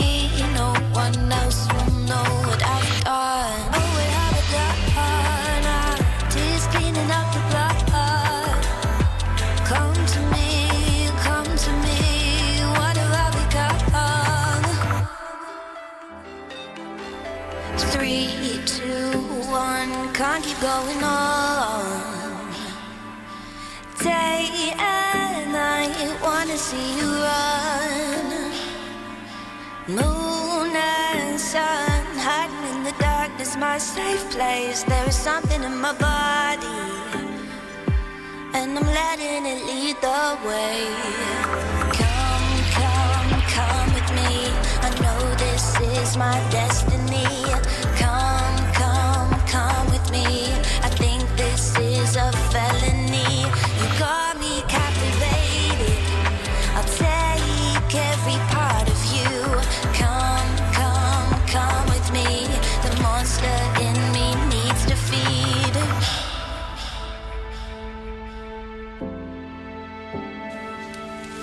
Come, come. Come, come. My lips are tasting your blood, red. One hit is never enough, more I did. I'm a fire on your flesh. Try to stop me, you're next, and I won't stop. Another drop.